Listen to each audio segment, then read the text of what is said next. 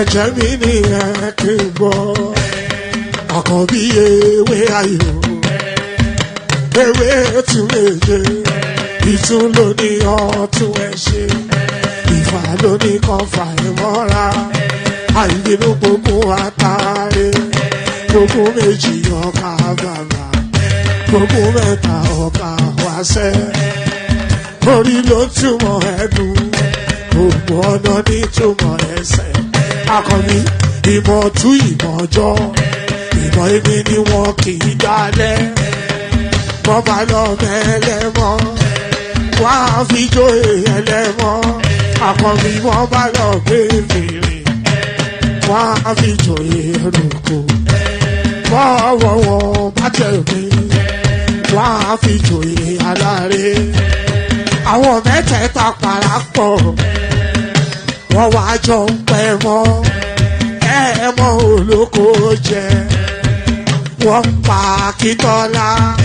Akíntọ́lá ọmọ Ògún wọ́n pàdé Ìyọ̀dà ọmọ Àtàlàbọ̀bà Àkànbí wọ́n pàdé Ṣàtàdàdẹ ọmọ ọba Ìjẹ̀bú Mèrè Aṣíwájú odò gbólùkẹrẹ ajagun lólòdì ọ̀run tó bá ṣe pé tìyẹ tó bá ṣe pé tìyẹ náà bá ń darí jọ wí àpérò ní kún gbọ́wọ́ ọ̀gọ́ ti ṣìgìdì bá gbé àbẹ́tì ló máa ń gbé àyàn ti ìlàyàn ewúrẹ́ Ọlọ́run dákun má padà lẹ́yìn ẹ kó má gbàgbé ọ̀rọ̀ tẹ́ Aṣíwájú Ọlọ́run dákun má padà lẹ́yìn ẹ Àkànbí Ọlọ́run dákun má padà lẹ́yìn ẹ ọkọ̀ olúrẹ̀lẹ̀ Ọlọ́run dákun má padà lẹ́yìn ẹ Òdòlé sọ bẹ́ẹ̀ gómìnà sọ bẹ́ẹ̀ dẹ́bù. Ayandaba ayandaba ayandaba ayandaba ayandaba ayandaba ayandaba ayandaba ayandaba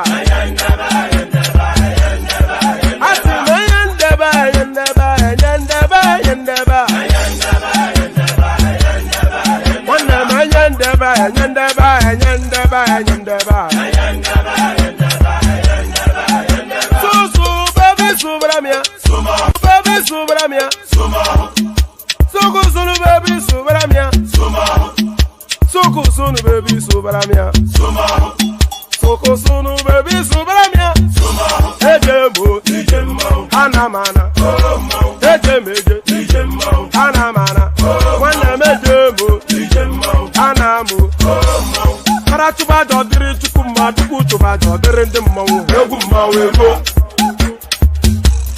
Karatuba dodiri chukuma tukutuba dodiri ndimmawu Egummawu ego Obodo jisike n'ụbọchị eruona Oyibo It is everyone, be free, Ayandaba, ayandaba, ayandaba, ayandaba Ayandaba, ayandaba, ayandaba Asim ayandaba, ayandaba, ayandaba,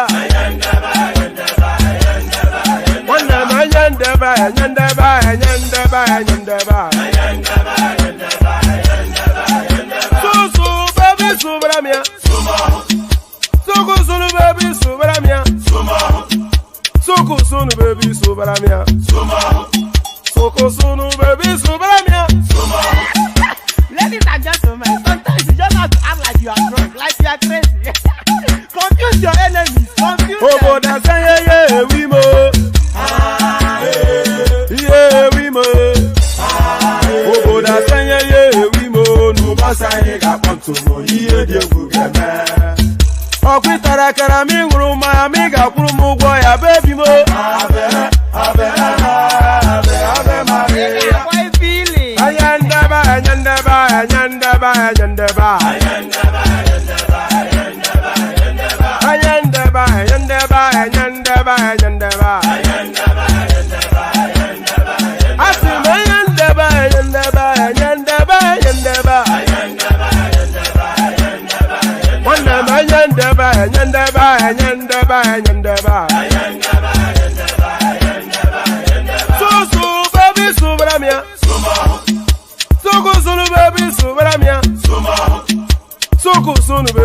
Subaramia.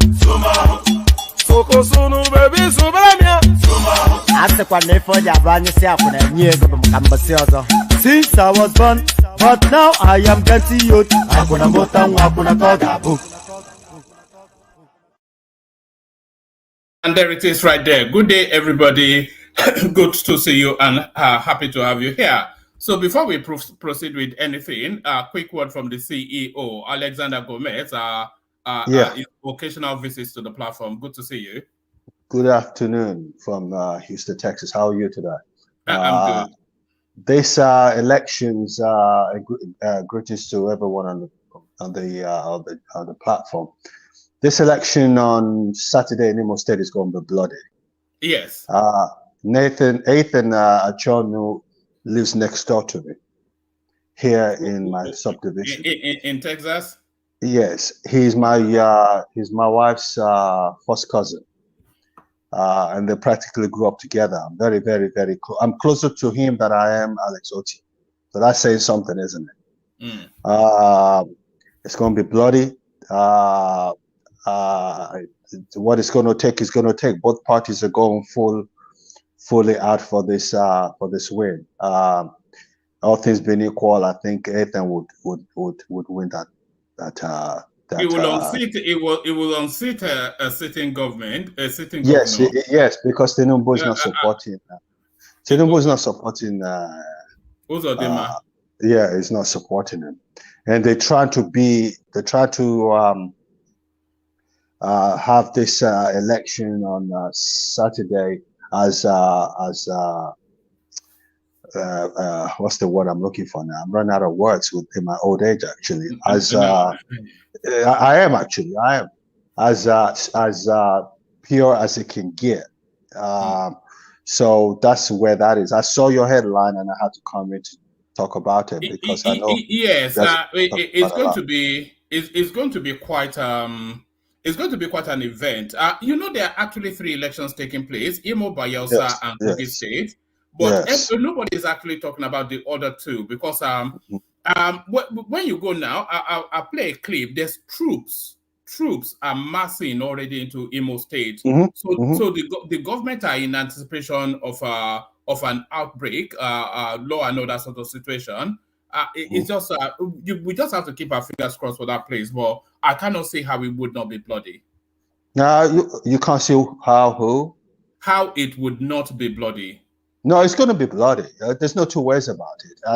And the man in question is ready for that.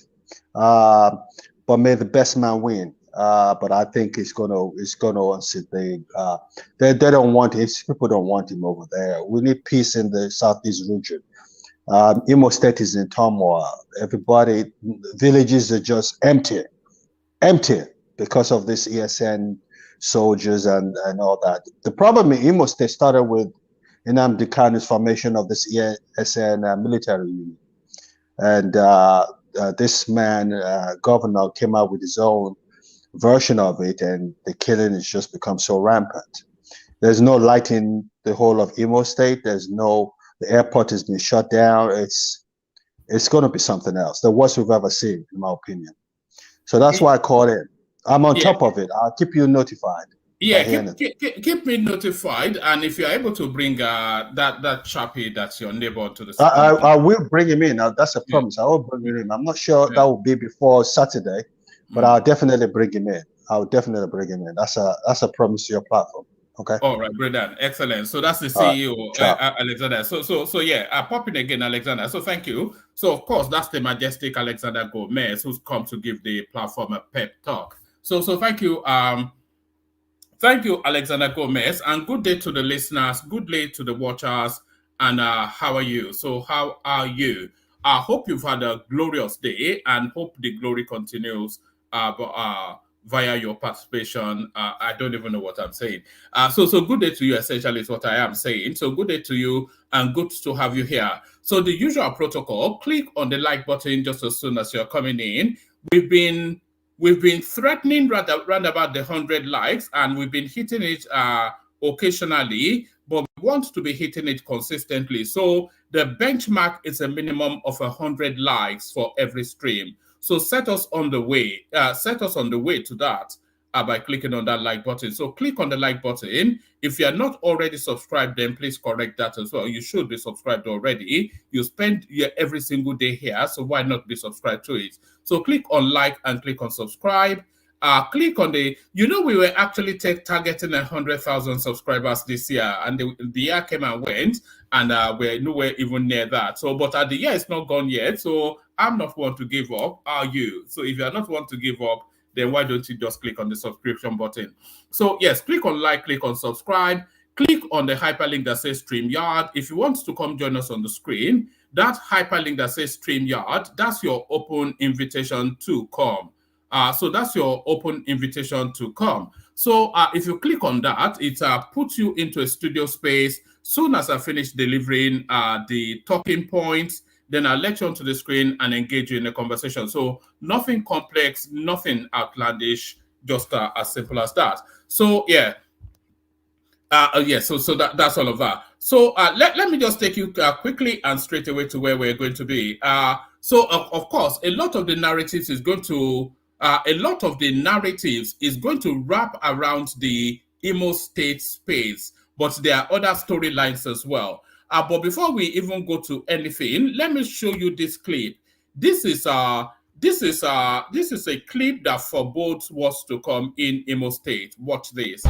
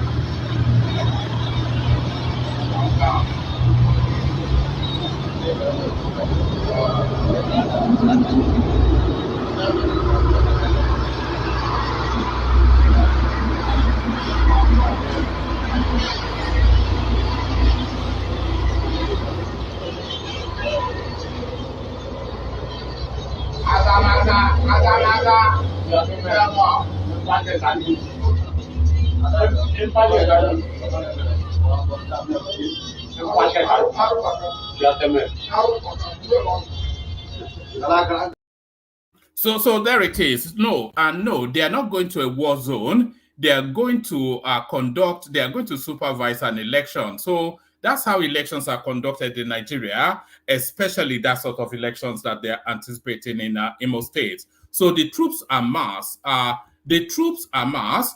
So the first headline, I have no reason to encourage or support an assault on Joe Ajaero. He is pursuing his personal interest. So this is Hope Uzodimma finally breaking cover, coming out to the public space to speak. Governor Hope Uzodimma of Imo State has distanced himself from the attack on President of the Nigerian Labour Congress, Joe Ajaero, during protest in the state.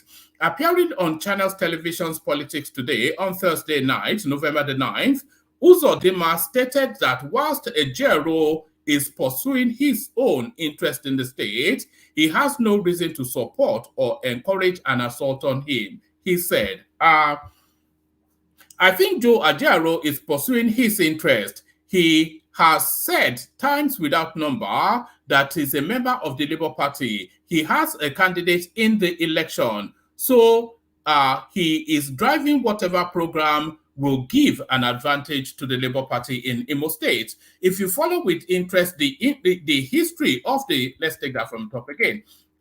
He said, I think Joe Ajaero is pursuing his interest. He has said times without number that he is a member of the Labour Party. He has a candidate in the Imo election. So he is driving whatever program will give an advantage to the Labour Party in Imo State. If you follow with interest the history of the Labour Congress from 1999 till date, never in the history of any government has the Labour Congress or Labour Union shown the level of hostility they have shown to this administration.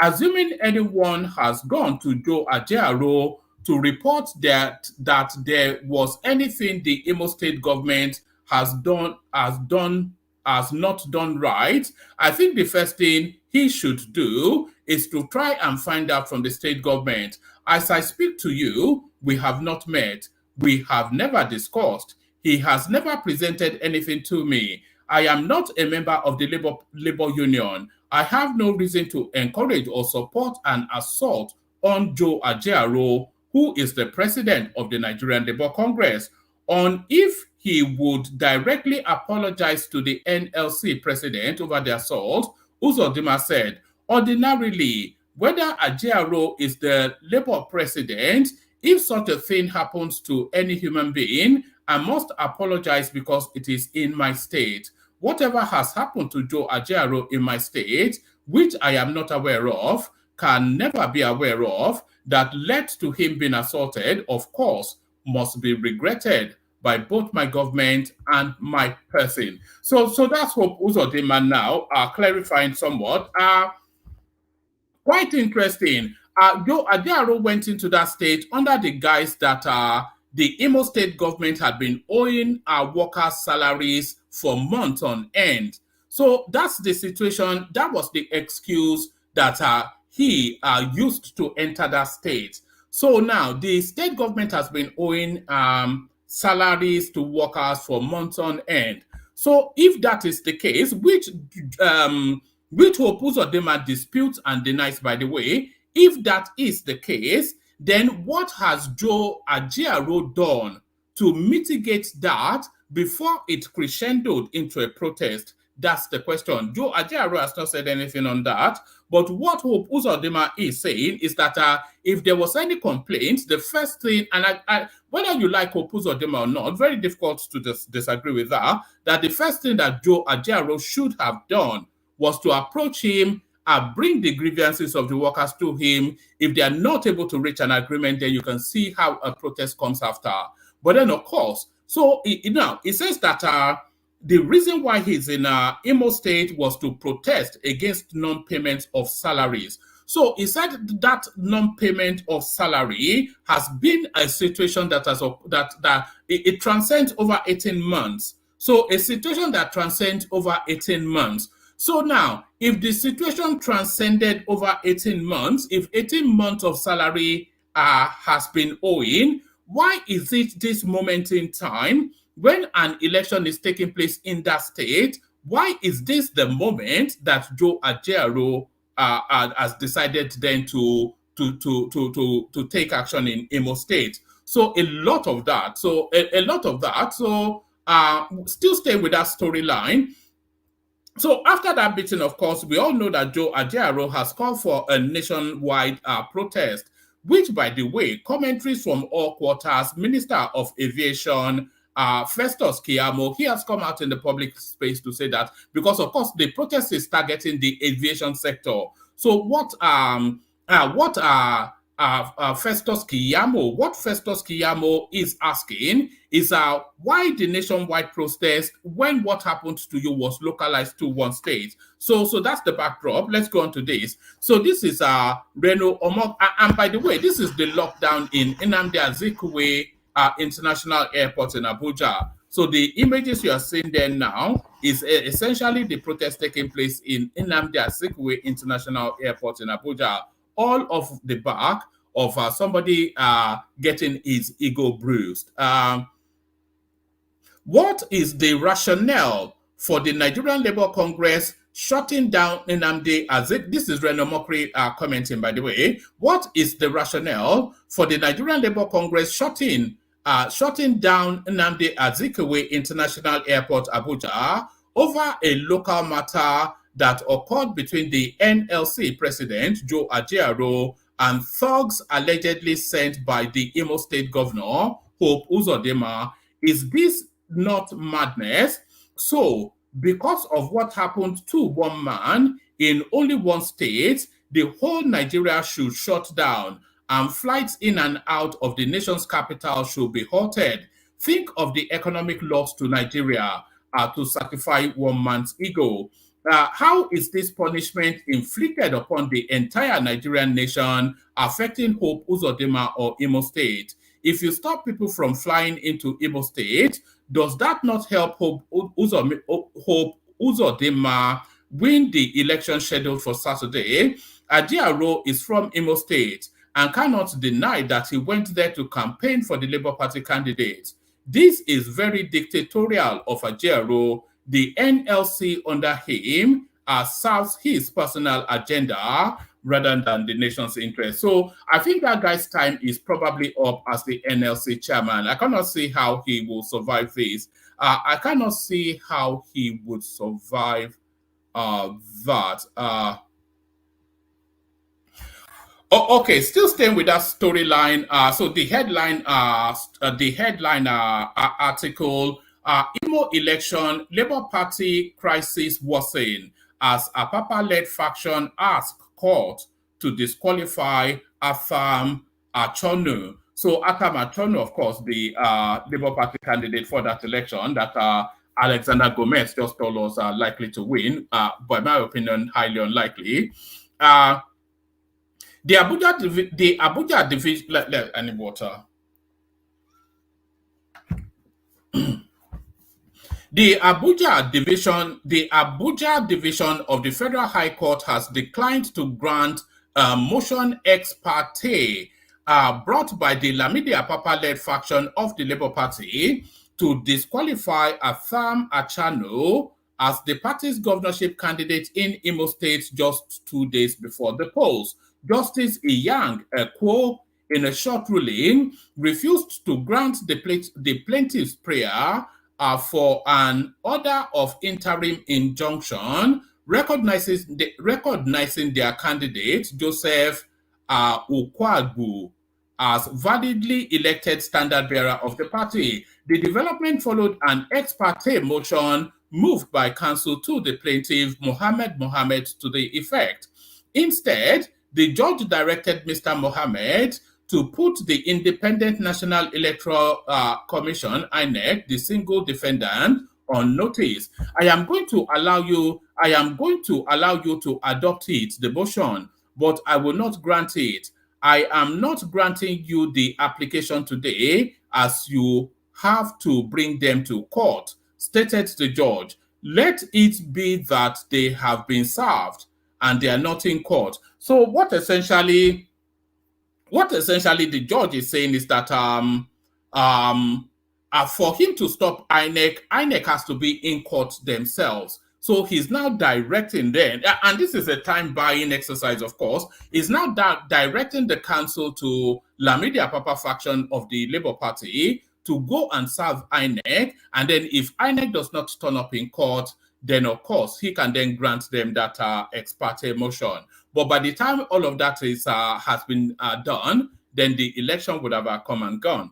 I am going to allow you to adopt it, the motion, but I will not grant it. I am not granting you the application today, as you have to bring them to court, stated the judge. Let it be that they have been served and they are not in court. Mr. Ekwo added, I have studied the prayers on the motion ex parte and also studied the averments in support. I am of the opinion that I need to hear from the defendants before making further orders on the motion. Also, the case was adjourned until Friday for INEC to show cause. So Friday will be tomorrow. So there is still the high possibility then that the Labour candidates that Joe Ajaero went to campaign for would not even be on the ballot. So there's a high possibility of that. And if that's the case, then that's the case. Then they can duke it out in court later. You know, if it's not on the ballot and that election takes place, then there is no reversing it. There is no reversing it. I am going to allow you to adopt it, but I will not grant it. I am not granting you the application today, as you have to bring them to court, stated the judge. Let it be that they have been served and they're not in court. Mr. Ekwo added, I have studied the prayers on the motion ex parte and also studied the averments in support. I am not of the opinion that I am of the opinion that I need to hear from the defendant before making further orders on the motion. The case was adjourned until Friday. The plaintiffs include the Labour Party. The plaintiffs include the Labour Party, Mr. Apapa, acting national chairman, and Abayomi Arab. Anyway, that's enough of that. So you get the gist of that. That's not flowing quite as I wanted it to. So that's not flowing quite as I wanted it to. Let's go on to this one. Passengers stranded as protesting NLC TUC members picket Abuja Airport. So I think we've already captured that somewhat. So let's go on from that to this one. So now this is now the follow on from that protest. This is now the follow on from that protest. Security forces deployed to disperse NLC TUC protesters at Abuja Airport. So this is usually where it crescendos to. The Nigerian government has deployed a contingent of soldiers, police personnel, and operatives from other security agencies to disperse Nigeria Labour Congress NLC and Trade Union Congress TUC members at the Nnamdi Azikiwe International Airport in Abuja. The NLC and TUC members had assembled at the Abuja Airport to enforce their directives to aviation workers, urging them to halt all flights to Owerri, Imo State. The action was prompted by the reported assault on NLC President Joe Ajaero by police personnel allegedly affiliated to Governor Hope Uzodinma's administration. Ajaero was reportedly subjected to physical assault and blindfolded following his arrest by security operatives, according to a statement released by NLC last week. The union also highlighted that Ajaero's confiscated belongings, including his phone, had not been returned. At the protest scene, union members sang and chanted, displaying banners with messages like, "We stand with oppressed Imo workers. An injury to one is an injury to all." One of the protesters informed correspondents that the security forces comprising the Department of State Services or Department of State Security, Nigerian Police Force, Army, etc., were at the airport with instructions to disperse the gathering by force. So let's just have a look at that.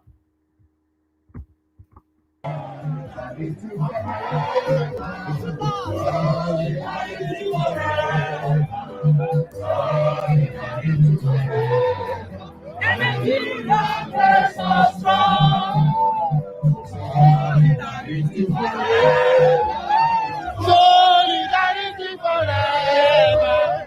Solidarity forever. We are the union.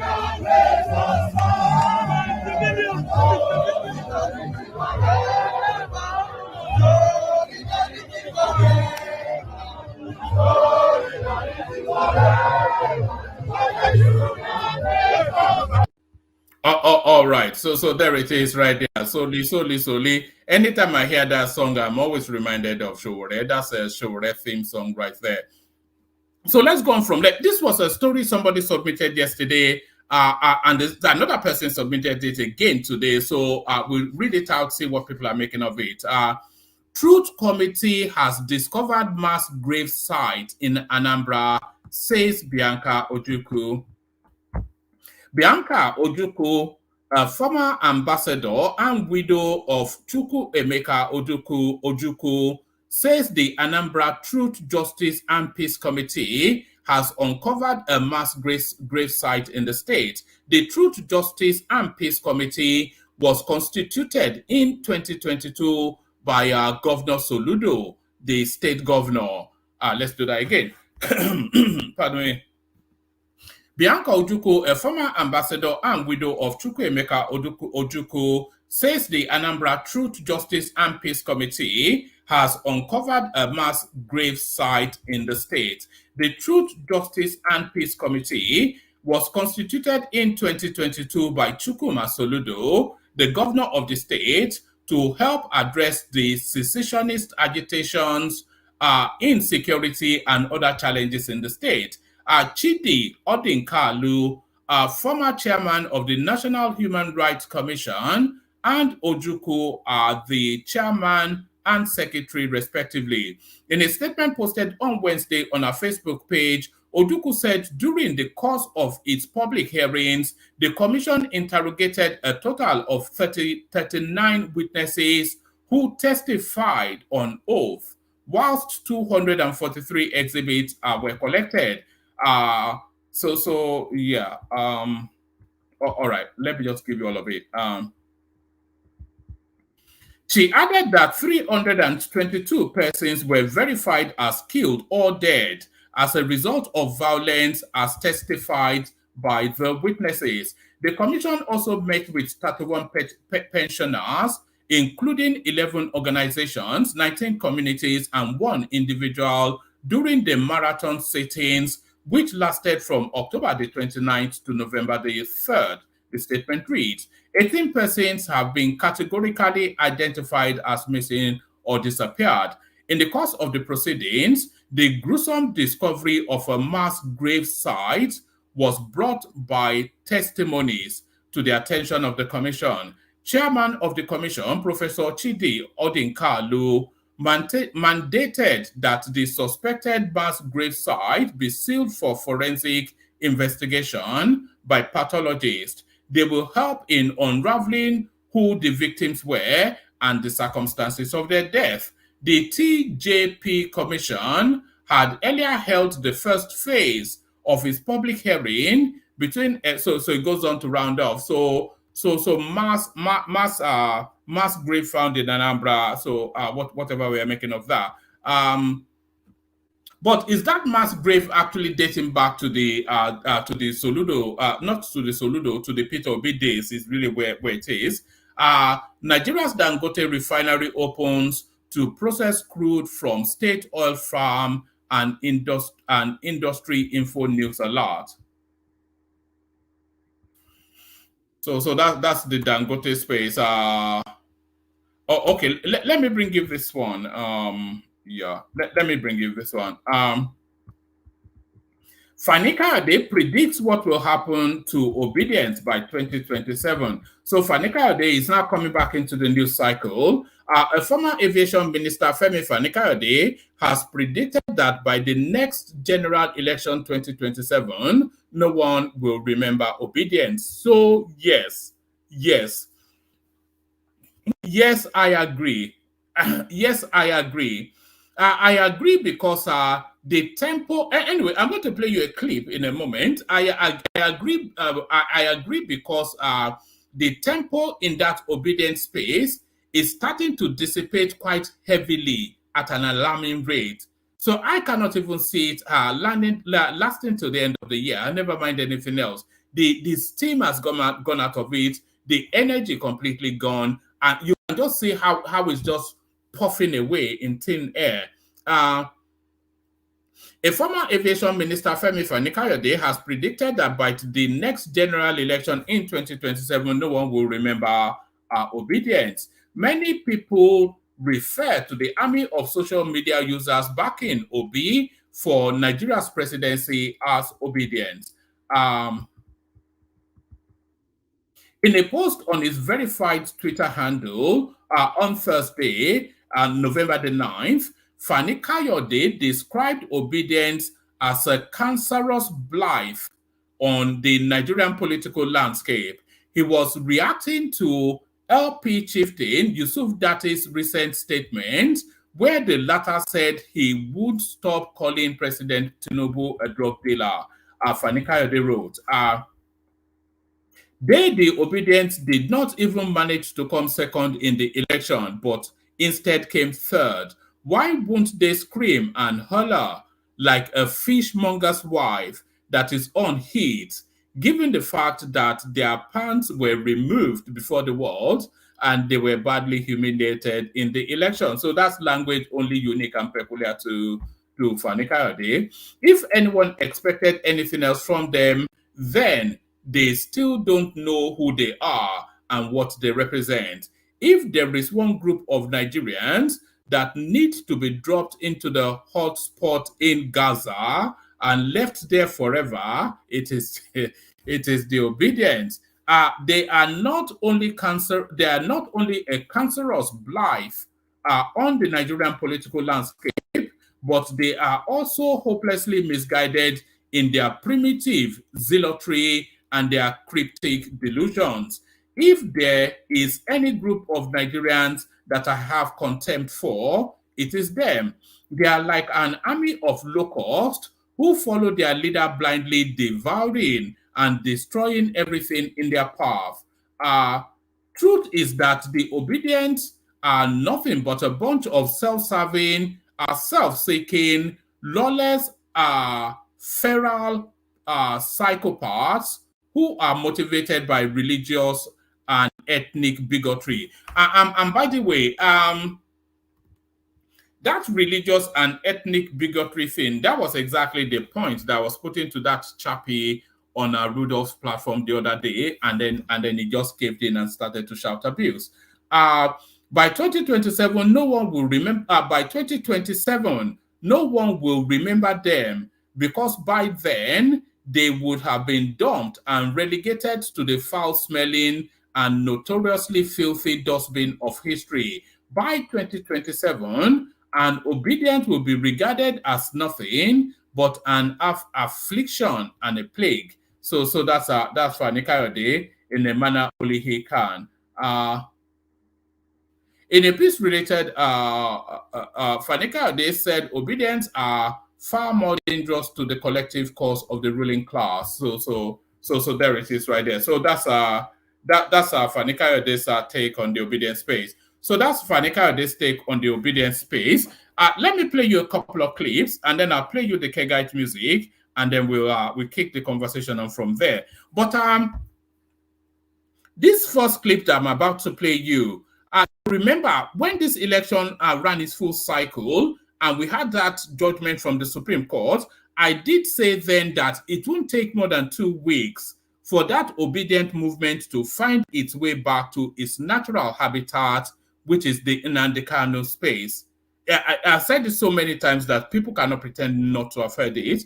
I thought within 2 weeks, certainly long before the close of this year, that obedient movement would find its way back to its natural habitation, which is the Nnamdi Kanu space. So it's not even taking that long. So somebody happened upon this, which is one of the leading obedient Twitter spaces. So somebody happened upon their conversation there, and they clipped it and sent it in. Listen to this. Get energy. And by the way, before I play,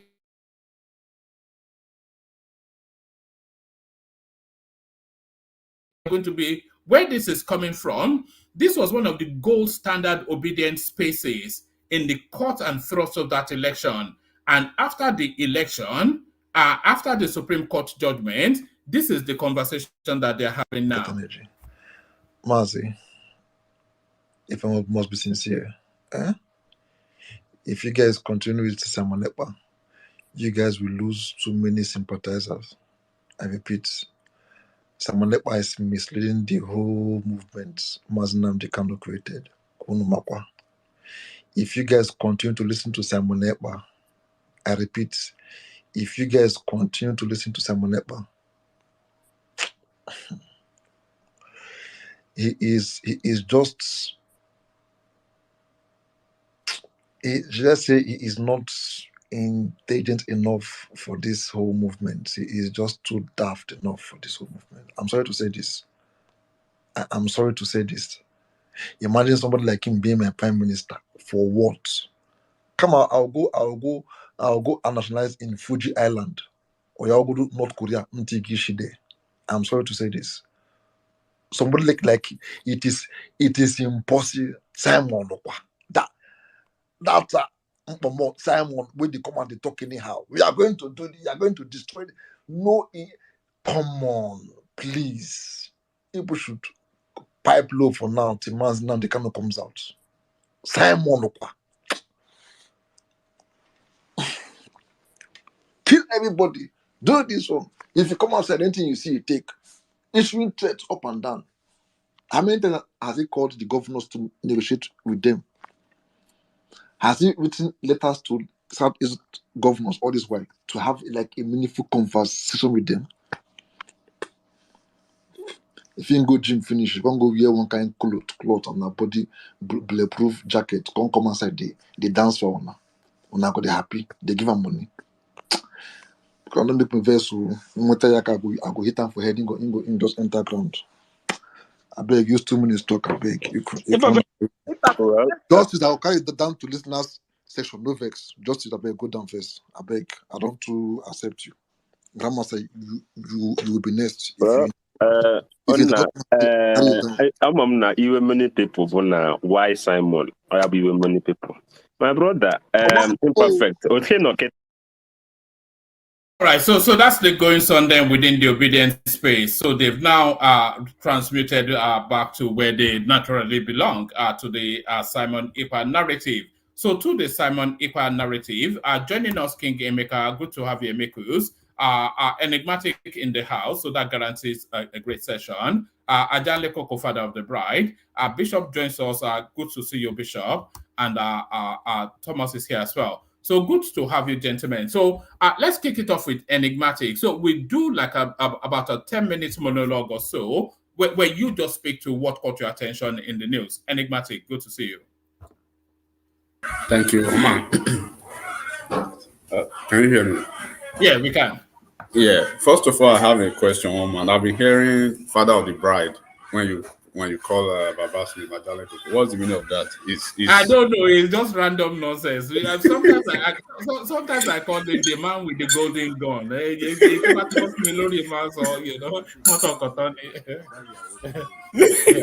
Enigmatic. Leave one man alone. He's just enjoying the session. You know, I'm facing my journey. We're forward projecting it. All right. Okay. Woman, let me start out. How many minutes have you given all of us? Yeah, I'm going to do 10 minutes, and then we open it up. But in that 10 minutes, you just free flow, either to the talking point or what caught your attention. Yes, I'll try to fragment my conversation, maybe to come back. Okay.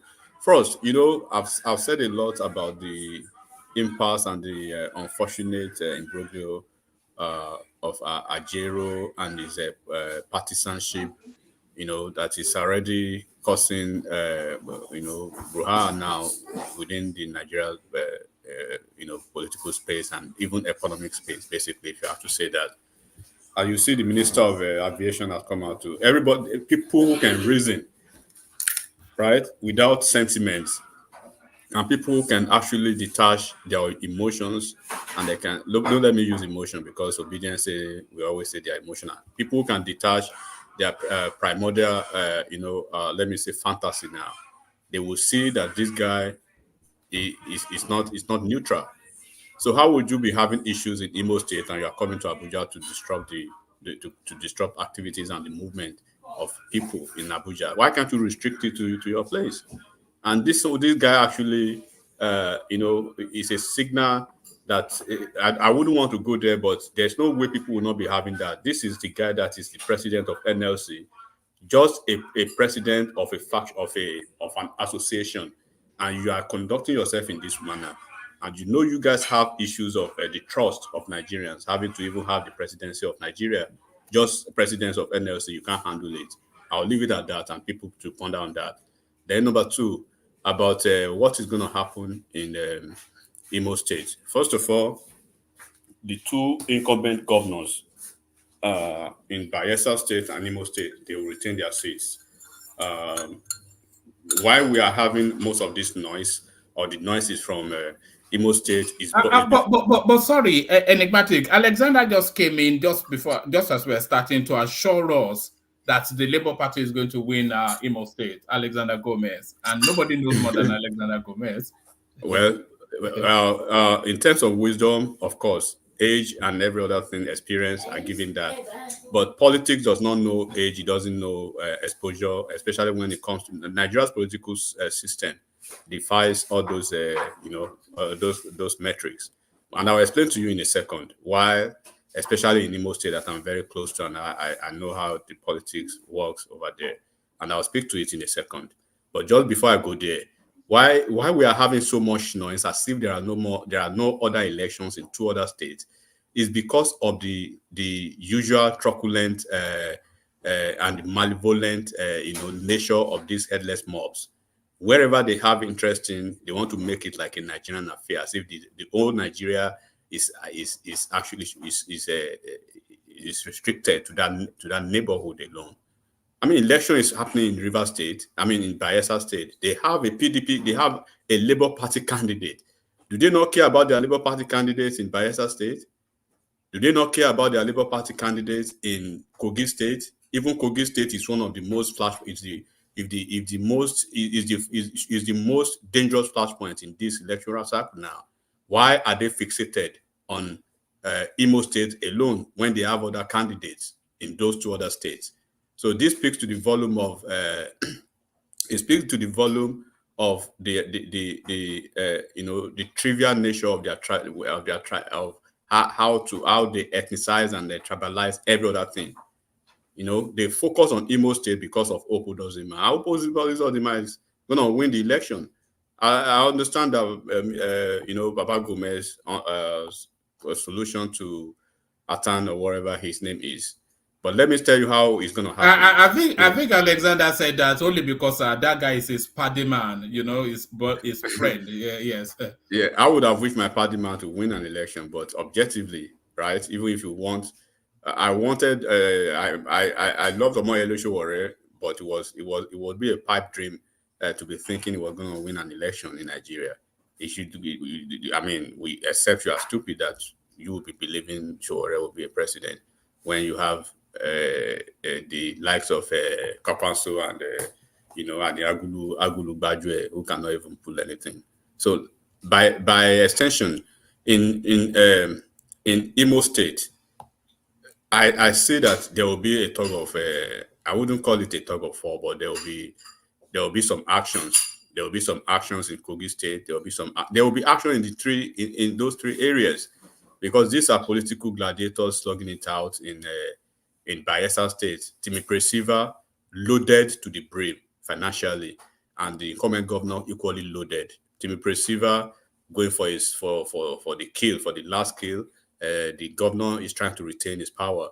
Yaya Bello is a thuggish. It was the former Minister of State for Petroleum, was it not, Timi Presiva? Yeah, for petroleum, and he loomed large during Buhari's administration. He's one of the key cabals in the administration, and that was the reason he was even able to muzzle his way to get the ticket. The ticket should have ordinarily gone to Leon. Leon could have been comfortably coasting home to win during this election. And then one thing that people that I actually like is the way that the presidency and Tinubu he has hands off. He's not trying to tilt the scale or trying to favor any one of them. He has left all of them to go and be politicians and go to the field and tackle themselves. He has provided the institution of a state to do their job and leave the governors and the political gladiators to slug it out. So he's not trying to help anyone at all. So now in Kogi State, Yaya Bello is trying to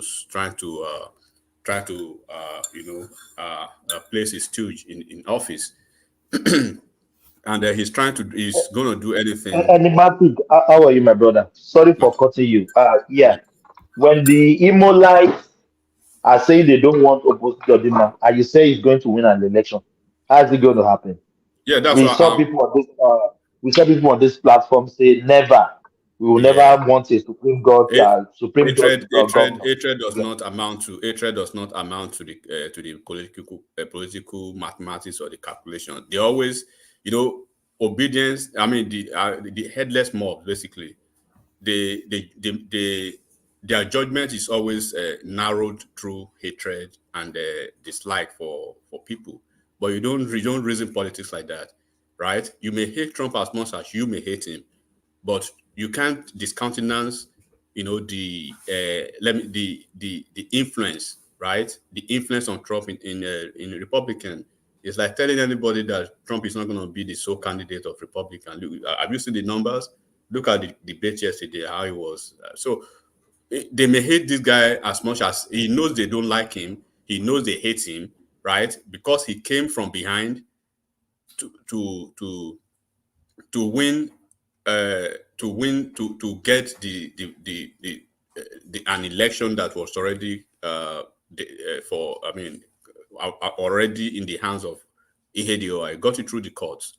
And do not forget that these folks generally, naturally, they are PDP. So anything pro PDP, right? If Omoyele Sowore today is a candidate, right, in anywhere in Nigeria, and is against APC versus Omoyele Sowore, as much as they try to hate him because he says some things about Obi, or even Reno now, as long as it's PDP or pro PDP, you will see anything against PDP. I mean, anything against APC. If you are Jesus or anything, they don't care because they hate that political power at that political party because of two things. They consider it Hausa and Yoruba political parties, so they don't want to deal with anything like that. And you know their feelings towards those two regions in the southeast. So it's a fact. We can't be lying about that. So now going to the numbers. Remember that in the last election, right?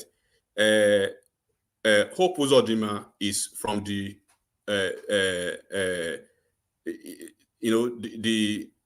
how would I say it?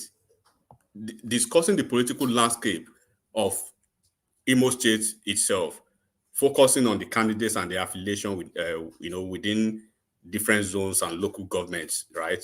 In Imo State. The Labour Party candidate is from Okigwe zone, right? And that he will have the support of 7 local governments. Okigwe zone, 7 local governments.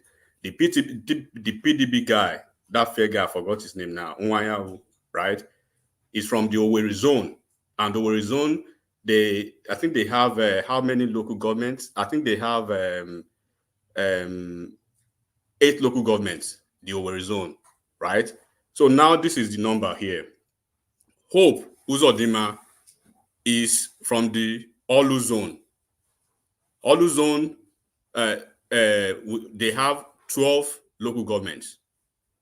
So you are getting it now. So Olu zone from Hope Uzodinma, who is the incoming governor, they have the highest number of local governments, 12 local governments.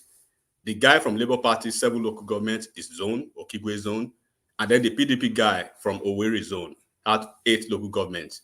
So when you look at the numbers in the past, the ex-governor of Imo State, right? Governor Ohakim, Ikedi Ohakim, and Senator Ararume, those 2 guys, they come from Mbano local government area, right? Which, by virtue of their closeness to Hope Uzodinma, they will work for Hope Uzodinma with those 2 local governments, right? And then this will tilt more to 2 more local governments in the way of the incumbent governor now. So when you look at the Mbano LGAs, which Hope which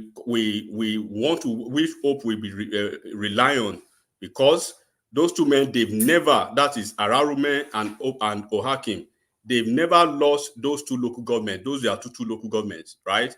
For 12 years in a row, back to back, they've never lost it. So there's no possibility that they will lose it this time around. So imagine the incoming governor having 12 local governments of his Olu zone behind him. Then he's relying on the 2 local governments from the ex-governor of Imo State, Ohakim, and Ararume. So, and these folks are behind, they are with Hope Uzodinma as we speak now. So put that into consideration. And then the immediate past governor of Imo State, what's his name? Okorosha, right? Okorosha is back in the fold. So Okorosha is working with Hope Uzodinma. So now the situation as it is now, when you, like I said again, when you go to the context of the history in that state, basically people who can reason and who can follow what I'm saying now, they already know that the result is going to be in favor of the incoming governor. In this way, in 2011, when Okorosha contested Okorosha from Olu Zone, the same Olu Zone as the incumbent governor, as an outsider then, he was able to beat an incumbent governor. This is Ohaki now, right? So when you try to contrast the former governor's affiliation now with the Okigwe zone, so it will suggest that the incumbent governor at that time, who at that time who hailed from Olu zone, which is Rochas, emerged victorious because of the fact that he has the population of those 12 local governments behind him, and he was able to work hand in hand with some political gladiators in the power then. So even additionally too, in 2019 election, this past 2019 election, it should be noted carefully, people should understand this, it should be noted carefully that 3 candidates emerged from that Olu zone collectively. The 3 of those candidates, they had 350,000 votes, right? Out of 570,000 votes. So this will underscore the considerable impact, and this will continue to underscore the considerable impact and the influence of candidates from Olu zone in any election going forward in Imo State. And that's why I believe, regardless of the hatred or the vitriol or the rhetoric or the narrative or whatever the headless mobs are doing, the cards are falling in the right places for the incumbent governor, which is Hope Uzodinma. I'm not trying to speak about the incumbent factor now, the state power or whatever he has, but I'm talking about the raw numbers that will be coming for him. So are you suggesting that he can win an election without rigging?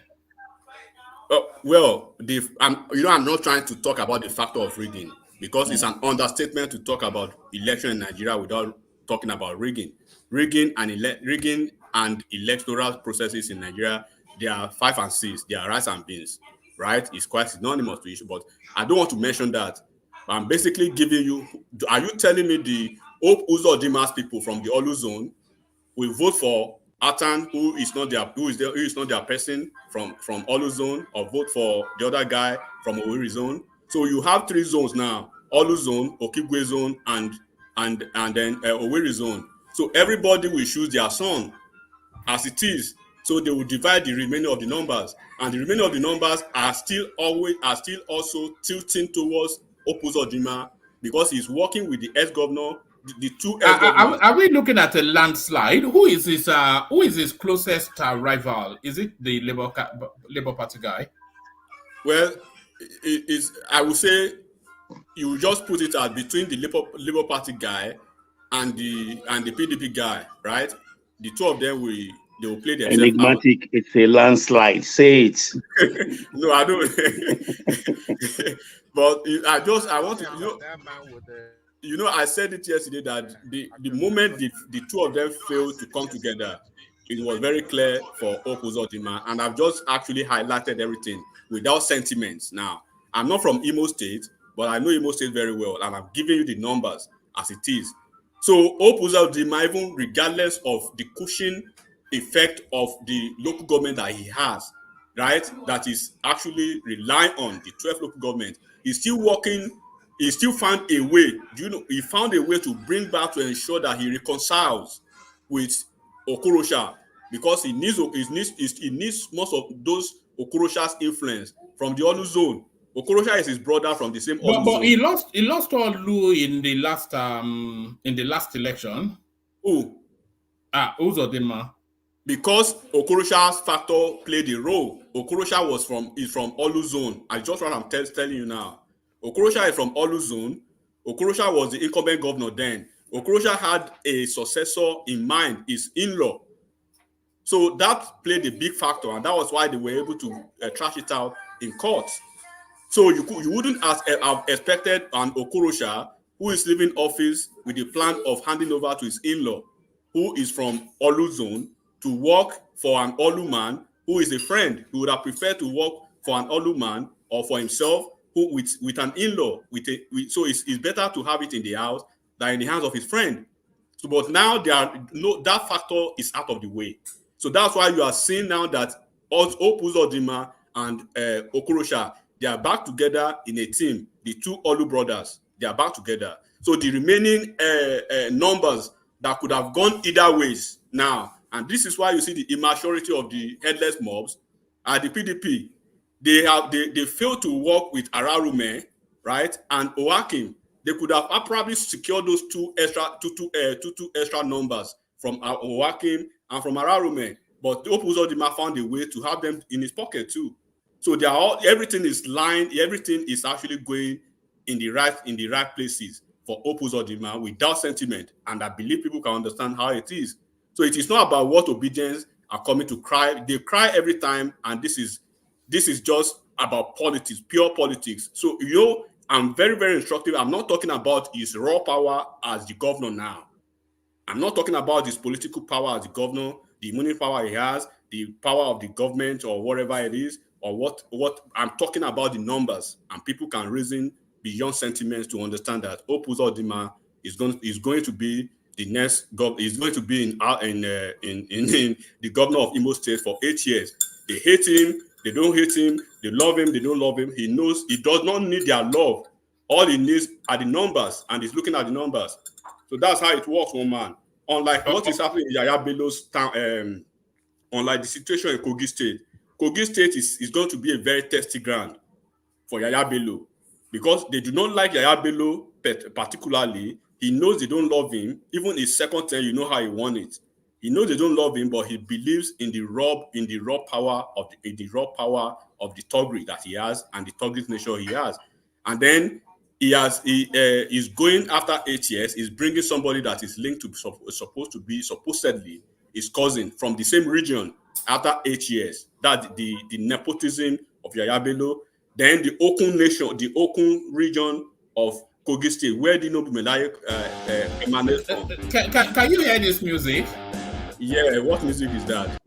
No, that's the time up music. So okay. So anytime I play that music, that's yeah. I just came up with okay. So now I'll leave it at that just to focus. So I believe I've been able to succinctly analyze what will happen in Imo State. So when the results are out, people shouldn't cry that they lost their mandate. They are looking for their mandate. They won't find any mandate. The mandate is already on Yes, stay with us, Enigmatic. If you look at your screen now, this headline, this was the headline somebody sent in yesterday that they wanted you to react to, but we couldn't get around to it. So hopefully when we look around, then you can pick it off. It says a Truth Commission has discovered mass grave sites in Anambra, and this is Bianca Ojoko, who heads that Truth Commission. So stay steady. We want to hear from you on that if you have any thoughts on that. But let's go from you and let's go to Emeka then Bishop. Emeka, you're up next. Mekus. Yeah, good evening, everyone. Good morning, good afternoon, wherever you are. Please don't forget to subscribe, share, and like. You know what this platform is all about, where intellectual minds come together to discuss about the issues of Nigeria, and not a platform for therapy, wailing, and crying. Please don't forget to invite your friends as well as your enemies to come. More importantly, your enemies, so that they can see the light and be healed from their satanic behavior. Yeah. Okay. I think Enigmatic has done a wonderful job on explaining how the Imo state election is going to go, the gubernatorial election. I think he did a beautiful job there. I don't want to dissect that. Did you come across this headline, Emeka? Off-season polls, electronic coalition illegal, says INEC. Police wants NLC. So these are, this stunned me when I saw it. But yeah, did you say that? No, I didn't say that headline. Are they saying does that have to do with the IRF? I suspect. I didn't actually get to read it, but yeah, it says the Independent National Electoral Commission has insisted that electronic coalition of results is illegal in Nigeria. The commission said this. Yeah. So okay, I think what they're trying to tell that space that come on, guys, don't start displaying results on unofficial platforms or spaces. Wait for INEC to do their job. So that's what they're trying to let the public, especially those where gubernatorial election would hold, Bayelsa, Kogi, and Imo State. Like Igmatic said, the focus is more on Imo State because I think the obedient people are hoping they have a good chance there. But I think Igmatic has done a wonderful job on that. Hopefully, let's see how the election turns out. I think my focus will be on how FFK, describe the future of the obedient, and he's about to rile them up and instigate them to more tears and satanic behavior. Anyway, Yes, FFK has this unique and peculiar way with words. yes, But there's substance to a lot of things that he does say. yeah, I called for him after the guy from the VP who could not win his polling unit, but goes ahead to say that they won the election and is calling on the people. I don't know which people he's calling, whether it's village people or the people with the satanic intention to come over and take the country. But you did not win your own polling unit, neither did you win your local government. He made that guy cry.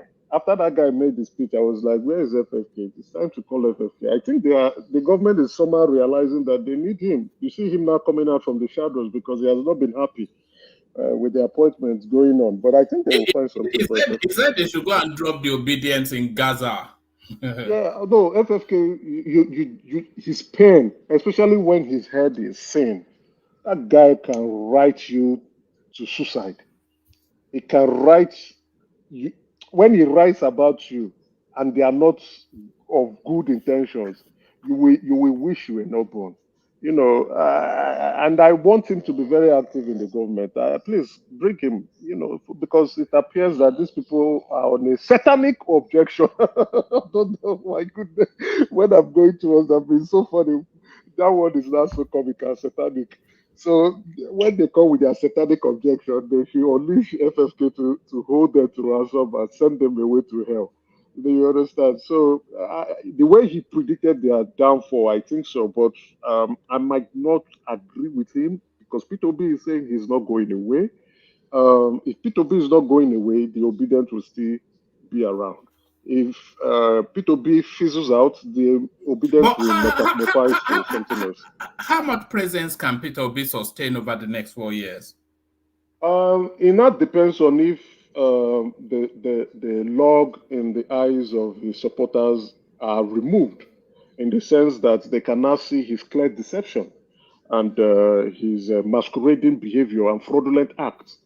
You understand? Which are you anticipating that he's going to be running commentaries on every government policy and position, or do you think he will just occasionally come out to say something just to energize his space and remind people that he's still there? So do you see him as a constant or just an occasional voice that just inserts into the politics? I don't think he knows how to play opposition party properly. He was an opposition in 2019 and he was not effective with that. And after the Supreme Court verdict, he was missing in action for 2 weeks. I don't see him playing that role effectively because that opposition role requires good amount of funds, and the Labour Party leadership tussle is still ongoing.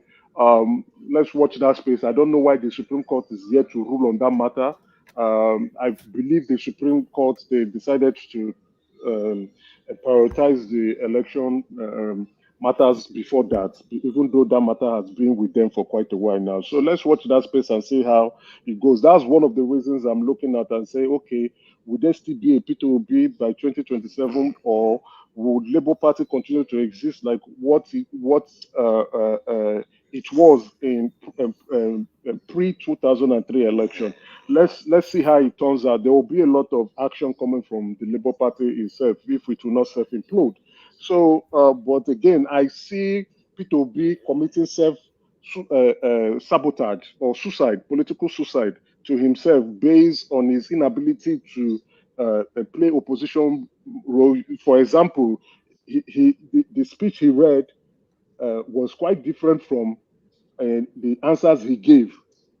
when they asked him direct questions. And why do I say that he will self-sabotage? When you begin to ask him hard questions, you will begin to see the man unravel himself, and his nakedness will be exposed. So he's not someone who is that sound when you ask him direct question or you push back. So you find that except he goes to friendly space or platform where they would not be able to criticize him deeply. I think Rufai too. The logs in Rufai's eyes are beginning to come out because it's like I need to ask them more questions. What are they doing? How would they behave? What are their plans? What are their alternative plans?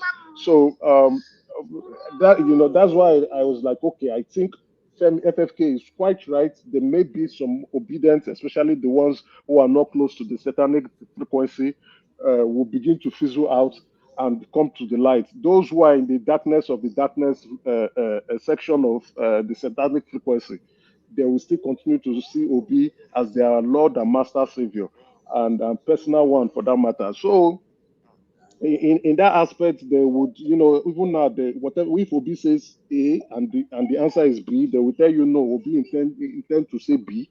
He just mistakenly said A. Those are the people in the darkest of the darkest frequency of the satanic space.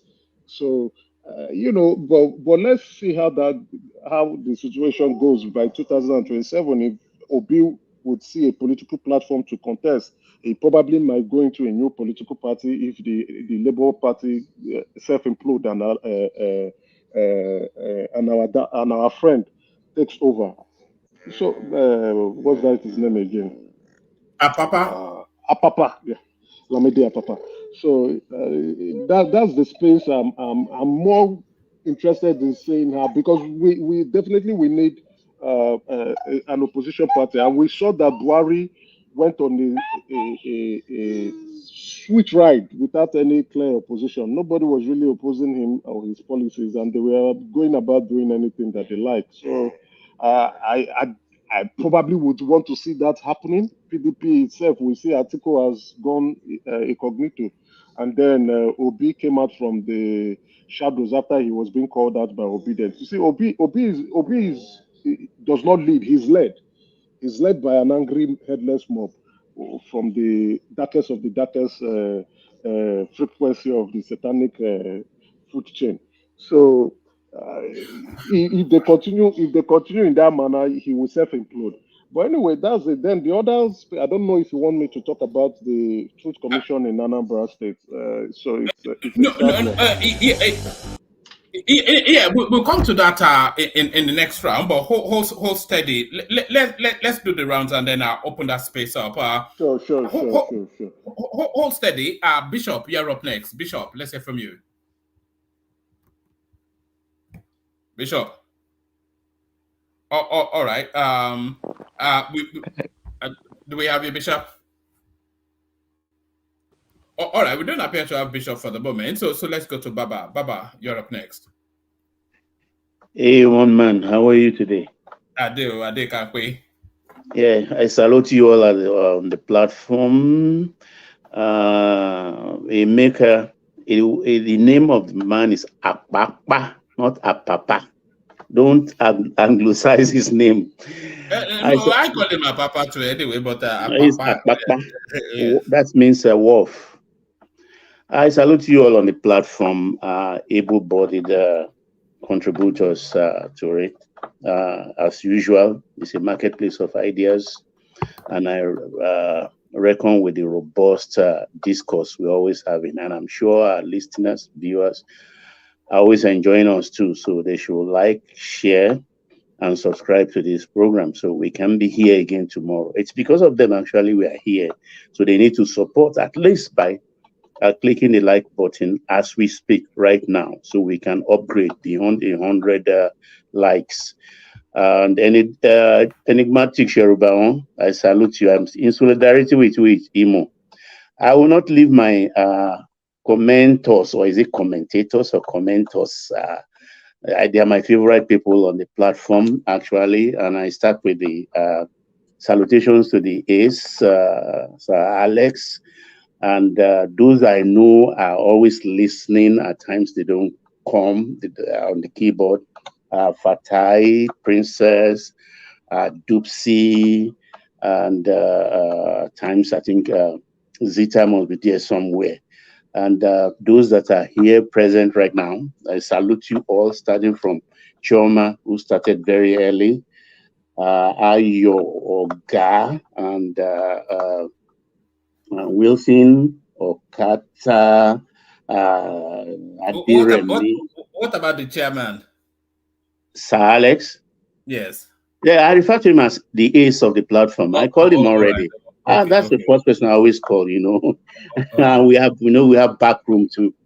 Emeka, us, Playtown, AB, Chioma, again, Oshunleti, Life's Good, Dr. Nna, and Ministable, and all the rest. I salute you all. Keep on shooting, please. Yes, woman, it's about Imo State. If not for constraint of time, I would have loved you actually to play the World Press Conference. You know, we like high falutin word in Nigeria of the Imo State elders today. It was very, very, it was an eye opener. You know, those that are there, XIG, what's his name now? The Imo man.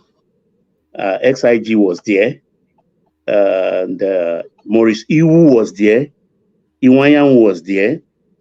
And Senator Chris Anyanwu was there. And the chairman of the Christian Association of Nigeria, Imo chapter, was there also. And some other people, they were all there. And they put everything in its perspective.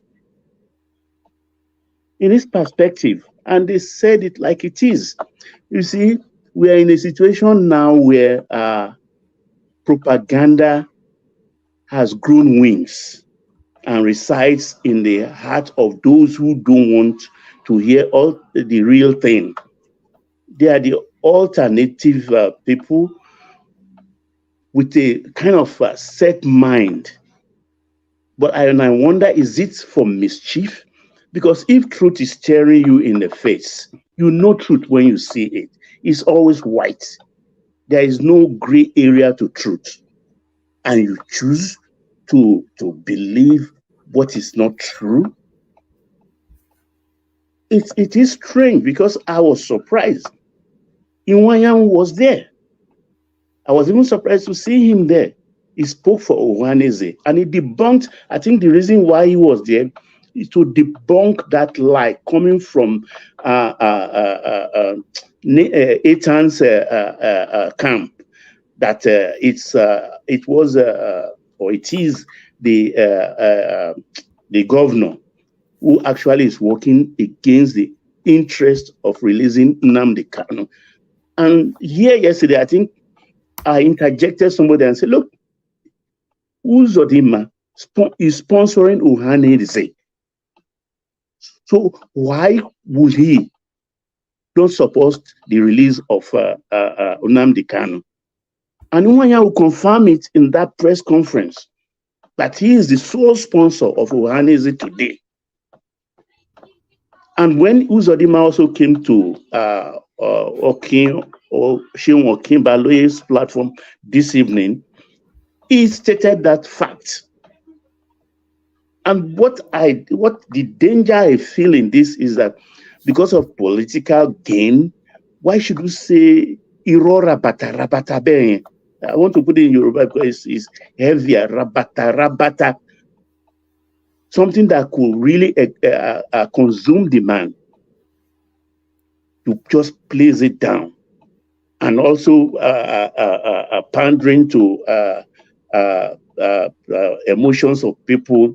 Oh, they are laughing at me because I have one arm. Who cares? You have another one. You can slap somebody. So it's not a serious candidate as far as I'm concerned. the LP candidate. It's not a very serious one. It's playing on emotion and trading on lies. Hope said, and I know, and people of Imo confirmed, he is not owing anybody any salary. Even the Christian Association man said he's one of the governors that started paying the 13th month, which we call Christmas bonus. Hope also said that the labor union never really came to his office to have any conversation. No, so I told you yesterday, he has never. That's the number one grouse of that man that is vertically challenged. He said he has never met. I told you yesterday. I said no. He said Ajero said long time ago that he wanted to see Hope. He booked an appointment, but he was blocked. That is the genesis of the whole thing. It's ego. It's about ego. It's about ego here. And what is your problem? If we look very well, Ajero is the 7th NLC when ILO formats this present labor organization worldwide. We've had Azan Sumonu, we've had Malan Shiroma, we've had, I think we'll have good luck if my memory serves me correctly. Please, anybody who has the correcting, if I'm incorrect, please correct me. We have Oshiomole, we have Pascal Bafuyao, and I think the last one is it Bawa? How did somebody like that become the chairman of the? This is the question. That is what Buhari did. Buhari, oh God, he doesn't know anything. Even student union government president, no governor, no president in Nigeria will open his eyes and let somebody he cannot persuade. Don't let me say control. He cannot persuade to be president of Government Union of Nigeria, not to talk about NLC. You have to look over the shoulder of NLC and make sure your own candidate wins so that you don't face this kind of problem. Are we in military? Are we in military? No. It's part of the. You want to fashion weapon against yourself? You cannot fashion weapon against yourself. What is the business of government in trade unionism? What has Aja? I'm telling you now, you don't fashion weapon against yourself. Mentality. We should stop it. No. It is about its governance, Aja. It is called governance. If you are president, you will do it. Suppresses trade unionism. It is military that suppresses any effort. No. Even this president. Any voices of opposition. Let me tell you, Aja. If they continue like this in this trajectory and they want to bring the government down, the president can prescribe NLC.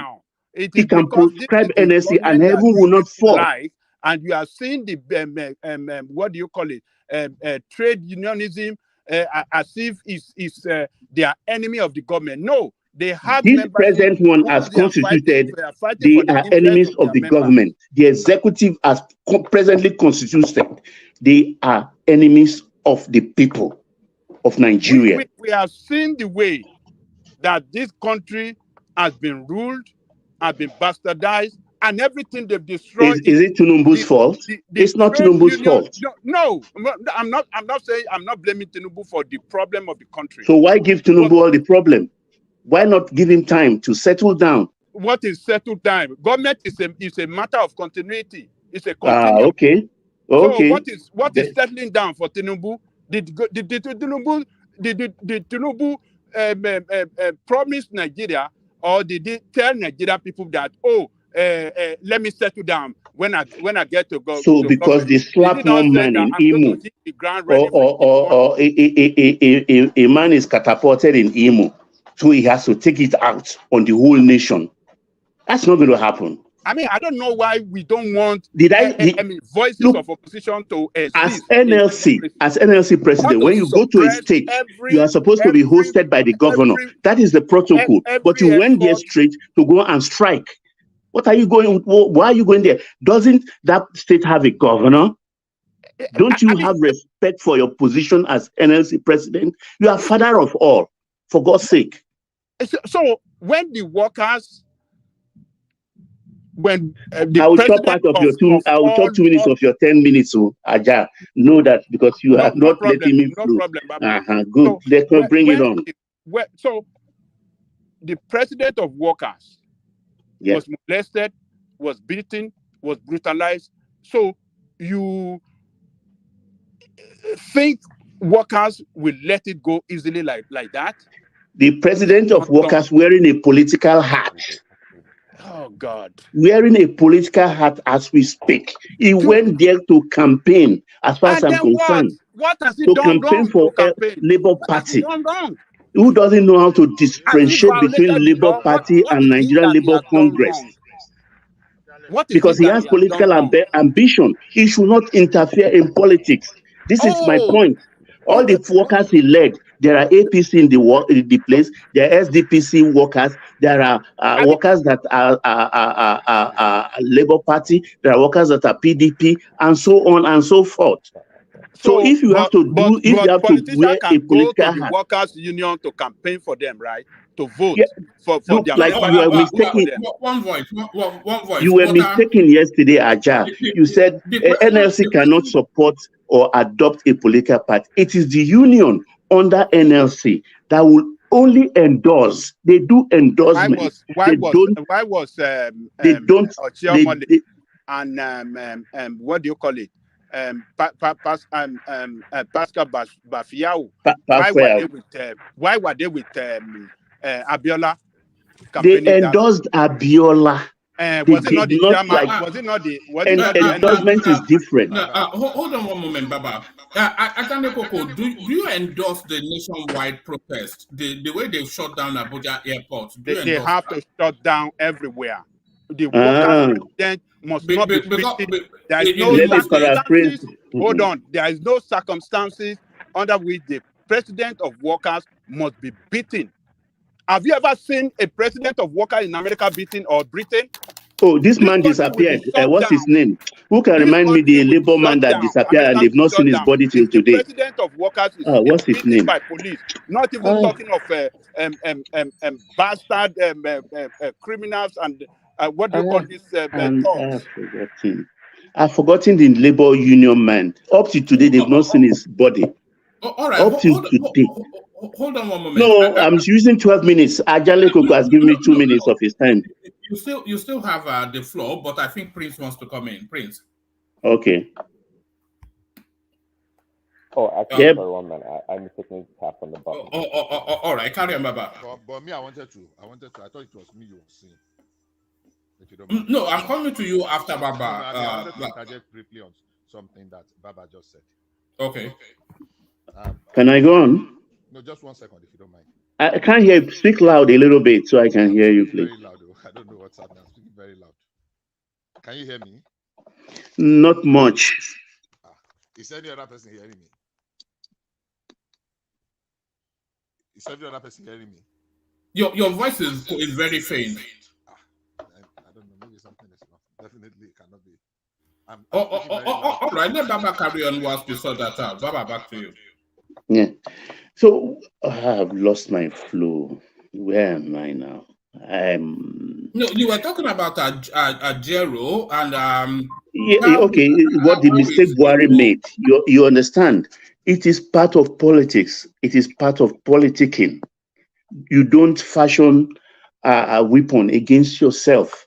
You have to take care of all your flanks.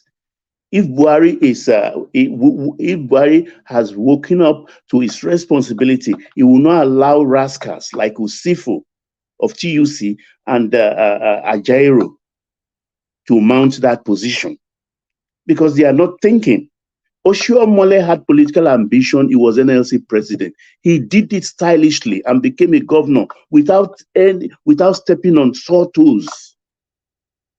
Without stepping on sawtooths. Those are people who have panache, who knows the way. All this one, you are acting like a boy. You just think as an LC president, you're a big guy. When you are going into a state, when you want to take a governor down, you have to do it with your brain, not boisterousness or anything, or being partisan. It doesn't work that way. So like Asaredo Kupo will say, if you do anyhow, you go see anyhow. And it's lucky. It is lucky. I will not complete that sentence. But he should not try it again. This one they want to start on Tuesday and inflict pain on a nation that is suffering economically. Let them bring it on because hold on. Are you hearing us? Hold on. Let me ask you a question. Give a very brief answer to it, and then I go on from you to Bishop. Do you think this little cameo, this what's playing out now? Do you think a Jairo or a Jairo? Do you think he can survive it? Do you think he will come out on the other side, or do you think that this could cost him that NLC presidency? Because I think that he may well have to lose his position for this. No, if after 11th everything settles down, I think he must have led. It's not easy to remove an NLC president. It is not easy. It's a very delicate space. So the president has to be very, very careful. So they cannot dare it. But in a situation of conflict like this, if the nation's well-being is threatened, then the president can apply the big stick. That is allowed. But when there is no threat, there is no way you can remove an NLC president. Let him finish his term and make sure you have somebody who is. Yes, sir. The other alternative, the other political alternative, without even having to cause any issues, is if they will have to counter him by some subterranean associations like him, the student union government and some other government like that. They will set them against NLC, and that's how they will play the game. Exactly, because I mean, what is done is never is the seventh president of this present labor union as constituted, and you just walk into a state, divide the state union, and then you take a faction, and then you want to go on the street. For God's sake, there's a governor there. Whether he entered through the back door or the front door, it doesn't concern you. The man is there as a governor.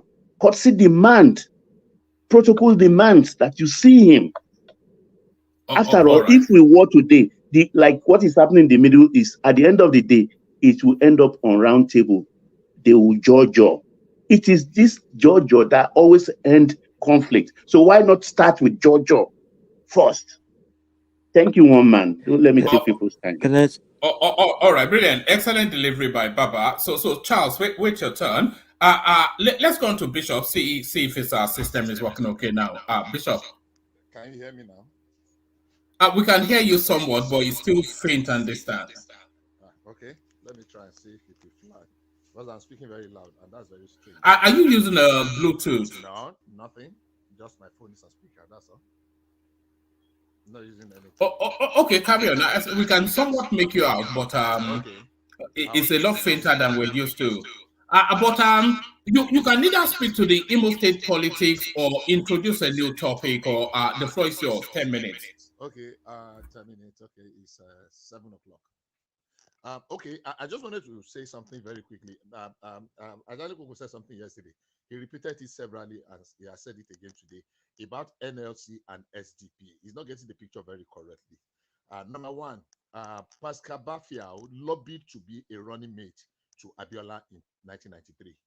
Unfortunately, King Gibe, because of his role and his power, the power politics that play as the chairman then, and he had a lot of something of the governors. It turned out that it was King Gibe that was chosen. When Pascal Bafiao lost that bid, he took a back seat. Now, he was not very active in the electioneering, and he did not drag NLC into the partisan politics then. NLC became very active after the annulment when trade union and CSOs and NGOs mounted that campaign. Bishop. Yes. The audience is claiming that they're struggling to hear you. If you look at your screen, you see the comment from Alexander. I'm speaking. Okay. Can you see the comment? I've not seen the comment, but give me a second. Let me see if I can. Because I'm speaking very loud. I don't know if what is wrong. Maybe my phone needs. Maybe reboot it. Well, this is what I can hear him perfectly. Good. I can hear him as well, but I'm speaking very loud. And let him go on, one man. I think it's right. let him go. Carry on, Bishop. So that's the. So it was after the annulment and the crisis that followed that NSC now became very active in with other labor union. The picture Baba Ajale Koko is trying to paint about how NSC was active before and during the election is not correct. We can go back and fact check ourselves.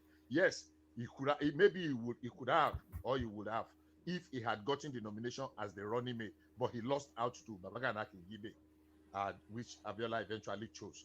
And because of that, I mean, NSC but it was Bafia, not NSC as a whole. So he did not carry NSC into politics as we are having it today. And we should be able to draw the line. Yes, NSC is, the labor, is the labor body in Nigeria.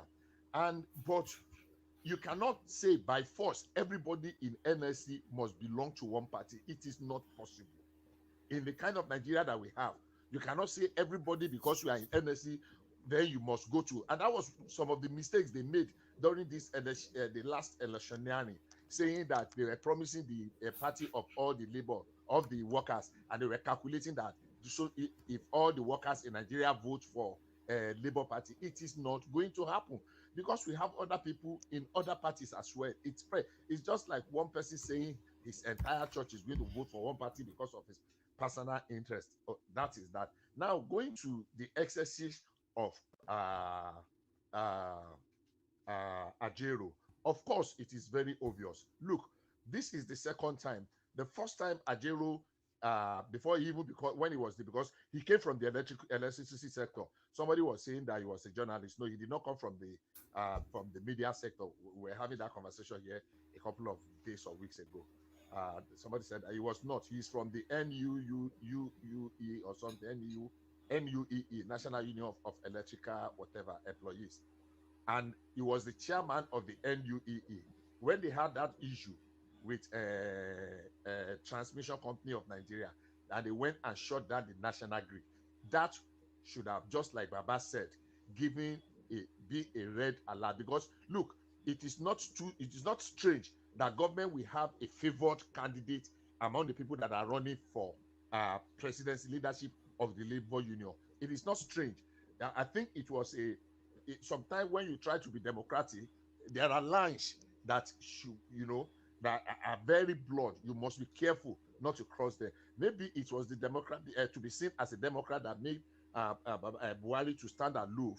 Why this man, with what he did with that national union of, with that national grid, when he shut down the national grid sometime last year or thereabout, I don't think any reasonable, any responsible person should have allowed him to come anywhere near the NLC presidency.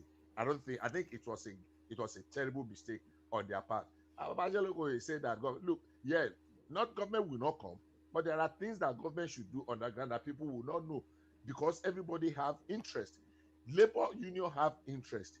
Political parties have interest. Politicians have interest. Member of labor union, they have interest. Now, Ajero is allowing his own personal interest, his personal ambition, his personal dream to overcloud, and is rubbishing the interest and choice of others. He has dragged them into a war that he might not really be able to sustain if the government really has strategists and tacticians to prosecute this war. Because I know the. Can I ask you a question, Bishop? Can I ask you a question? Quick question. Go ahead. Okay, why must government? Oh, why is this thing echoing? I think it's coming from. Carry on. It was coming from Bishop, but he's muted himself. Carry on. Why must government influence the leader? Is that the question? why must government, hold on. why in election time of labor union, why must government involve and influence, who becomes the leadership of the labor union? Why? Can you tell me why? Bishop, can I just spend 10 seconds to answer Aja, please? Look, you are an employer of labor, Aja. You choose your staff carefully, don't you? You do. Because why? You don't want a problem in your organization. A government cannot be careless and allow. Where are we getting that bounce back from? Definitely not from me. It was from Bishop. Carry on. Yeah. So, like I said, you don't fashion weapon. You don't fashion a weapon against yourself. If not, it would consume you and destroy your government. So that is the reason why. It's not like you have to go overboard, but carefully you follow the election. You have a candidate, and from afar, you teleguide it, so that it's not like control. But somebody that can reason with you, that can sit down with you, and it's done everywhere. It is done everywhere. Whether England whether Germany, it is done. Bishop, carry on. Bishop, carry on. So a candidate that will compromises the interest of the workers, right? A candidate that will be teleguided by the government, that will not represent the interest of the workers well, we just there as of the workers, right? That is why. And you think that is good for the workers in the country? That is how you have chosen. Ajele. Yes, sir. Good morning. It's Maurice. Listen, the last guy who said it's done everywhere, it's done in England, that's a lie. The union are always independent, and they are there to checkmate about the workers' right. So the last person that said it's done everywhere, that the government appoints and they have to checkmate. Why should you appoint? Why should the problem in Nigeria is that we always want to control everything. And now he just lied that it's also done the same way in England. That is a lie. No. Maybe the word lie is not the word. Maybe mistaken. Yeah. But that is a fashion. Let Bishop carry on. No, that's my passion. One man, why didn't you correct him to tell him that he was wrong? He was giving a misinformation. That was the wrong information. It is not a misinformation. I can tell you the historical background to that. In United Kingdom, the US. You mean the United Kingdom? I will start with the US and come back to the United Kingdom. Okay, you said the US. I thought you are in United Kingdom. But is it done like that in the US? I disagree with it. It is done. Okay, wait. I'm trying to wait. Just give me 5 seconds. Is the name? I think it was during Kennedy era. It was this local president of New York Garment Association, and later they became the president of the Workers Union. All right, I'll remember. I'll find his name and I'll come back. All right, let Bishop carry on. I don't want us to go off on a tangent and then we lose. Bishop, back to you. That was not Kennedy. That was Reagan. Reagan's time. All right, Bishop, back to you. Do I still have minutes left? They have taken 5 minutes of my time. Do I continue? Yeah, carry on. Okay. So as I was saying, number one. Sorry, Bishop, is Jimmy Hoffa. Anybody can Google Jimmy Hoffa. The truth of the matter is that we cannot say it is a particular people that are interested, in quote, in the welfare of the labor. You cannot say because somebody is a labor leader is more interested than the government in place. There is always a middle ground. What we want is objective criticism, objective, not subjective. look, you cannot convince me that somebody loved me more than it is what you show. So saying that the government wants to have input in who leads the labor, why is it? I don't know how many states in America allow labor unionism. How do you call it? In the US, as we have today, I don't think up to 20 states allow for unionism in the US. There are some states that labor union is not allowed. Are we saying that there is no fundamental human right there? Because based on their previous experience, it is more destructive than building. They are not that, and that was why many states, I don't know how many states, I can do a check on it and look how many states in the US allow for unionism, labor unionism. It is very few, less than 50%. I'm sure very much less than 50%. So are we saying that there are no fundamental human rights? So if they want to have union and they want to have an input to support people that we align, because look, we will have an issue and they will be dragging one issue and they will lose all the time that it will have used in making progress. And the action and activity and conduct of this Ajero is one that we always, Labour Party must not always be in opposition. You must not always be, how do they say this now?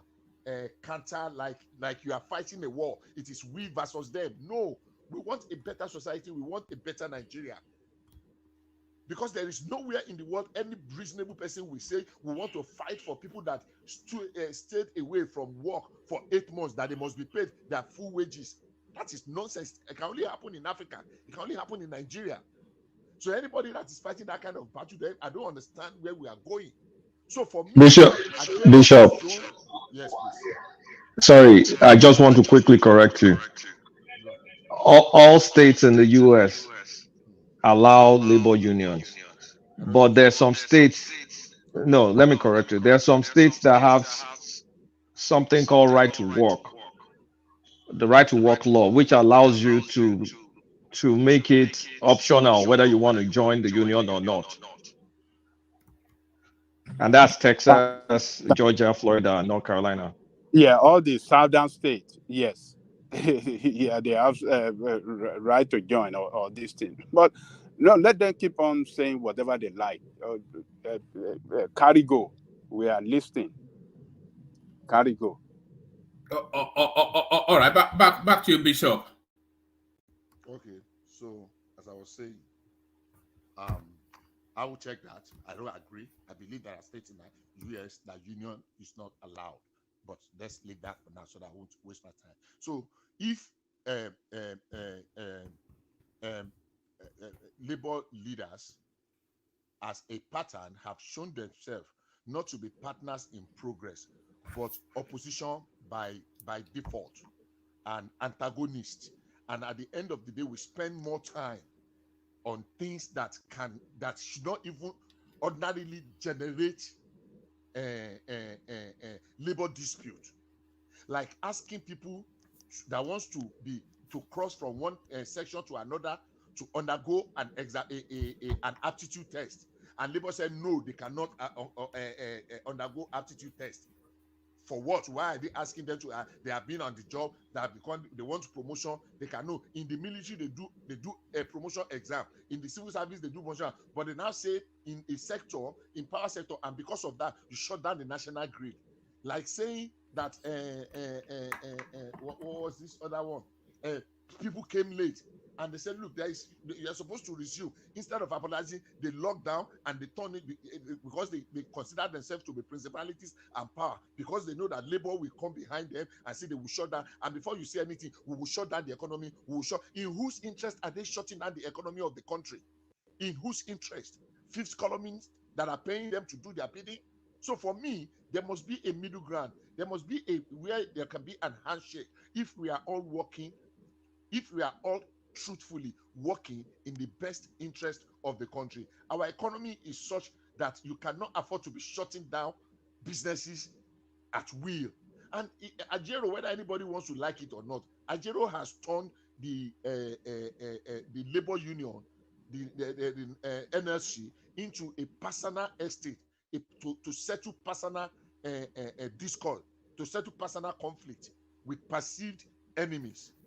And if we continue in that trajectory, we are not counting the cost of what they did in Abuja today. By the time we begin to count the cost, people that have connecting flights that missed their number one flight, whether they are going international to another place, a lot of people that missed their flight today. By the time we are counting the cost, people that came in that they wanted to come and have meeting and they couldn't leave the airport because some rascals decided to shut down without any notice, without anything. You got to the airport, you want to take over the airport, they told you that no, that's not how it is done, and you now went and barricade the road.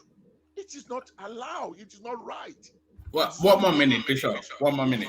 It is only in Nigeria that is done. So for me, the action of the NLC as displayed today by Ajero and his cohort remains condemnable. And I really hope that government silence, that the fact that the government did not react today is just to say, okay, let's give them all the rope to pull, because there was no reason for you have a personal issue in Owerri, and you want to come and take it out of somebody in Kano or Ibadan or Ado Ekiti for that matter. And unfortunately, my time will not permit me to go into any other topic. Thank you.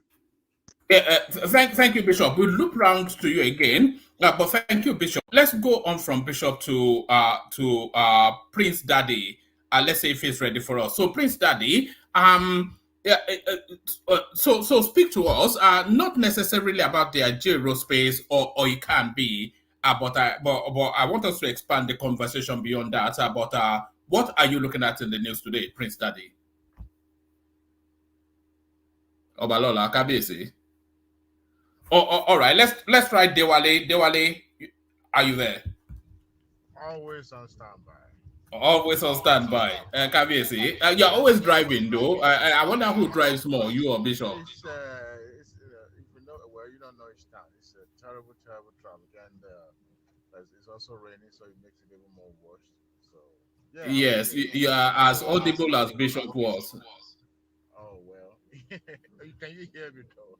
Yeah, we can hear you faintly, but carry on. Also, let me accuse Baba. He acknowledged everybody, mentioned them by their names. He failed to acknowledge and mention me by my name. I'm offended. Anyway, apology will take just a bottle of red wine. Baba Ndale Koko, you need to calm down a little bit. It seems to be on the side of the labor union, or maybe Ajero is his cousin. I don't know. If you look at my profile picture, you will see how that man was bandaged. Speak up now. Let us hear you. You speak up now. I'm speaking up. Are you going to shout? Speak up, man. I'm yelling here. You can't hear me. Yeah, no, your voice is very low. Yeah. How can my voice be so low? I'm speaking loud and clear. 17 and sounded at his inauguration. I was like, oh my God, I can't believe you can say goodness that. Me, what's going on here? Dave Chappelle. Carigo Adewale. I mean, they've infiltrated your show. Maybe all these FBI and the Nigerian government have maybe. I don't know, I'm just kidding. Anyway, speaking of Ajero, you know, the right to unionize, the right to protest, of course, is guaranteed in our constitution. But you see, Yoruba will say Ajekula no Omokule, just like what happens during the ASU strike. You remember that the National Assembly has to step in because they were politicizing, you know, their demand, and it's unfortunate. Union as a body is to protect the right of workers and the body of association that belongs to that group. But you see, when you now begins to use it as a weapon against the government of the day, there's no government that will sit back and let you form a parallel government with them. It is not acceptable, and that can, you know, disrupt activities, that can, you know, turn the country or the state against the leadership. And the Imo state government has to step in. Once you have been told you are not needed, you don't need to come in.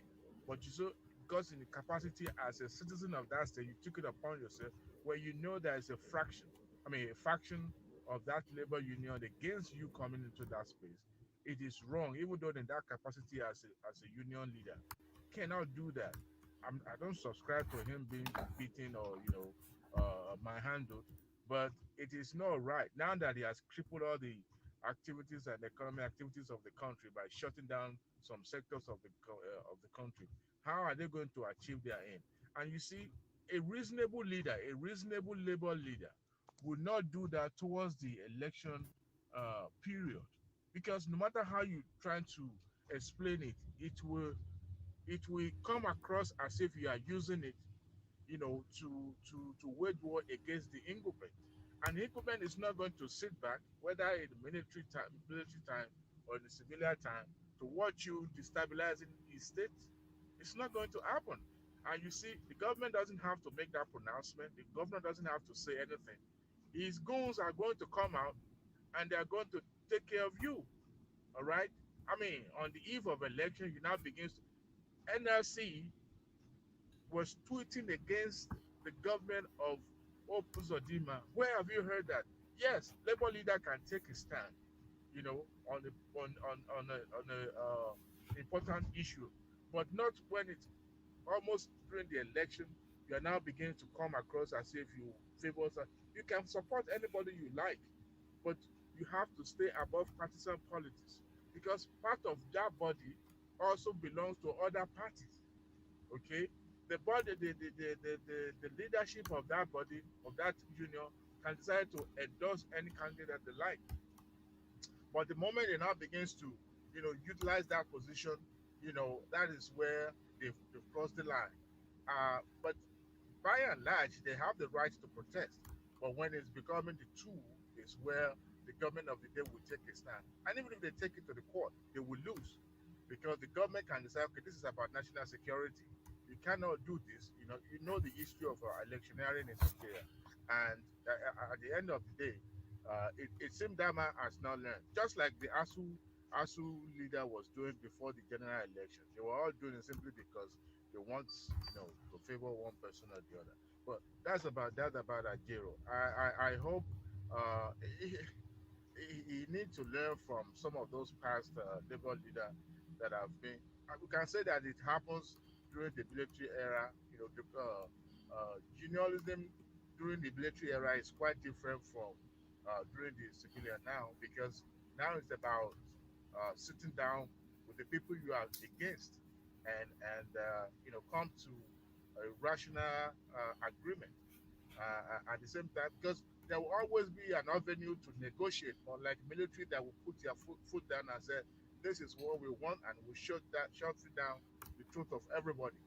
Okay, in the days of the Pengasins and the Shiomole at the end of the NLC affair, they were more or less also doing politically, but it wasn't like glaring like this. You know, they were doing it in such a way that people knew that they're on their side, but not to the point of destabilizing the country. What happens in Imo State shouldn't have taken place in the first place. That man shouldn't have gone there. Period. He shouldn't. Anyway, that is that about that space. One man. You want me to go to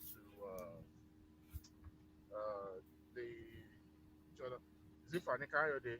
Can everybody still hear me?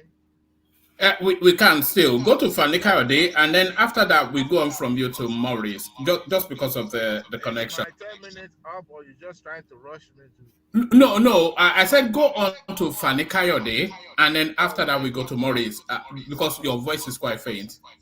Are you serious? Is the network or is the rain not me? Do you remember how low Bishop was? You Yes, are yes. equally as low. Yeah. Ah, wow. I'm Yeah. so But sorry. carry on. We can make I'm you so out. sorry to our listener. I'm so sorry if I. No, we can make you out. We can make you out. Carry on. Go to Fanny Anyway, Coyote, or I'm on who Fanny. he's been missing, and he has been missed in the political landscape. In fact, I was wondering what happened to him, but he's come out fighting. He says they should go and drop the obedience in Gaza. I know he has not been busy. It's just that he hasn't been speaking on the national issue to on the daily news. I mean, on television, but he has been very, very present on X, on Twitter or X, whatever it is. He has been very, very present. But you see, it was during the Hamas and Israeli issue, he was very, very outspoken about what was going on. Continue every day, continuously writing tweeting about it and all that. But speaking about the obedient and all that, well, you see, I don't think he needed anything from the government of Tinubu. He must have been paid for his service, for rendering service by being in charge of communication or whatever it is for the Tinubu campaign. But I'm not so sure that he's necessarily looking for a position. Remember, this is APC wasn't his original party. He left, came back, he left. So I don't think he will be looking for Yeah, position. but the dollar is his original party, isn't it? The dollar. You say that with dollar it stands on food, right? Like his principal said, give him food and you'll be singing a different tune.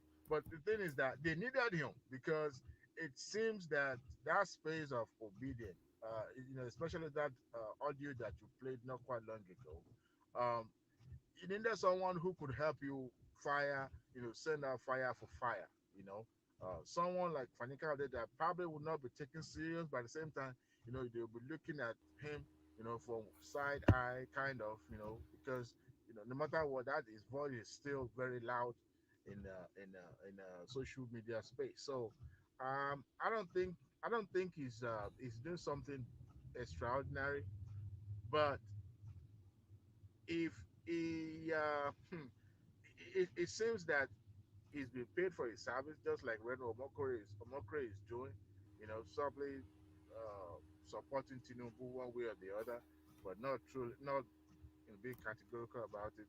But by and large, he's not leaving any space. Just that there's not been speaking to the print or the television media. But I mean, you trust Fanika Ode. If you needed to speak up, it won't take long before you get invited to any of his television channel. It's always their delight to have him anyway, because he will be spitting fire and all that. But I mean, his paymaster is in the office. What else does he need to do? You know what I would love? I would love to see Fanika Ode take on Rufai Yuseni.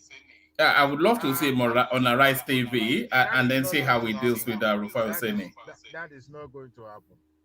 At one time I would pay to watch that. He featured on Ruben Abati weekend program, right? And on that show, he was making it clear that it was Abati because he respected Abati so much that I think they've made agreement among the APC official then, that especially the media team, that they would not be featuring on their weekly show. So, but of course, you trust Fanika, he will say it out. He doesn't know which one to keep, secret or whatever. He said, that it's because he respected Abati. That was the reason why he was featuring on his show. That means any other program, I'm not going to come, but here I can, grant you the interview. So I think him being selective of the program he's going to show up for and all that, also speak to his character. Him and what is it called? Your friend Rufai. He will drag Rufai. Rufai doesn't have. No, it will beat him up, won't it? He doesn't have what it takes to, because that man has a very caustic tongue. He will lash you up. He will speak rubbish.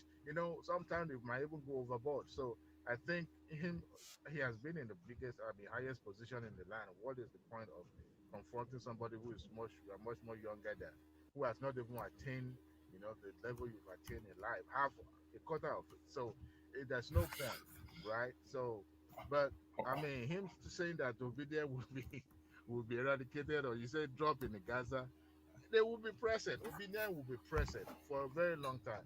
It's just that influence that they think they have will be watered down in a couple of years, or let me say months. Reason why I said that is that they themselves already know that, okay, there's nothing they can do. It's way outside their control. Of course, they will continue to perpetrate all those rumors, all those propaganda, but I don't think they will be that quiet. I don't think they're going to be frizzled out into oblivion, but I think they were going to, continue to be present.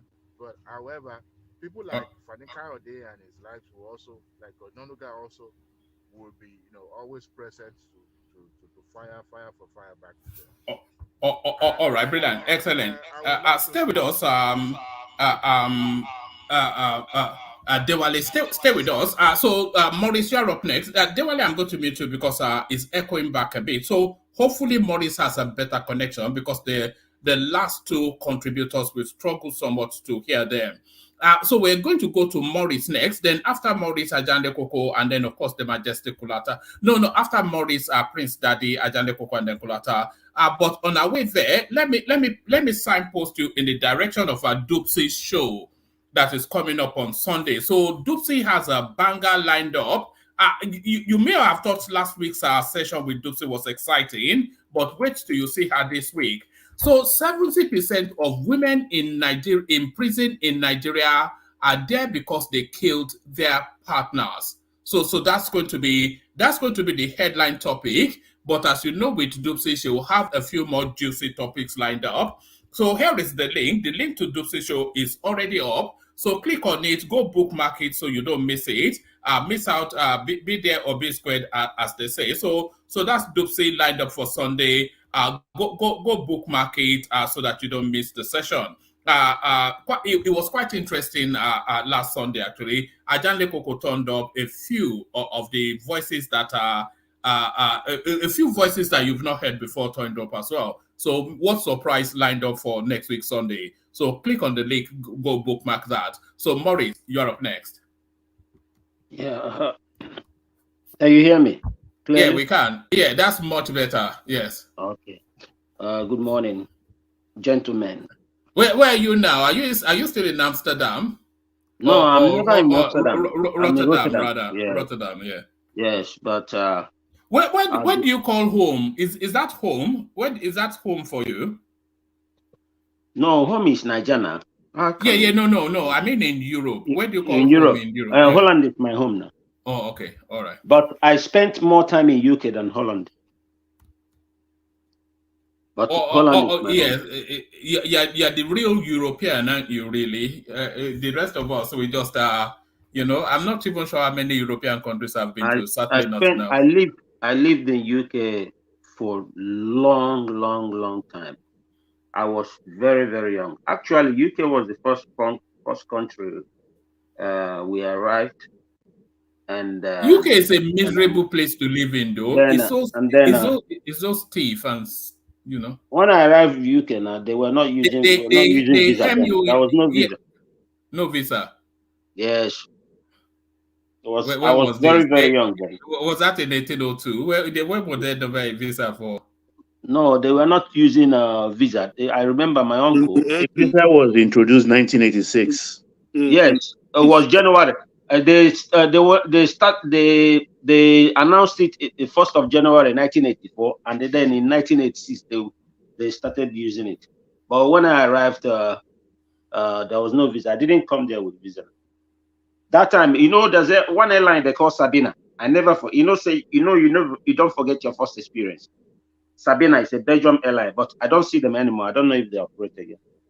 Yeah, they've probably been taken over by somebody. Was that your first flight? And then that was yes, to Brussels, and then Brussels, London, Sabina. Oh, all right. Where do you prefer to live in? Because UK can be quite a miserable place to live in. It's so stuffy. Yeah. They just regulate life out of you. You can't do this, you can't do that. Actually, where I prefer? Holland is where I prefer to live, and that's where it's home for me. And second place that I will say that I can call home, not really UK. Though a lot of people always believe that UK is my home, but no, it's Holland. Actually, it's Holland, and my nationality is Holland. So, but UK. The only second place I can call home is not actually the whole of UK, but a place in UK. Do you understand what I'm saying?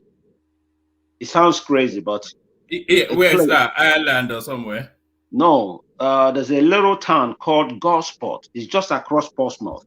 Portsmouth in Hampshire. It's just 15 minutes to Southampton. You have Farnham, and it sounds very white. That place you just mentioned. It sounds very white. Yeah, you have it's full of limestone. It's not far from Dover. If you just has a naval academy, NNS Sultan. No, that's where you have the British headquarters of British Naval. That's where actually I attended school there in Fenham. We lived in Gosport. If you stand opposite the Portsmouth Canal. Yes, you just go with the ferry taxi. Have you stand there, lived you'll be here as looking well, at Baba? Portsmouth. Say?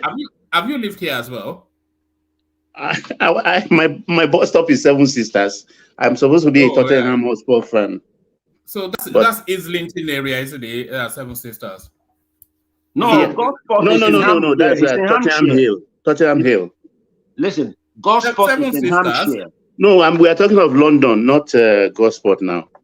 Okay, Seven Sisters is Islington, isn't it? It is Islington. The Seven Sisters is Tottenham. Seven Sisters is next to Tottenham. Yeah. Yeah, it's just share border with Tottenham.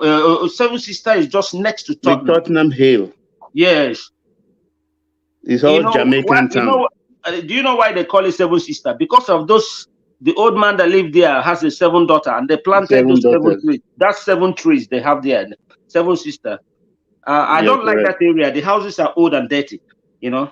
It's called the Jamaicans. Yeah, it's very, very old and dirty. One time, that's why I'm an Arsenal fan. I wanted to live there. I found a terrace house there. I said, no, I'm not going to live there. It's so dirty. I don't like the place. A miserable place, actually. Yeah. But London overall is quite dirty anyway, isn't it? Yes, but where we live in London, where actually I grew up in London, it's it's not that dirty. It's tidy area. Do you know Opney? It's just next to Barking, you know. Yes, my sister lives in Opney. Yeah, the district line, right? Yeah, you have East Ham, West Ham, Upton Park, all those areas, Tower Bridge, and you know that area. That's my area. You know, I told you my sister has a job. Yeah, the real European, I have to say. But so to the politics. What are you looking at in the news? Maurice.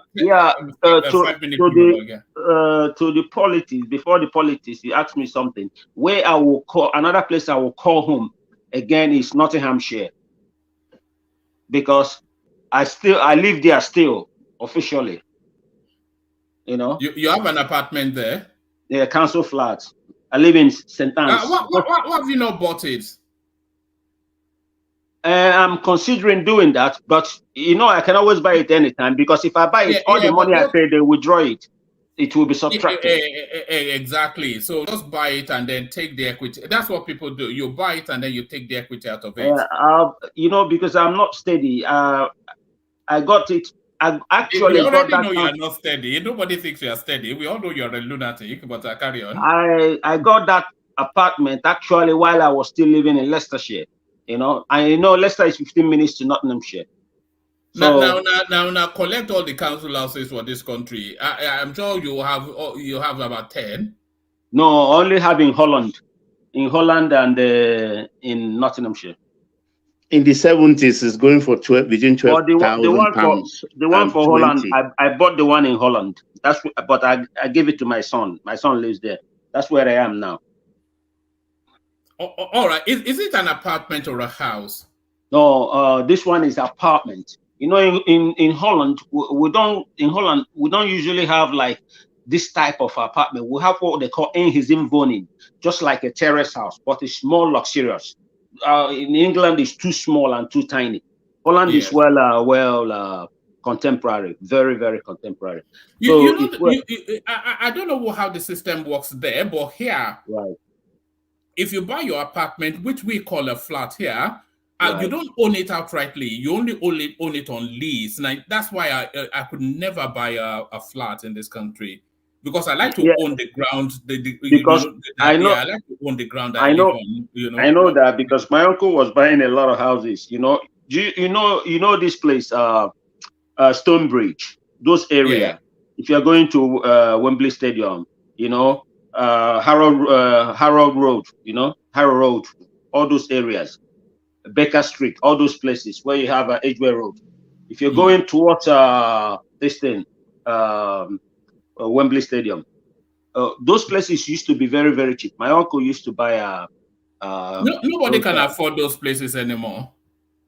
Yeah, now it's the cheapest place you see. There was one Sierra Leone girl where they wrong one time. when I went to her place, that place, the cheapest you can get. Before those, you see the wrong babes that you never. What did they do yourself? Eh? I don't retire now. That's why I say you don't retire. With this face cap that you're wearing, you don't look like you don't retire. You know when I say like you're ready for round two. Eh? Used to. You know when I use the word used from Sierra Leone. That now, like before I went to Africa, like a few months before I traveled to Africa, I was in Nottingham, and I had to go to London to see my family and my auntie and my big sister. I went that area to check a friend. The minimum you pay that place now is you pay close to 2,000, 2,400 pounds. Do you know that? Yes, I can imagine. You know, no, you know. When I wanted to buy, I looked at what I could afford in London, and then I looked at what I could afford in Kent, and what I could for the same price. I almost got like twice the house, and but we're just one train stop from entering London, so it wasn't, and it's a more civilized place anyway. Because London is not. London is for your 20-somethings now. Just that wild life, you know. Yeah, you know, but I've always been lucky. I always have decent French, and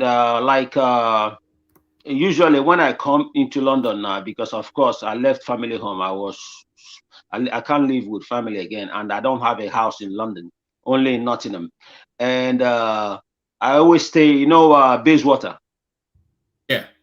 Yeah, Bayswater, by Queensway. Yeah, that sounds like Alexander Gomez's territory. Although he's it's a very posh area. I like that place, but one thing I don't like about the place is that at night it's dead quiet because it's only billionaires that live there. You know, all those Victoria luxury houses and this and that. But then it's also good because Queensway is just between the end of Hyde Park and Kensington Park where it starts. You understand? And then you can go there. There's a lot of things to see, Princess Diana Fountain, all this. So it's a good place if you have a friend or somebody, you can just relax. That park, and you know that park goes all the way to Hyde Park Corner, goes all the way to Green Park, and from Green Park it's so central. From Green Park you walk across, you are in Piccadilly. You know what I'm saying? So it's so central. That's why I like staying around there. You know, there are two types of places that I cannot live. That I cannot live in. People are waiting. Let's move on. Yeah, hold on, Baba. There are two types of places that I cannot live in the UK. I cannot live in a flat, one, and I can only live in a red brick house. If the house is not red brick, then I cannot live in it. But take us to the politics. I think people want you to go there. So let's start with Funny Fire Kayode. He's a very funny fella. Kayode. What did he fire? Funny Kayode, right? All right, okay. He's a very, very funny fella. I used to be angry when he talks. I get pissed by him, but no, I don't anymore because I find out that you can't just take him serious. You know, he's a man. He used to be a minister of aviation. Is that correct? And, yes, under the Obasanjo regime. Yes. So, and somebody I watched swearing that he will never join the devil. APC is devil, this and that. He called everything. Buhari is this, Buhari is that. And then, to my great surprise, one day I woke up live on TV, on YouTube. I watched him submitting to Buhari and praising Buhari again. I said that from that day, let's go to something else. Let's forget that guy. What's the next topic, please? We were also talking about the upcoming election in Imo State, especially the Labour Party, the Labour Union president, who has focused his attention on that state, putting it on lockdown. Right.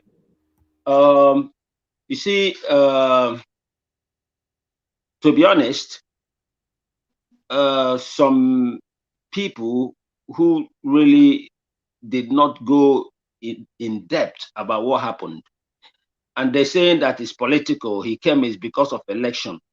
That man has been in Imo State several months, many times about the welfare of the workers, about the whole situation. And every time, you know how government will promise you, don't worry, in 3 months' time, we'll make sure. And it will not happen. To be honest, don't forget about what Uzodinma said. I'm from Imo State, and I go to Secretariat almost every 2 days to do one thing or the other. Do you know that those Secretariat, if you come into Imo State Secretariat, they have market. When I say the way you have Tejo market, you have a big market inside the Secretariat. And I was asking even the head of service where the department I was going. So why do you, such a government place, why do we have market and people selling meat, just a full market? Do you know what they said to me? He said that all these people selling here are the reason they are still alive and they can still work, because they give them products and items, and then they pay them when they get their salary, maybe every month or every 2 months, as when they get their salary. I said, okay, do you get your salary? He said sometimes 2 months, 3 months, 5 months, we never get salary. But these people are the people helping us. That is why we allow them. I said, okay, but does governor know that these people inform the market? He said, no, any day governor is coming, we always tell them 2 days ahead. We know when the governor will come. There will be no market that day. So forget about all these governors and politicians. They will come on TV and they make political statements. That is a lie. I'm from that state and I know what I saw. A lecturer, one woman, Mama Adeze, she's a lecturer at Futo, a senior lecturer. She also has a shop in the market. She's selling tomatoes and everything. A university, a senior lecturer in university. Do you understand? And that woman lives very close to me with her husband. So, and I talk to her, if you know how long they're owing these people, but they will come on TV, they say, I pay this, I pay that. No, that is not true. This man went there not because of politics, but people will see it because once it's NLC, they say, yeah, it's because of, it's so convenient to blame that on him. But besides that, even if he went there for politics, let's just say on the contrary, he went there for politics. Let's be honest.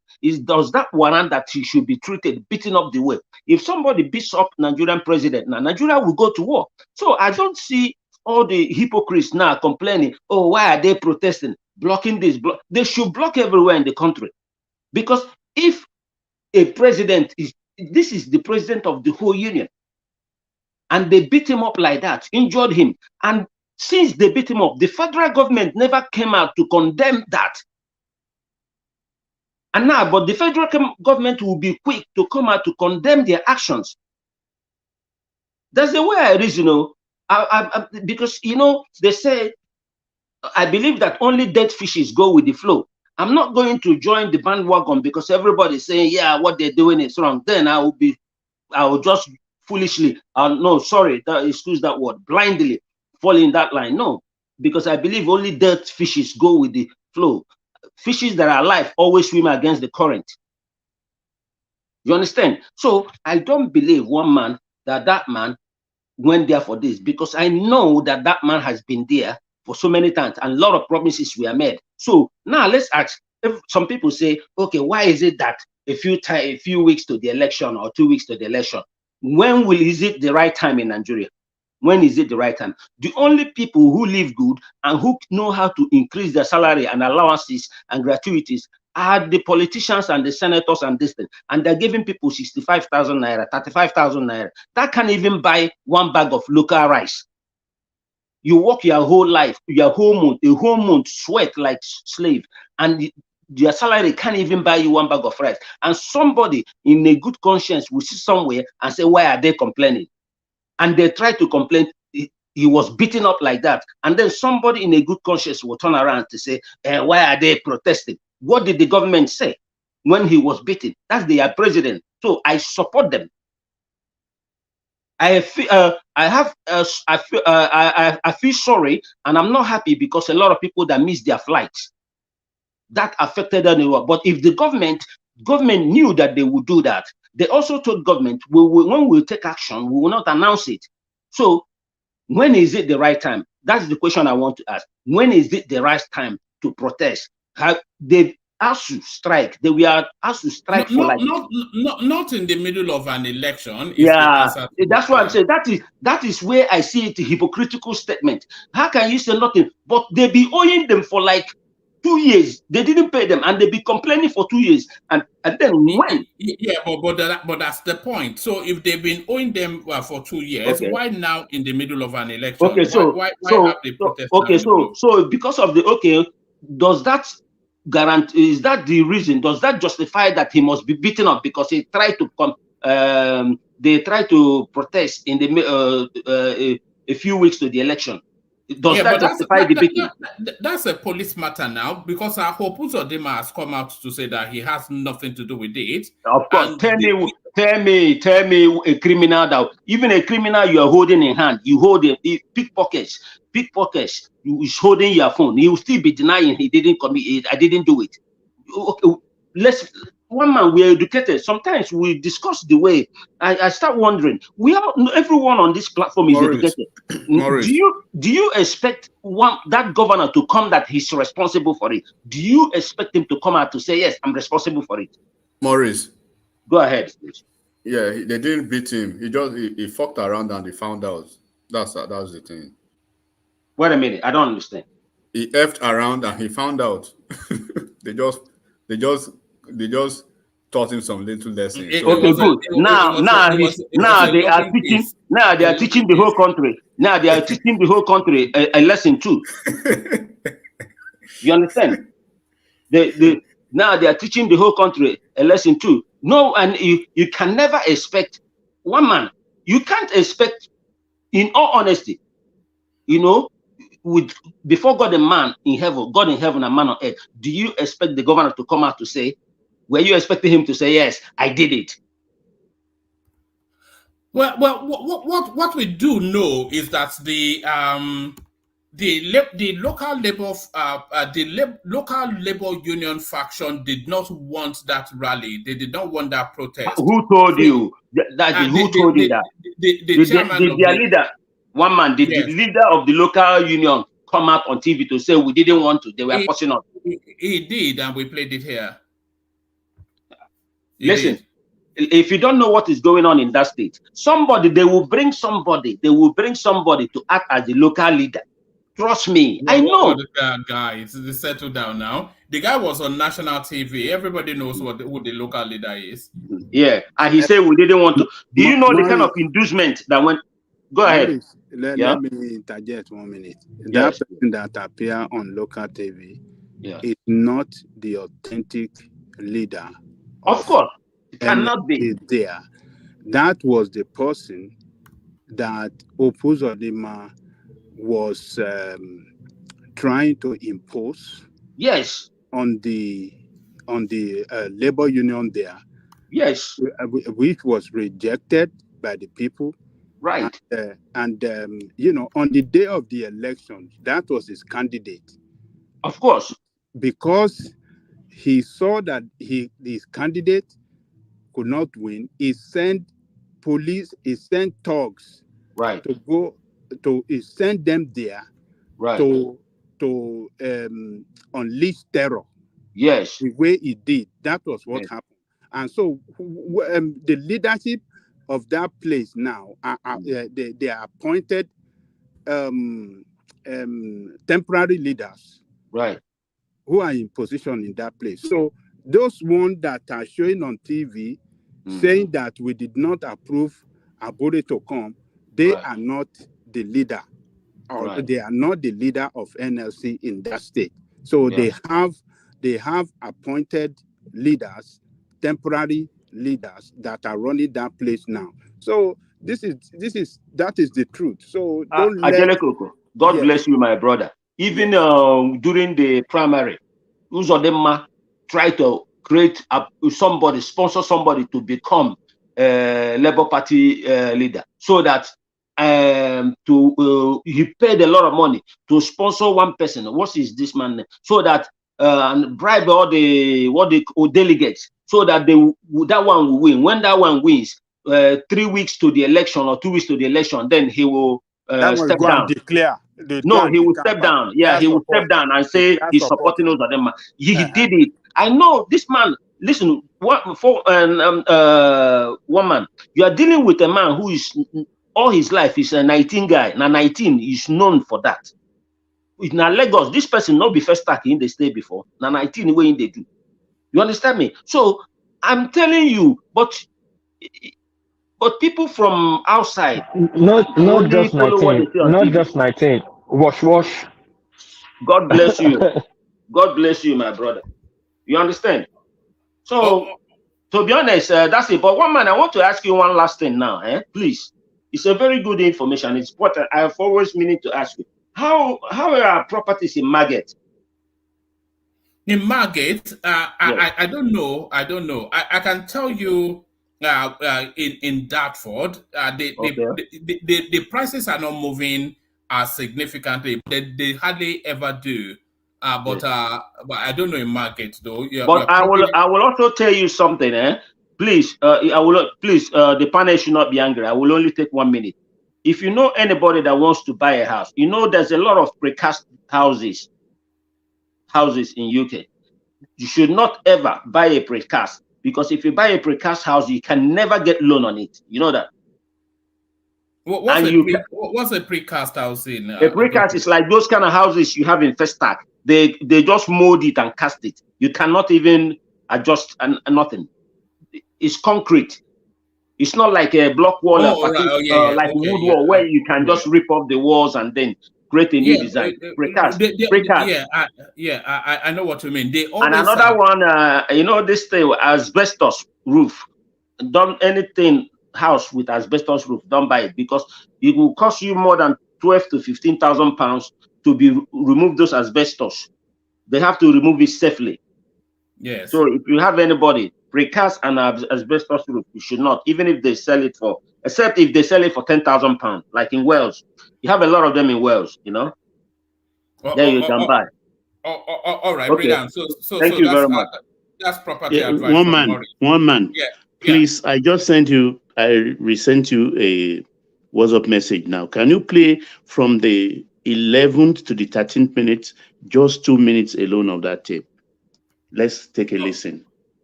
All right. Whilst I line it up, let's hear from let's hear from Prince Daddy. Prince Daddy, you're up next. Yeah, hello, woman. How you doing? Hello, Prince. Your voice is low as well. What's going on? Really? I don't know. I must be at your hand. I mean, let's see. Is it better now? Slightly, but not significantly. Oh wow. But carry on anyway. Okay. Yeah. Hello, everyone. Like, share, subscribe, and one man. We can barely hear him. We can barely hear him. Really? I'm yelling. You can't hear me? we can't, sort of. Try to go out and come back in. Maybe that will correct your system. Yeah, I think there's something going on. I've done that like twice or 3 times already. But anyways, we're going to move on to the next person. Is it anywhere you are? I think so. I think it's raining here. And you are driving? No, I'm not driving actually. That's strange. But anyways, we're going to move on to the next person, and I'll figure that later. All right, brilliant. Come back in. All right. All right, brilliant. Okay, let's come to you then, Ajanle Koko. So yeah, let's come to you, Ajanle Koko. Greetings to our listeners around the world. That's much better. Yeah, carry on. Click on the like button, share and subscribe if you haven't done so. I'm very happy that the workers notified the government that they will embark on strike today, and they effected it. That's to tell that I send message to them that workers in Nigeria have woken up. That should send the government should see it clearly that workers have the power to effect change. in our country. And if they are very wise now, this is the time for them to invite workers, to get the workers' leaders closer to them and start negotiating with them, strike deal with them, so that they won't have any form of interruption as they govern the people. You see, a country that does not value worker is a country that will be far away from development. That country will never develop. That country will never develop. And that is the case of Nigeria.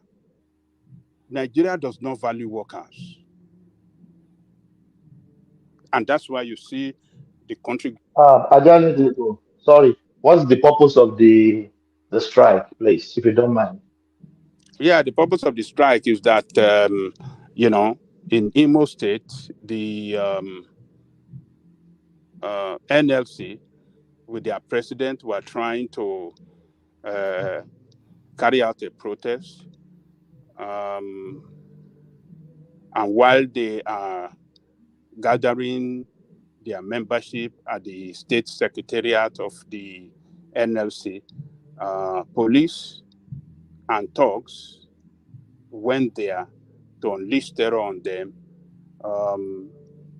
beat up the president of the Senate, the president of NLC, media people, and, we saw the picture, the way he was badly beaten and injured. So that angered the workers' union and their leadership across the country. And they said, look, they sent a notice to government. Agalekoko, sorry for cutting you. Sorry, my Ejema, please, one man, please don't mind, please. Agalekoko, are you not sensitive with this time we have? People calling for protest? What is sensitive? Let me land. I know what you will say is what is wrong in protesting is their right. I know is their right. Agalekoko, anybody calling for protest now, it will be hijacked. I can tell you that for fact. Let me finish. Let me finish, please. Anybody, I repeat myself, anybody calling for any protest in Nigeria, it will be hijacked. Nigerian government knew that any protest in Nigeria today will be hijacked. So let me tell you for fact, there is no protest that will last in that country. They will not even let you carry it out because some people are already on the standby, waiting for anything to crop up, as they did in Mohbad's case, to foment trouble in the nation. Thank you, Agale Koko. Okay. Well, Thomas, let me tell you, as I was saying, what is the fear of the government? What's the government afraid of? If the government is responsible, to the people, and if they are doing what the people like, what is their fear? But today, and with regards to the strike, I think if we have governments that are very sensitive to the plight of the people, governments that are very futuristic, that can see danger when danger is coming, that, look, if we don't do this to the people, we are going to be in trouble. This is the time for them to start having deal with workers, so that, they can govern without any interruption by workers' strike and, things like that. So I think I'm very proud of them that they have started the first phase, which is to disrupt inflow and outward flow of flight to Imo State. They've sent their demand to the government, particularly to the federal government, to fish out those that are responsible for the beating, the molestation, and the barbaric,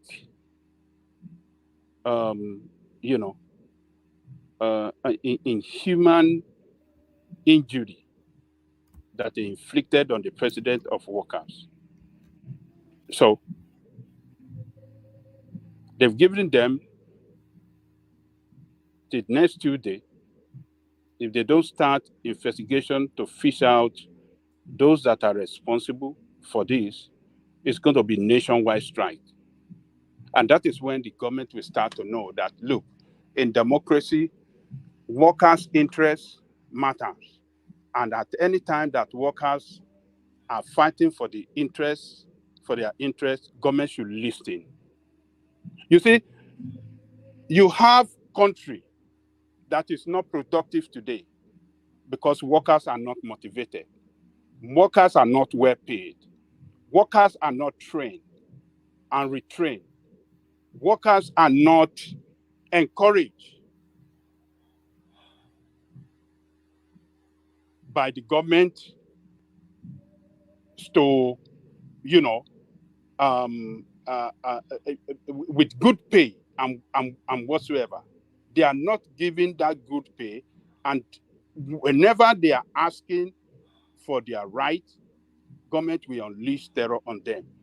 Government has signed several documents, several agreements with the workers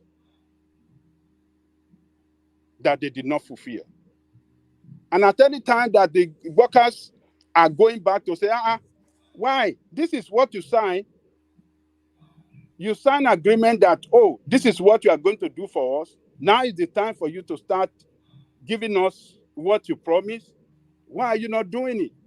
If the workers want to go on strike or want to take action against the government, then what they will do is to send police after them to brutalize them. This is what happened in the case of Imo State.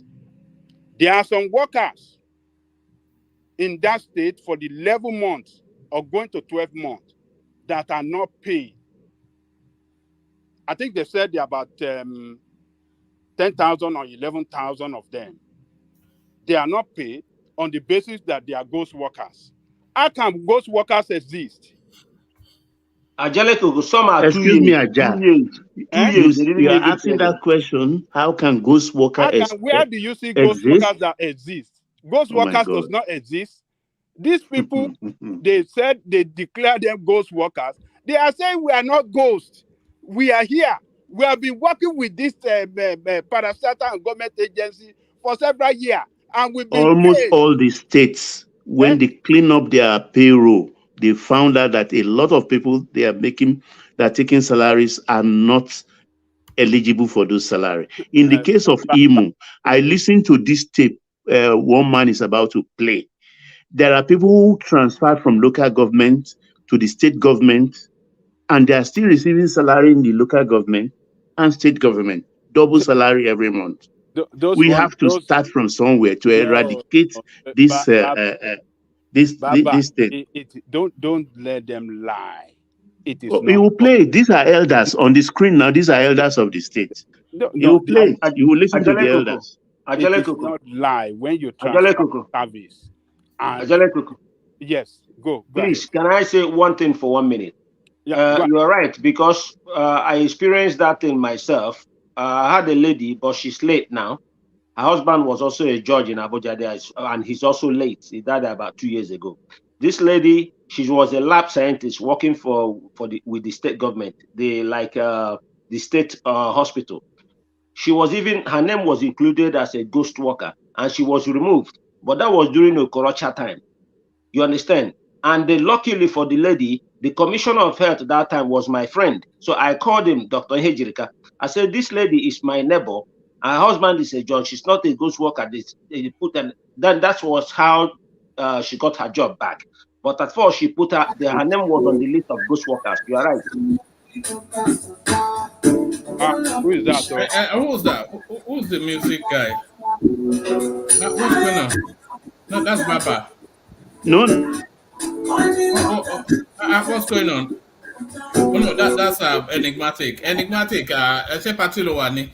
But carry on, Baba.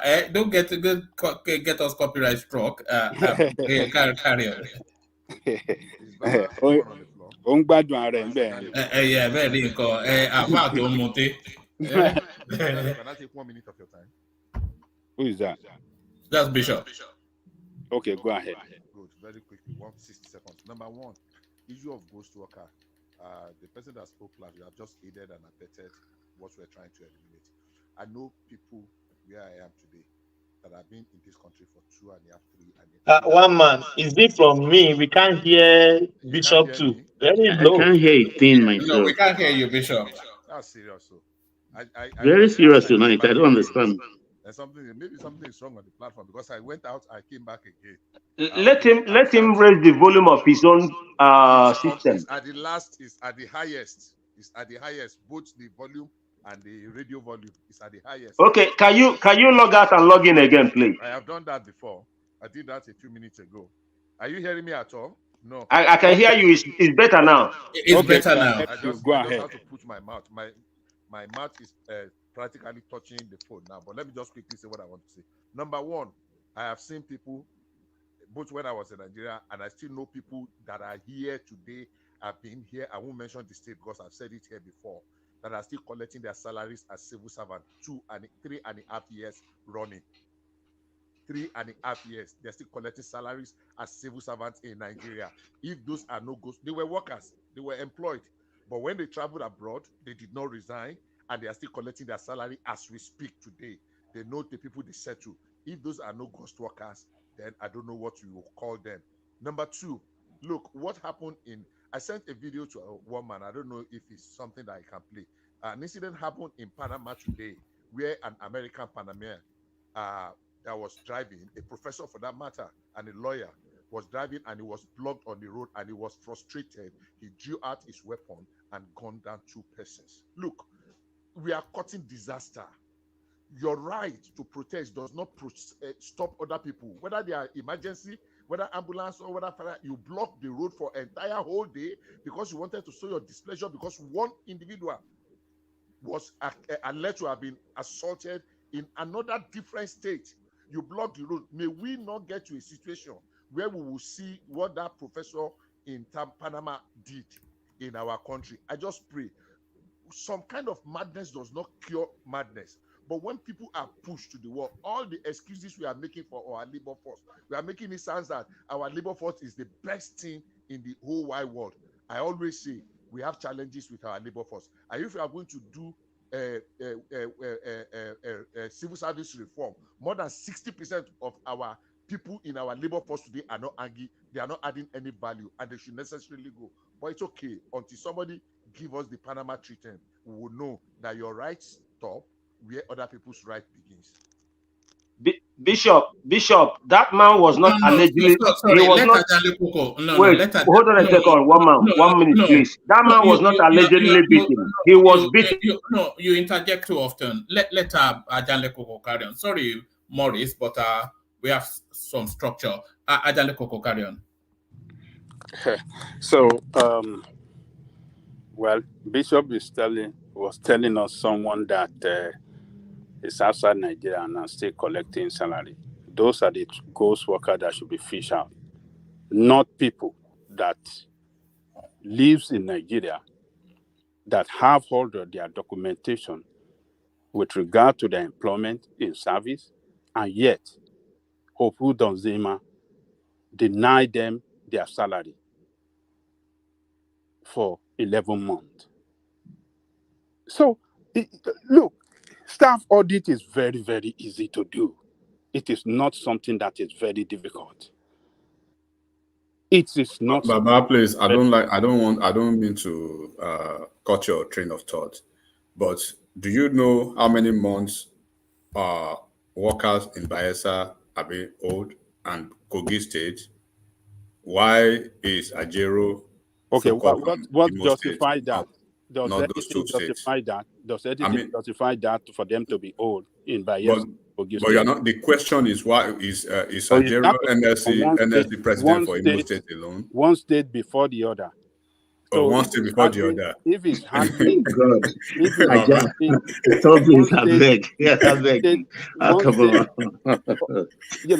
you guys are just. If Ajero is so concerned about the plight of Nigerian workers, right, and he's trying to target this electoral period, there's a way he could have scheduled his time, whereby maybe in Imo State, in Kogi State, in Bayelsa State, Zamfara.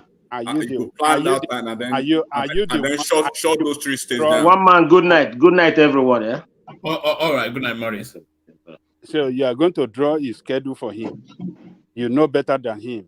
You know better than them that are elected by their people.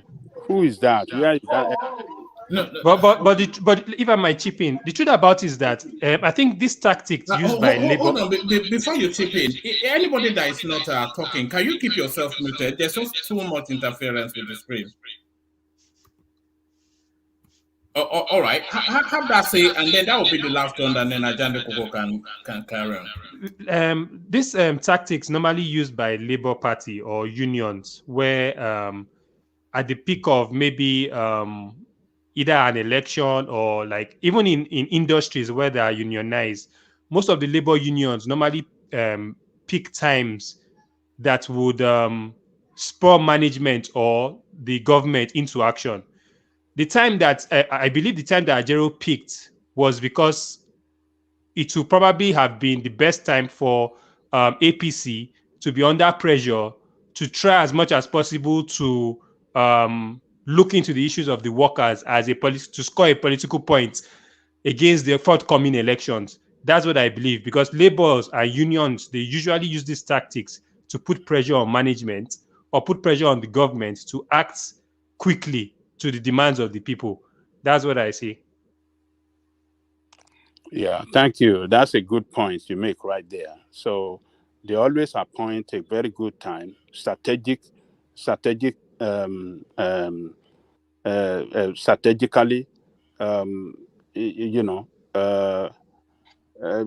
before embarking on their strike. They will embark on strike when they know that strike will push their demand effectively and so that the government can listen to them. So, but I think I'm very, very glad that they said it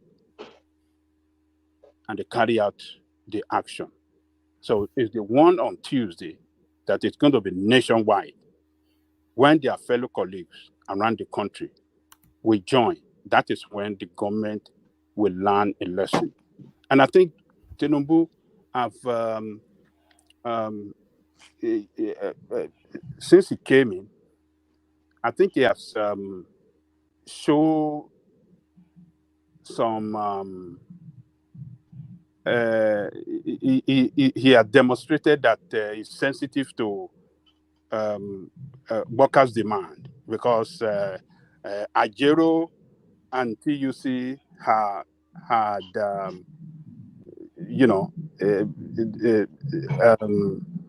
threatened to embark on strike, and the government opened up a discussion with them. So, 3 weeks ago or 2 weeks ago, government, they threatened to carry out nationwide strike. The government quickly, open up, a discussion with them, engagement with them. And so I hope before Tuesday, they will listen. They will call the labor union. They will listen to them and then try as much as possible to fish out the police officers and those criminals,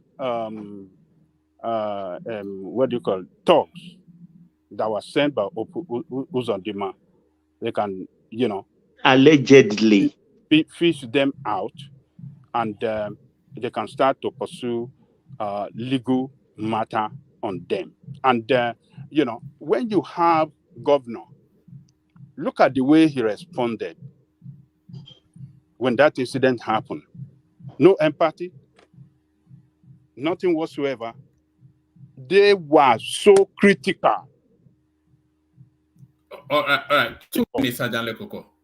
They were very critical of them. They were so happy that yes, their boys did their bad job. I mean, the job they sent them.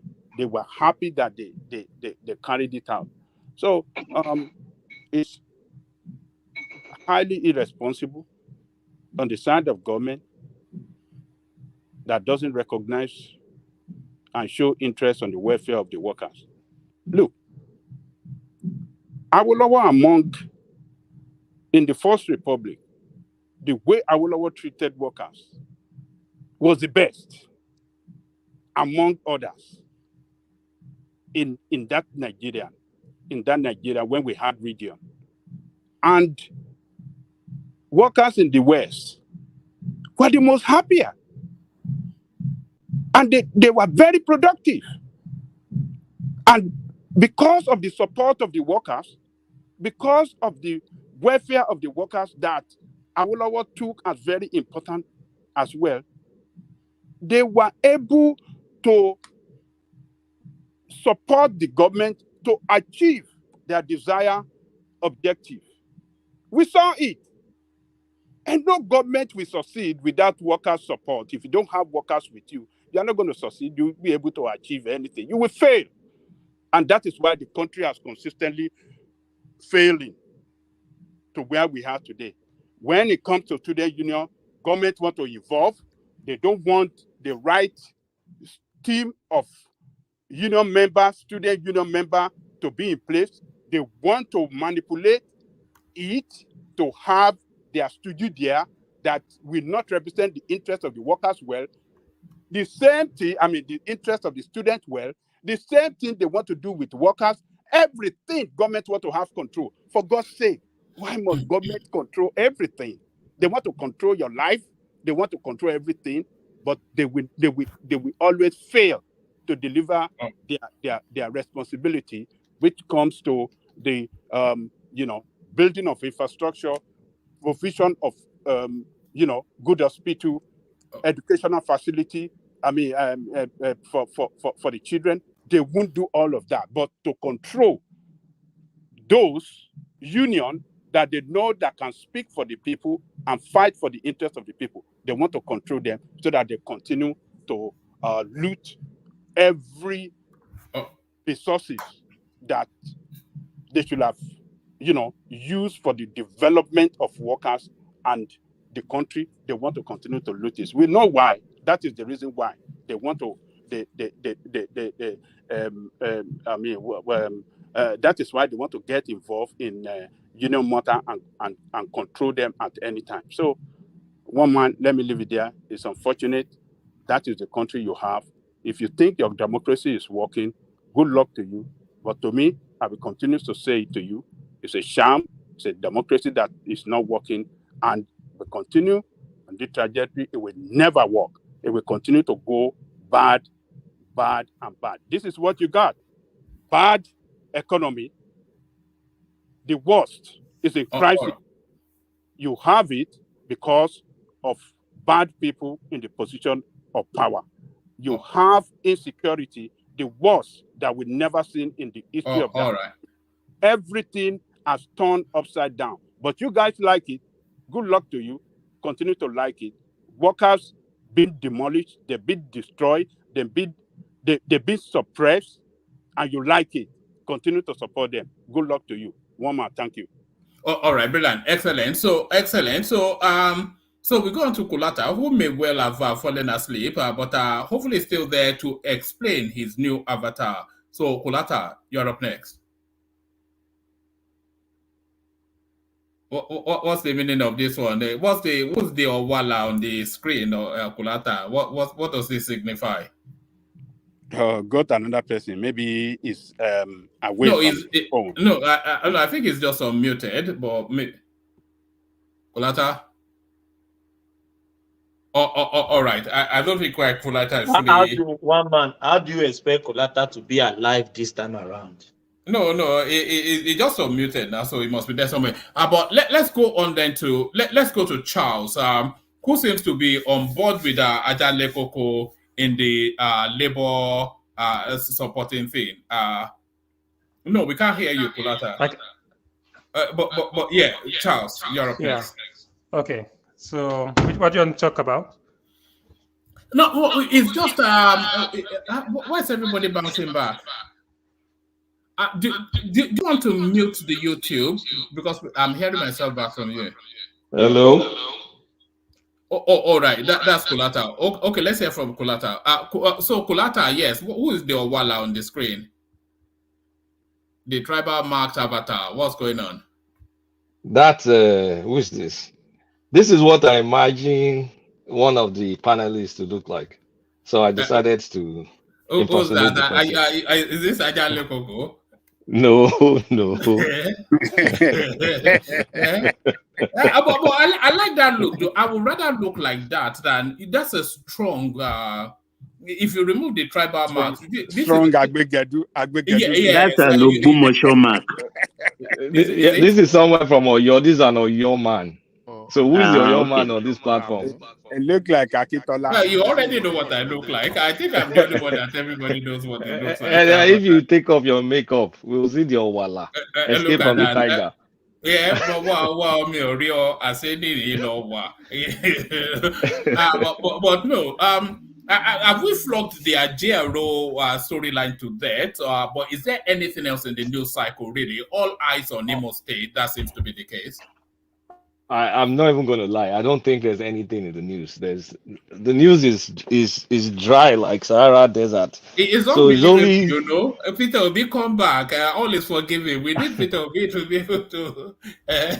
Honestly, I tried to read the news today. I was like slim pickings. No real economic news. No real political news. Well, apart from local election going on. I'm like, so what are we going to be doing? Kulata, sorry, let me interject. That's to show you APC have nothing to apart from chaos. They feed from chaos. If Tabi says anything, the news will be agog. If you accuse them of that policy, when the news will be agog. When there's no news, that means the government is working. That means that people are, if there's something to complain about. Let me show you this, Kulata. So this is where I actually get the news from. And these are the most popular topics. Naira falls to lowest level. We discussed that countlessly. Police detain husband as woman in mommy calm down viral video commits suicide. What the hell? Uzodinma breaks silence. Appeal court reinstates Labour candidate. Fanika Ode's outburst. Tribune. There's nothing in the news. Nothing. It's slim picking. It's real slim picking. Like real slim picking. So I guess maybe I comment on Ajero like everybody. Like I don't even know. You could comment on him, or you could comment on Fani Kayode or Lamidi Apapa, who has gone to court to try and stop the candidature of the Labour Party candidate.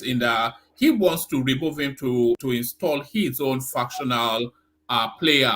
So and by the way, they are hearing their case tomorrow. So we could well have another curveball in that mix.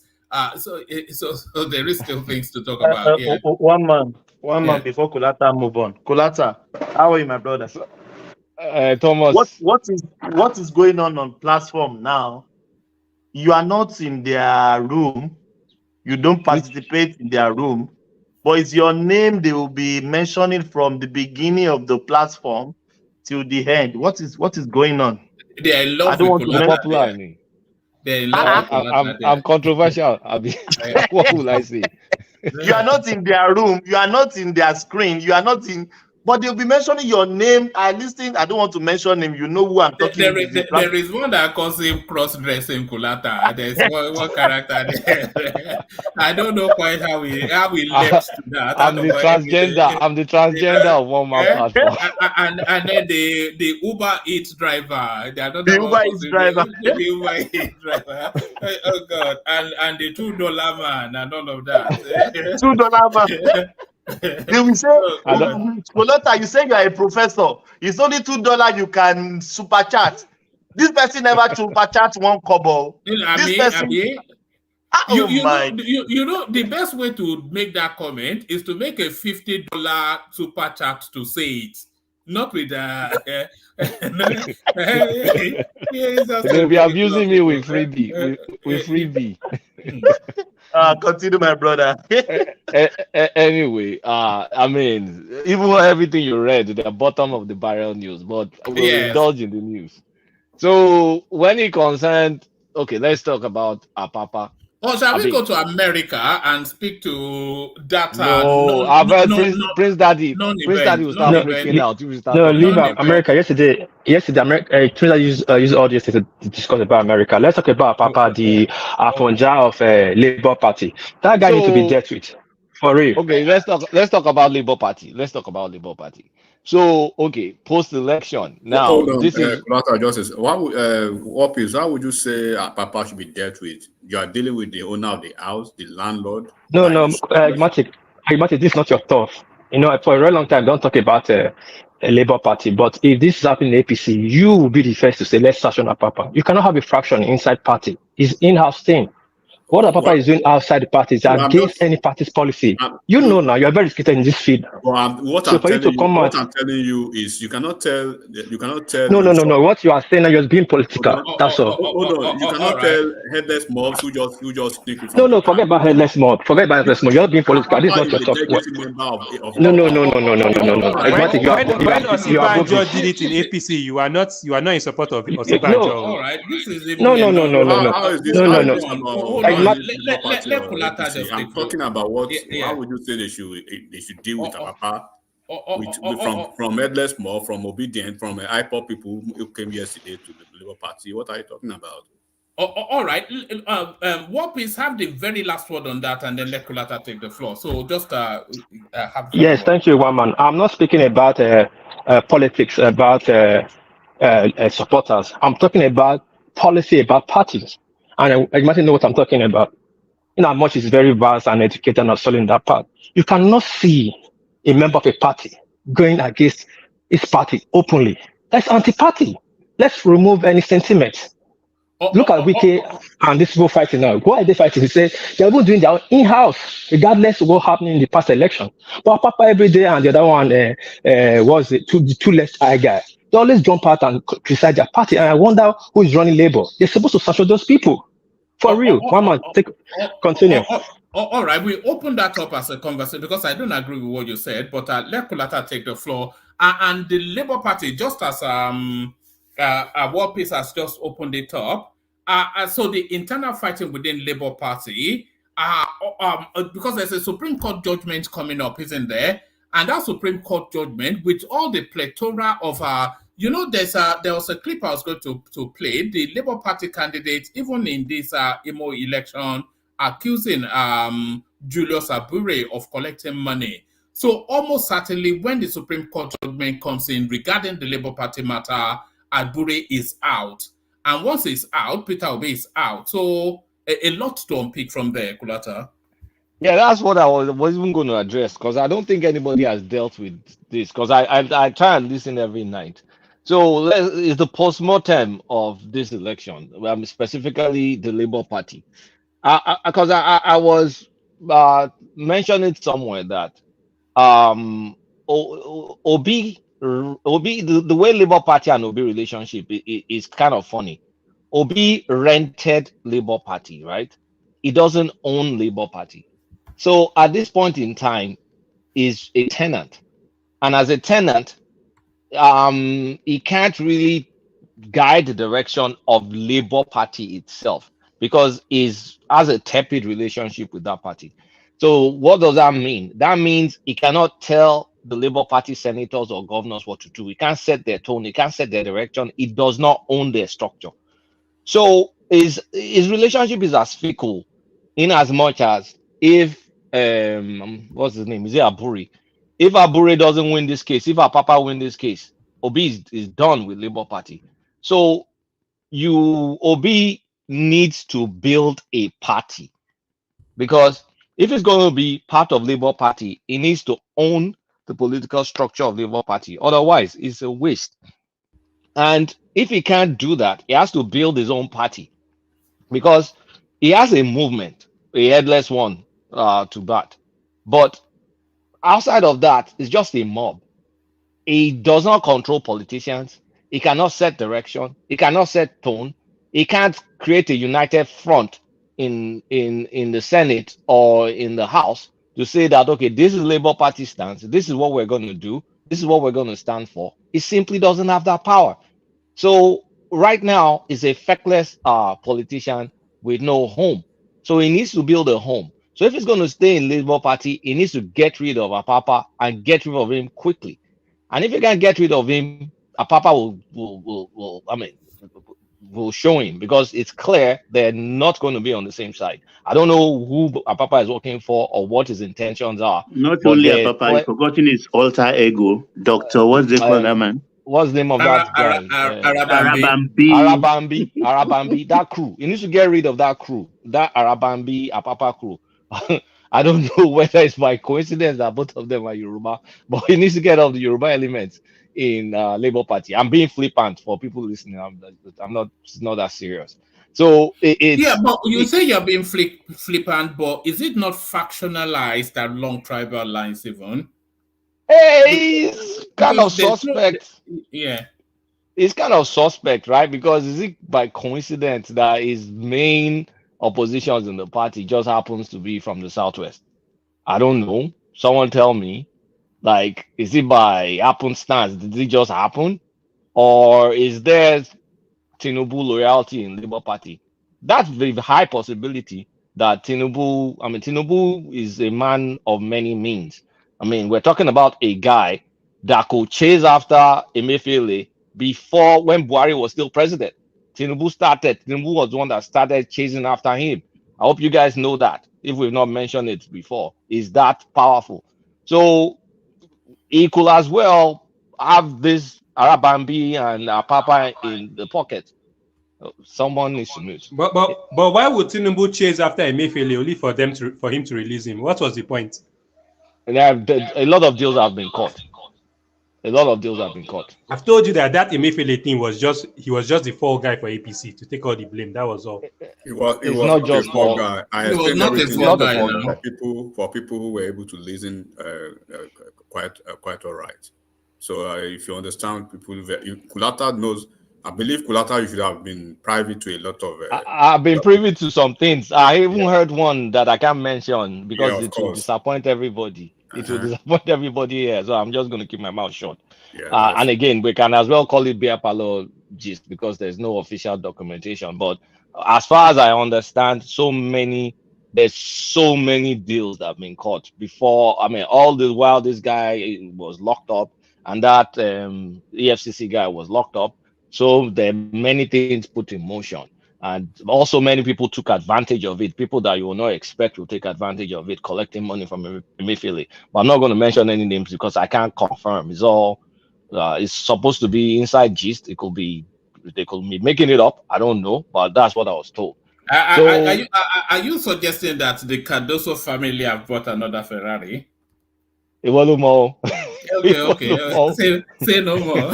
Say no more. It's not Cardoso, if he bought one, it's not beyond him because they own vast land in Igomu area. No, it's not Cardoso. It's not Cardoso, but they own. I mean, we know Cardoso now. Where do they call that place? Badia.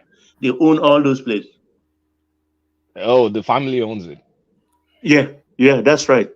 With the Ojoras owning the other side. So, owning the other. So I really, Obi really needs to get his shit right because he doesn't have a home, as far in my opinion. So that's kind of like if he wants to be a serious opposition, he needs to do that. Are you on board with Fani Kayode's comment that the obedient? No, but he came out. He came out in the news today to say that the obedient movement will be nowhere to be found in 2027. That they will just dissipate.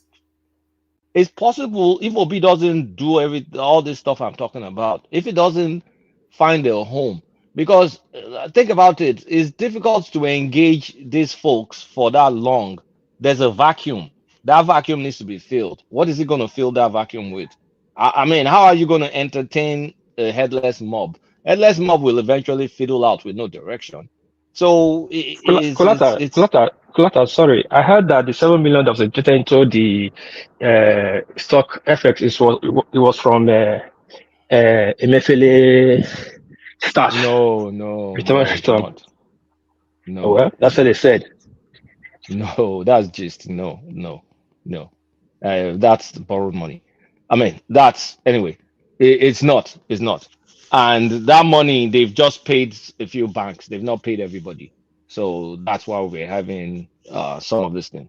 So I mean, it's not impossible that Obi may not have something because we can see some folks, some diehard folks, are very disappointed in him not telling them to go to the streets.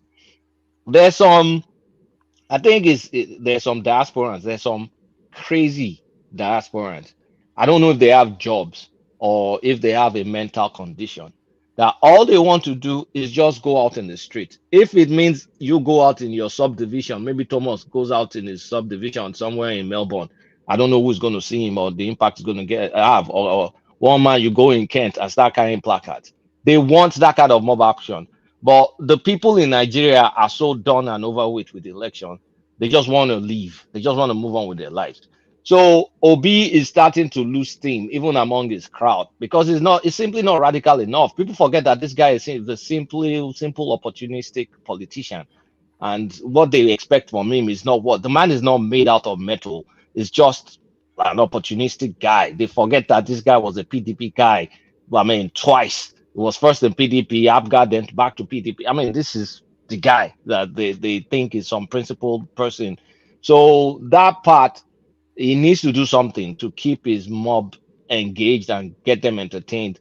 And for him to get them entertained, he needs to be setting the tone. For him to be setting the tone, he needs a structure that will make his opposition effective. Otherwise, he's just gonna like overexpose himself on Arise TV, and people will just see through. I mean, they'll see through the empty suit. Kulata, what you're talking about now. I was putting that same position to Enigmatic. That what sort of opposition would or should Peter Obi be to be the most effectual opposition and to satiate his crowd? Should he be responding to every single government position, or should he just occasionally come out with one big hit? So how does he continue to feed that space to take them over till 2027?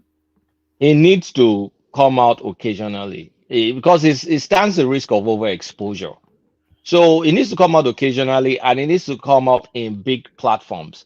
He needs to internationalize himself. He needs to gain that credibility. Whether he has that real credibility or not, at least he needs to have the appearance of know-how, the appearance of a cachet, and the appearance of some air of authority in whatever he's saying, whether he knows it or not. It's just image, right? So if you can play that image game, tie yourself to some international platform, some NGO somewhere, some speaker circuit somewhere, make appearances in all these developmental programs here and there, and you kind of like build that clout. Then once in a while, when you're in the country, I mean, you say one thing or the other, and people like blast it for you. But all that is fine and good, but he still needs a political structure on the ground that listens to his dictates. So, for example, if Tinubu wants to pass some law, or maybe they want to pass some law through APC, it should have a united Labour Party plus some PDP guys saying no, hell no, because of this, because of that. So that is also will threaten APC. Kolata, quick question. Yeah. Can we say Olorun lo mu Labour Party for allowing Obi in their folks? Thank you. Well, Shalom Lomu Labour Party, because when you think about the kind of money Labour Party people, at least the ones connected to Obi, have made, is nothing they ever expected in their political calculation. Like Labour Party that we're talking about in 2019, they only got 5,000 votes. 5,000 really. Now we're talking about 6.4 million or something. And not just that, the amount of dollars and naira that's been donated to that party. If you're in the know, if you're within that obese space, Thomas, Wati, cash out. You'll be banking, you'll be making bank. So I even people hear that that are the Labour remaining money is Party, Peter will be using to travel around. The remaining of money course, they donated. Yeah. of course now. So Labour, if I You was know, Labour Party, they are still yet to give an account. You know, Showore always gives account. They are still yet to give account. Obi will never, ever give any account. The money that But they're playing with is not small money. Oh. It's not small money. yes, Oh. now you know who's that guy? That Shore's sidekick that recently went to study law. Who's that? Oh, the one that Deji Deji Adeyanju. You know he Oh, came that out. guy. Yes, when they were looking for donations for some actor who campaigned for Peter Obi, that guy came out in the news to say that look, this 6 billion naira that is still within the fighting funds, you can give some of that. So he's already putting figures on how much is still held in those hands, and then that set man. me that Obi, set me Obi thinking. is playing around between 6 to 10 billion of at the headless mobs funds. That's it. Yes, but he has to account for it now. He has to account for it. Big account now for you one. Is it not? Won't. Is it not the accountability candidate? Okay. Oh man, forget all that one. Forget all those things. Forget all that. That money is too much for him to account for it. I'm not even gonna lie. So that's what he needs to do concerning all this stuff. Now, going back to this Ajero guy, right? When we think about it from like politics, labor unions are allowed to play politics, and except if Ogbeni is here, I'm not aware of any regulation in the Nigerian laws that kind of says that you cannot do a strike action during certain times, especially before elections. So if there's none, because I personally believe there's none, except Ogbeni can correct me, then what is doing is not wrong. But within the boundaries of politics, you should be able to take the risk of what comes from politics. And Nigerian politics, it comes with violence. It also comes with, at times, loss of life. I don't want to say that out loud. So he needs to be careful to know what he's doing, because is using his position, leveraging his position to push for a candidate. He has all the rights to do that in my books.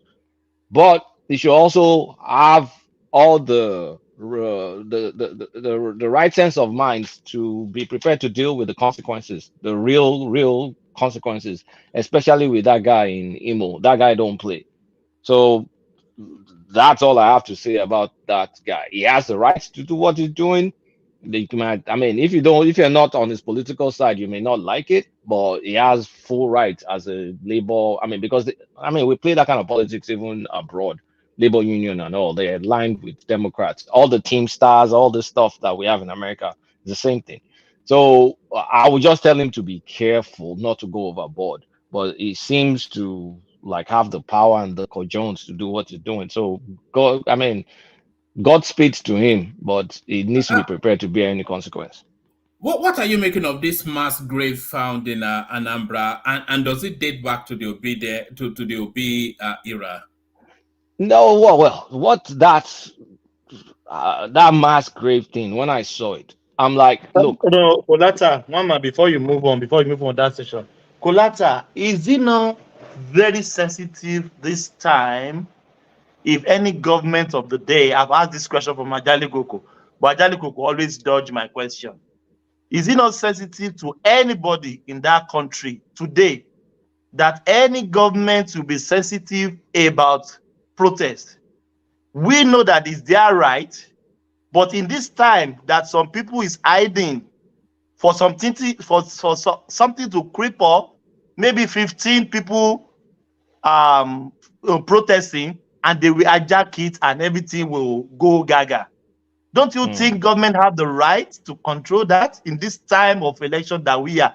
You know what I'm saying, Pulata. Well, Thank you. government has the right to control protest. That's why before you protest, you need to go and get a permit from the police to say that you just can't go on the street just like that. You'll go and get permission from the police. They'll give you the guardrails. If you follow that guardrails, all well and good. But the risk we have right now is for whatever protest you want to do, whatever valid reason you want to protest, there's some people looking to try and abuse that for their own personal misdeeds, if I may call it that. For example, this Mobad guy that died, when they protested, there are people that were going to they wanted to go to the Lekki toll gate. For what?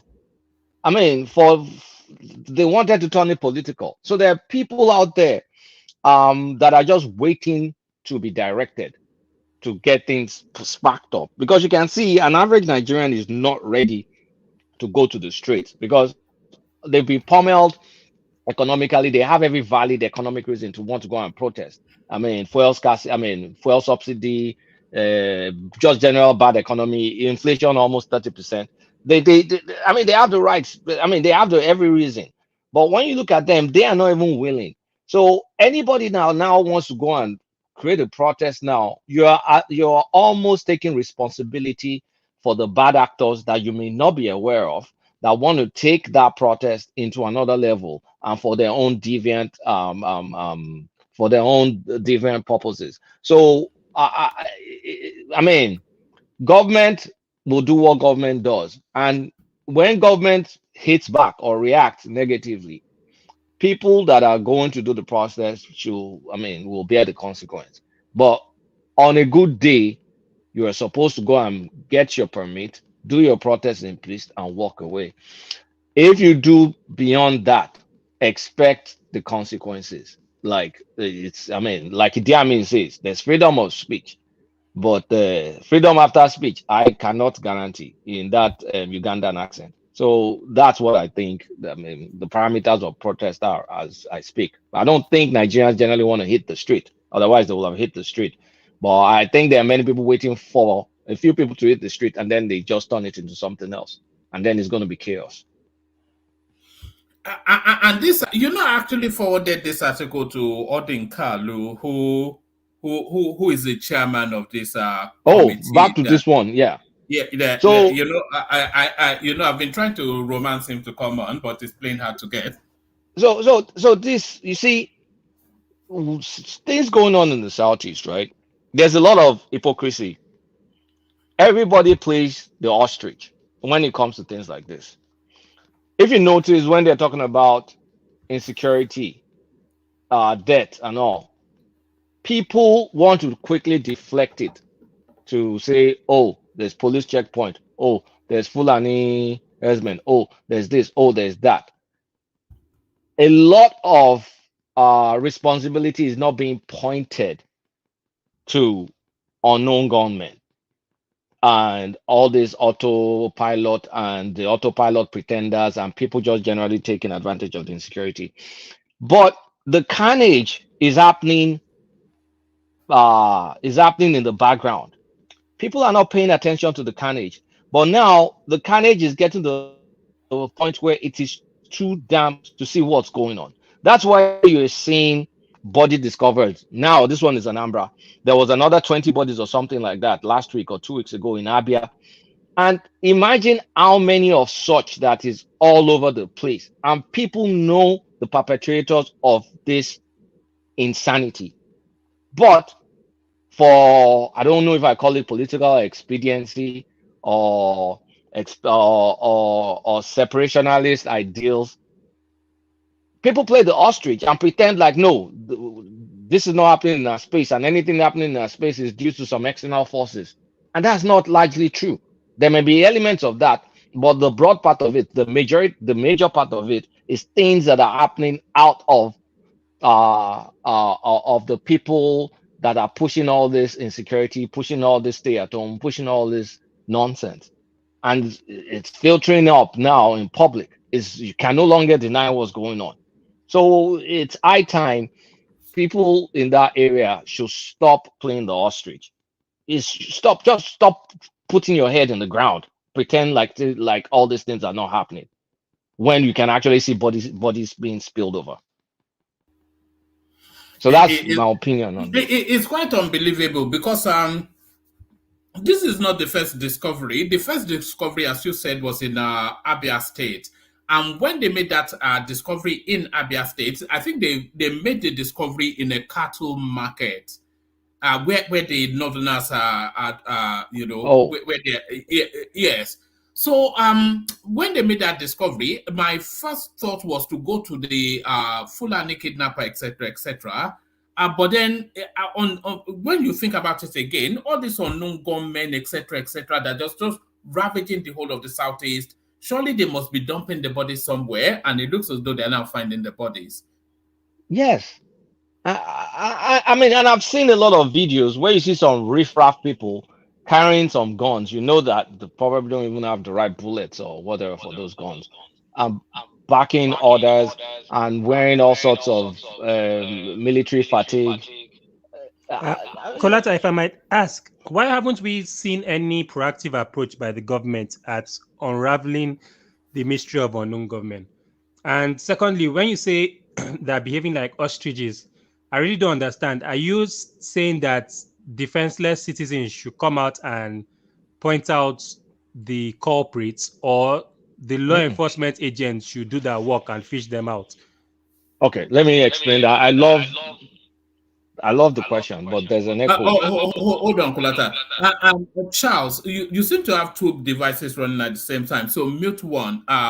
Only Okay, you can. Yeah, you can get the audio still from StreamYard. So mute everything apart from the StreamYard. Yeah, carry on, Kulata. So you say, why has government not done anything? While you are answering the question, put this into the consideration, and then probably you can expand on it. Speak on the deflective deflective tactics, right? Trying to deflect to maybe a political scapegoat that they've not found yet. If they found a political scapegoat very soon, they will probably have to deflect to that or to that person.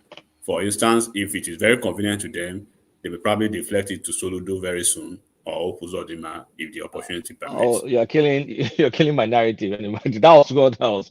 See, here's how it normally goes. Let's play the ostrich for you. Oh, there's killing in the southeast. There's killing in the south. There's killing. The first line will be Fulani headsmen. Some people saw Fulani headsmen in one area in Enugu. They moved to this place, to move to that place. Okay, then you now find out that but there were no Fulani headsmen in that area. Now, what are you talking about? Oh, the soldier checkpoints. Government is killing our people, or this, that. Oh, perhaps there was no deployment or anything there, like nothing. Okay, then they'll say, it is Uzodima. The killer is in Imo State. And Ebonyi. Imo and Ebonyi, you always get the blame. Is it by coincidence that they're both APC states? No, of course not. It's not by coincidence. So there's, out of all the excuses, it's just moving from one excuse to the other.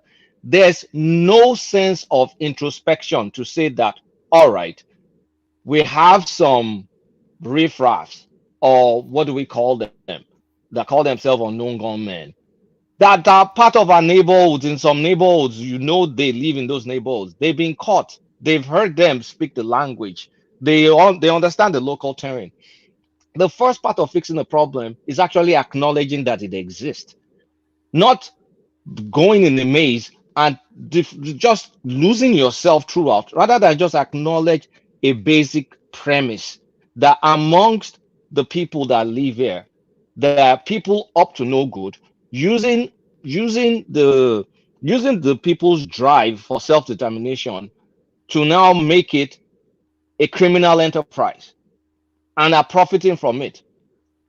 That admittance, in most cases, does not exist. So who is fooling who? Who's kidding who? So Kolata, my question again is, you just said so that. Let me answer the second question, because I'm just addressing the latter question. Okay. The first question is about government. I mean, why hasn't government done something? Anytime the military sends operation whatever, I don't know what they call all those operations, They do endeavor to do those operations occasionally. And when you do those operations, you answer that, Charles. Do they get any support? Is there genuine support for let's back the military to help us clear this place up? Isn't it spun around to turn to, oh, woe is me, they're attacking my land? So at the end of the day, who are we fooling? You're playing the ostrich. Kulata, let's be honest about it. When you talk about genuine support, okay, there are ways of getting genuine support. We've seen it play out in offering what do you call it? What do you call that thing again? Money to people that come out to bring out disclose information and stuff like that. Nobody is going to offer support. Why would I offer support when my life is at stake? The government itself has never brought out incentives, things like, okay, unknown government wanted ransom of 10 million naira. That is how you show that, okay, you're proactive in getting support. I disagree. What do you mean you disagree? Even when it comes to what you call that, when it comes to money laundering, when it comes to money laundering in Nigeria, don't they what do you call that thing again? That they'll call you that if you have information, you get a percentage or what, I can't remember what they call it again. Yeah, but those are incentives. You're trying to use. I mean, what's the logical fallacy of what you're trying to do? It's kind of like false equivalence. What works for? Can you mute? I'm hearing myself twice. Sorry. Yes, you just have to mute the YouTube and then stay in the StreamYard. Yeah. So what you're trying to kind of like use the same solution for different kind of problems, like because you're talking about, okay, sometimes you may offer cash incentives or a reward if you find lagbaja, or if you find this, that may work for maybe kidnapping. I mean, not kidnapping, maybe work for, you're looking for a criminal or work for something.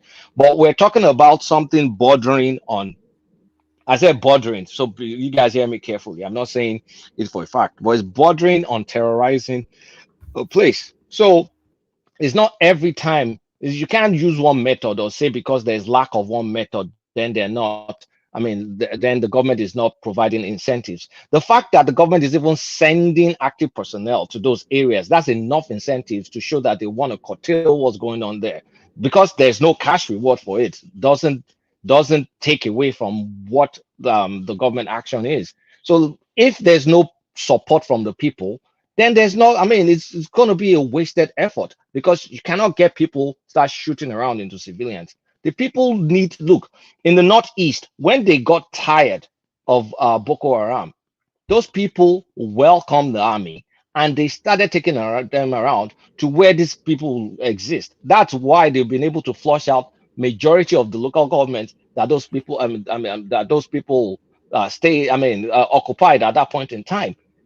A force can't go and overwhelm an area.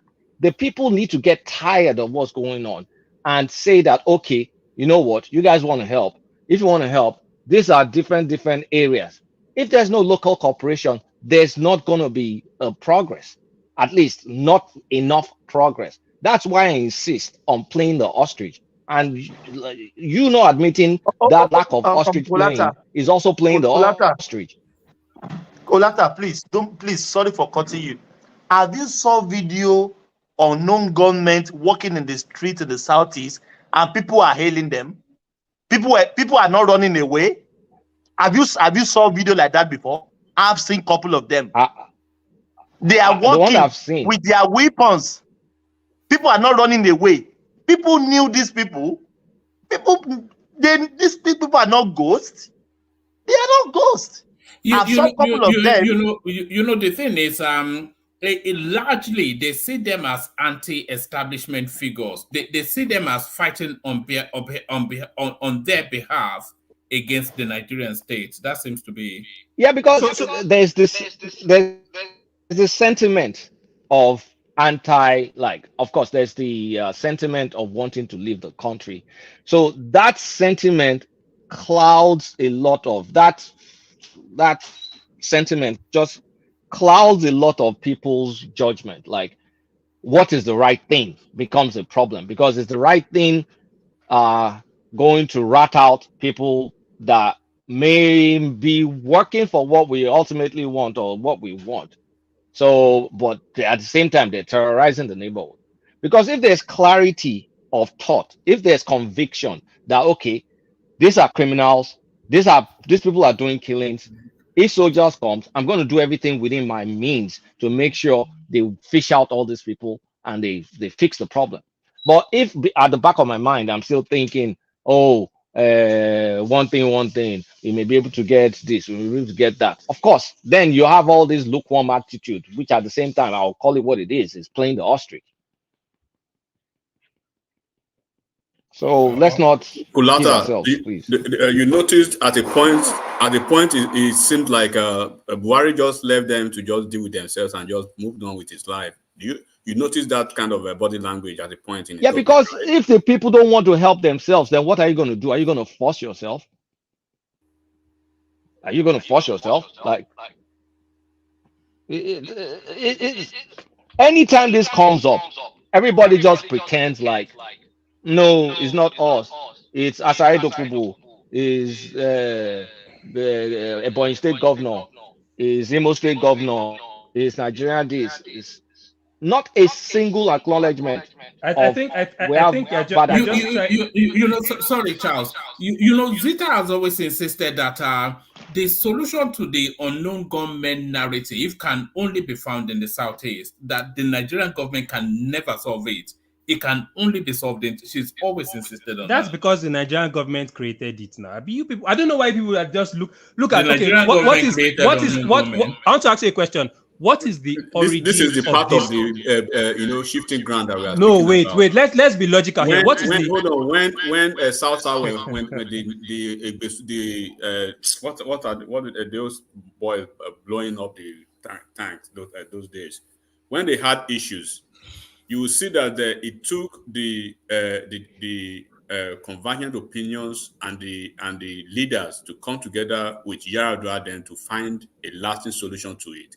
But when you are trying to provide solution to the situations in the Southeast, right? At a point, they started tagging Buhari, the hater probably was trying to kill them or trying to do, and then because you will be tired to even say, let me help these folks to nip these problems in the bud, because at the end of the day, they will circle around you, right? And then you look like, what are you doing wrong? So even if you have the power as the president to provide a solution to the issues, but when you see the almost a unanimous gang up against you, at least if it does not fester, then what will be at the back of your mind is you will ensure that if it does not fester beyond that region, then it's okay if that is what they want to handle. If that's what they want to do. I want to ask a question. Why is it that we see them apprehending IPOBs? You understand, getting IPOBs, we see videos and stuff like that, but they've been unable to get unknown gunmen. Why is that the case? Why is it so hard to get unknown gunmen, but you can get IPOB is unknown gunmen and ESN? What's the difference? It's one and the same thing. Oh, now you're merging them together. Is that what you're doing now? IPOB is unknown gunmen. IPOB is ESN. Exactly. Yeah, we should not be talking like no semantic. Yeah, one of the problems that is still bedeviling that. Hold on. Charles, you are no. Who's that? Sorry, Charles, you have to mute something. You're feeding back quite heavily. Charles, unmute for a moment. Charles there? Which Charles you saying? Me? No, you are Charlie boy. He's Charles. But I think he dropped. But he'll be back. But no. If we continue to try to escape that unknown gunmen and IPOB, that there's any distinction, then we're not on any path to solving that problem. Everybody, they're one and the same. The point is just a second, bro. The point is, even when you look at some individuals, let's say the ones that are always coming out. For instance, you will see Renu Omokri always calling out Obi Ezekwesili, this Odinkalu, and then a couple of them. When situations, right, when things happen maybe outside of the region, you will see all of them at the top of their voices.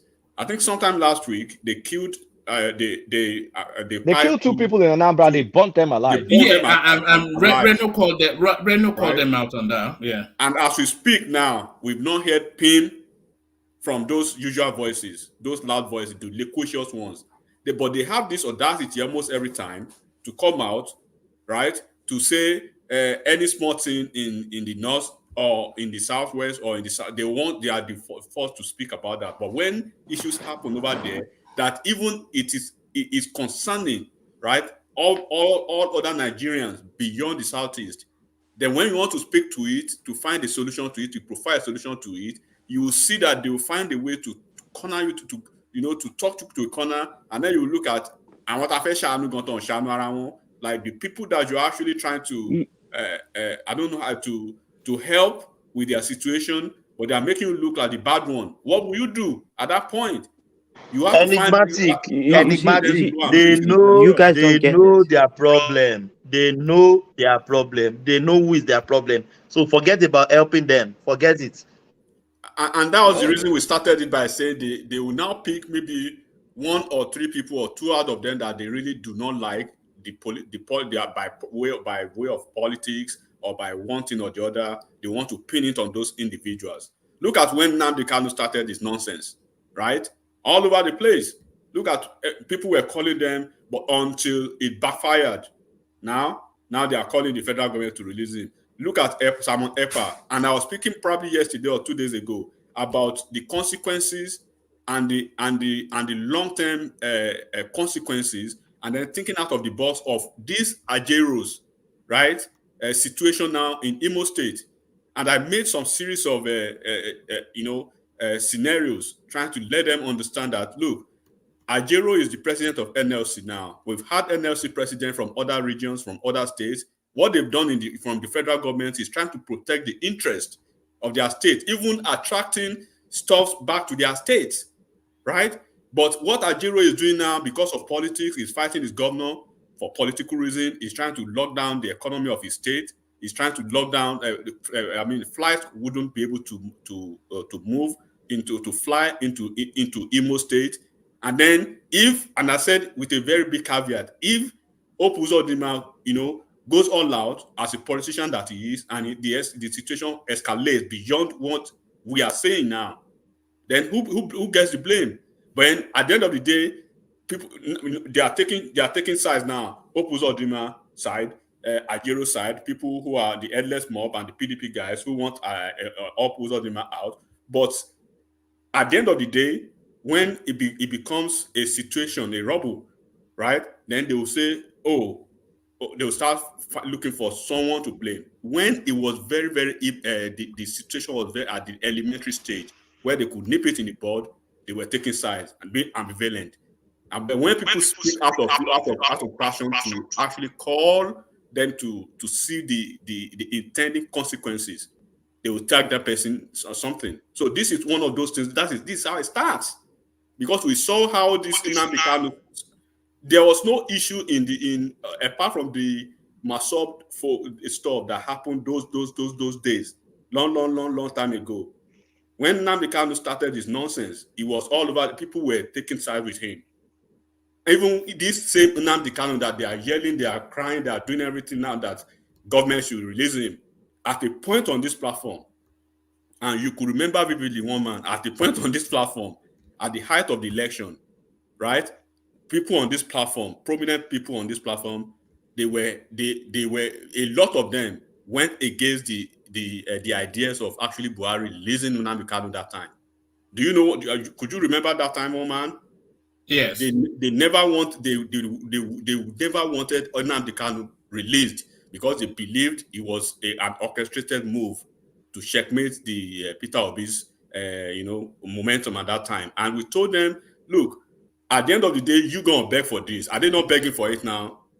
So sometimes when your neighbor is having issues and you are seeing beyond the issues your neighbor is seeing, but your neighbor is being narrow-minded not to see it, when you're trying to provide solution and help, and your neighbor told you, S your mouth and get F out of my way, then you let them to deal with their situation.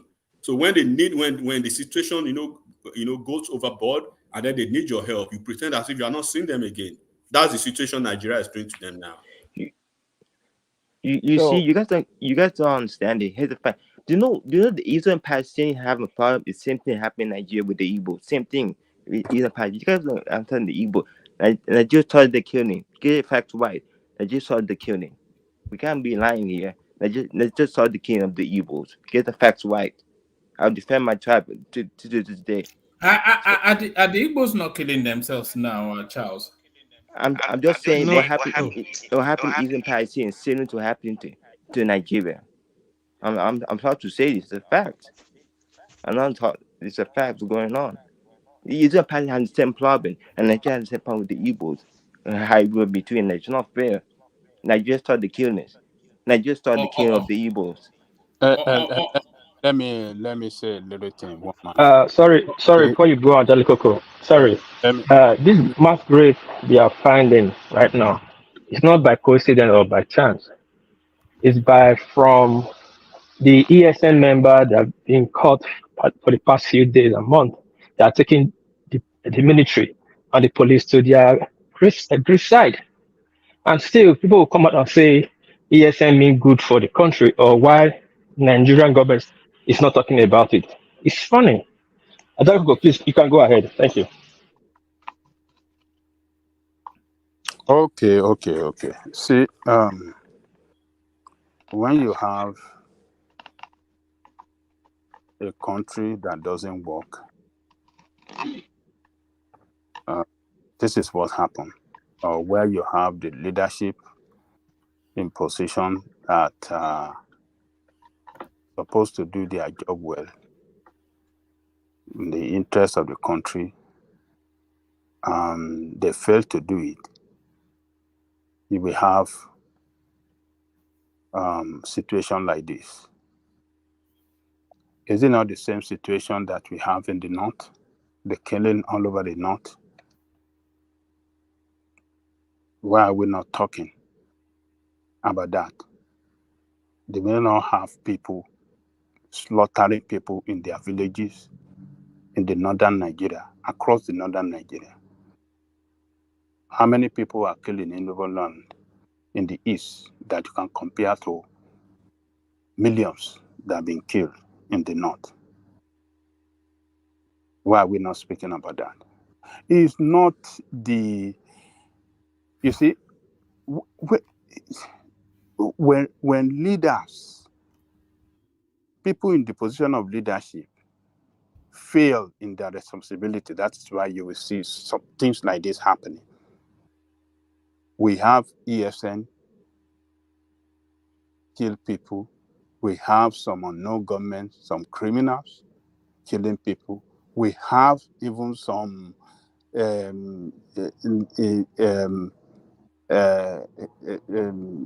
security agent personnel of Nigeria working for Nigerian state, killing people over there. We saw it. We treated some of them here. Some people were in their house doing their own business. Police went inside there, or soldier, killed them in the east. Why should a trained army officer or police officer hired to protect the people have to go into people's house and slaughter them? Now, open daylight. We saw it. We treated it here.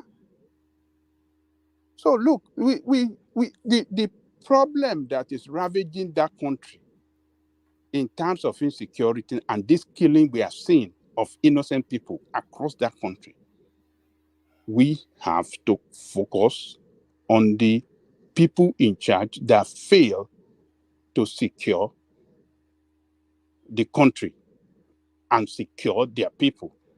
All the security officers are allocated for their own security and not for security of life and property of the people of the country. Do you know the percentage of police officers that are allocated to the politician in that country? I want to tell you, across the board, from the local government chairman to the state, to the assemblymen in the state, to what do you call it? Senators, rep, presidency, all these people. I can tell you they have the number of police officers that are assigned to them will take like 75% of the entire men we have in the police in Nigeria. Is that the way a country can be governed, where can be well secured, when only the politicians have the security for themselves? So look, criminals are everywhere. They want to do their job, but why don't we have police officers as well that are ready to do their job, to prevent them from unleashing mayhem on the people, to prevent them from carrying out their criminality activities? Look, we have to focus. We don't have to blame the people that, oh, they know them, the people do this, the people do this. Where is the government? Where do we have the government? What is the function of the government? The primary function of the government is the number one responsibility of every is to secure life and property of the citizen. Where the life and property of the citizen is not secure, then the government fails. You don't have government. That is what it means. And welfare of the people. They fail on both sides. Security of life and property, they fail. And that is why you see criminality. Criminals can, perpetrate their criminality at free will. Just like some people are saying earlier, they are walking on the street, they carry gun, they are shooting gun of these people that are, how do you describe them? People that are, or no gunmen, or what do you call them? It's just unfortunate. We shouldn't focus and blame on the people, but the irresponsible people you have in position of power that fail to carry out their responsibility effectively as they promise the people, as they sworn to an oath to the Constitution that we shall do our job diligently to the best of our ability, so help me God. They fail to do it. Let me leave it there, woman. All right. Ajale Koko. Sorry. Koko, okay, go on, Kulata. I wanted to play a clip. I think I still have the floor. Not like I like claiming floor or whatever. Yeah. But no, the floor has opened up now. I think we are free for rolling now. But okay, I didn't know that. Like push back. Okay, good. Kolata, carry on. I'll come after you. Baba, my pushback. My did they pushback? Ajale Koko, your narrative cannot be a single narrative. Do you understand what is called civic responsibility? We get the fact that the government sucks. Yeah, we can belabor that point from now till I probably die. The government will still suck. But there's also an aspect of civic responsibility, and there's also an aspect of self-interest. American military, as powerful as they are, they went to Afghanistan. They did not get the cooperation of the local people. They failed. So no matter how equipped or how competent or how large your military is, if there is no local cooperation, they will fail. So we can compartmentalize a conversation and not just throw everything into a meaningless black hole, which is called the government. Let's pick conversations apart and take each compartment. The compartment we're talking about is the lack of cooperation of the locals with the security forces, because the security forces will not make a lot of progress without the cooperation of the locals. Everybody, I mean, why should I want to say the sky is blue all the time? We know the government sucks. So why belabor that point? It's neither here nor there. We can talk about that. It's always going to be valid. But let's talk about the civic responsibility of the people, the self-interest of the people. Why will we be having mass graves found? And people don't want to allude to the fact that locals commit these crimes. Can we even start from that basic point? Who did it? Exactly. So, Baba, sorry, Ellie. No, carry on, Jerry. I like what you are saying. Actually, you won't put it better, but I want to add that. Can I respond? It's only no. Let me show you that. Let me add my own so you can come in. When you talk about a society, it is the people that are supposed to even police themselves. It's only in a communist state where totalitarianism prevails. That is only where people is a police state entirely. But you are always one up for human rights. Where human right prevails, these are the kind of fallout you have. Keeping mute is my human rights. I can see, but I can't tell. Because when you have mass grave, they didn't dig that in within 1 hour. And if they bring excavator to dig it, people saw or people say, but they kept mute. Because it is their right to keep mute and not say anything. So it is the people. Because power derives from the people. It is the people themselves. I said it before that only in Nigeria, you will see somebody climbing electricity pole to fix something. You do it in other places, even as maybe, let me use the word, please forgive me, lowly, as lowly, LOWLY, as Benin Republic. You can't do that. Your neighbor will report you. Or if they disconnect you and in the night your neighbor saw light, he knows you've reconnected, which is an offense, that your neighbor will report you. It doesn't happen in Nigeria. The excuse we give is I don't want to. God will bless you for what. Do you know the motto of Police of Victoria of Melbourne? Mm-hmm. If you see something, say something. Thank you. Exactly. What is unknown gunmen? Who doesn't know gunmen? Who doesn't know it's IPOP that is ESN? Who doesn't know that IPOP, ESN are the unknown gunmen? I mean, let's put the things in their proper perspective. When elders keep quiet, I mean,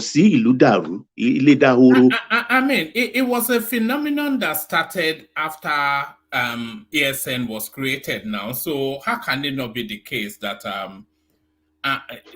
everybody knows that ESN is unknown government? Who doesn't know that? We can't continue to live in deceit like this in our country, because I expect the elders to rise up to the occasion and ask the right question and point fingers.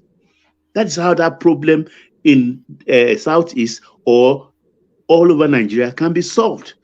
And when we talk about the one in the north that is happening, that is, as far as I'm concerned, is urban warfare. It's not an easy thing. It is not an easy thing because it's pure. Oh, really? What is not easy? So that of to confront people, but that of the no. Let me finish. So you ask the question. The elders in that society should be blamed, but in the north, it is not easy. We can't blame anybody. No, I'm not. You don't know, Ajay. You are not listening. I said that is urban warfare. It's two different fights going on. It's two different things entirely. The one in the north. Hold on. The one in the north is an ideological fight essentially. The one in the and it's not limited to the northerners. We have the Saharan people to. It's got to do with doctrination of religion, ideology. It's a lot combined in entirely. We have ISIS, we have ISWAP, we have Boko Haram, all those things. It's a different thing entirely. what And led that is to even but hard to confront. the one in the southeast is political and criminal as well. yeah. So look, while I will agree with some of your point that the people should be talking as well, yes, people should be able to see when they see some bad people in their society carrying out criminality, they should be able to report them to the authority. But I'm telling you, Nigeria, as we know, a lot of people have made that effort to report some criminals to the authority. But do you know what happened to them? The criminal will come after them and tell them, look, I am terminating you because you reported me to the... This has happened to a lot of people, and you guys know that. No, that's the story we hear. That's the excuses we hear. I hear that story too. Baba, hold on for him. Yeah. So these have happened to a lot of people too. And even is it the authority that we go and report? You go to the police station, you will say, oh, this is what happened in so place. Something is going on. The police will say they don't have petrol in their vehicle to go and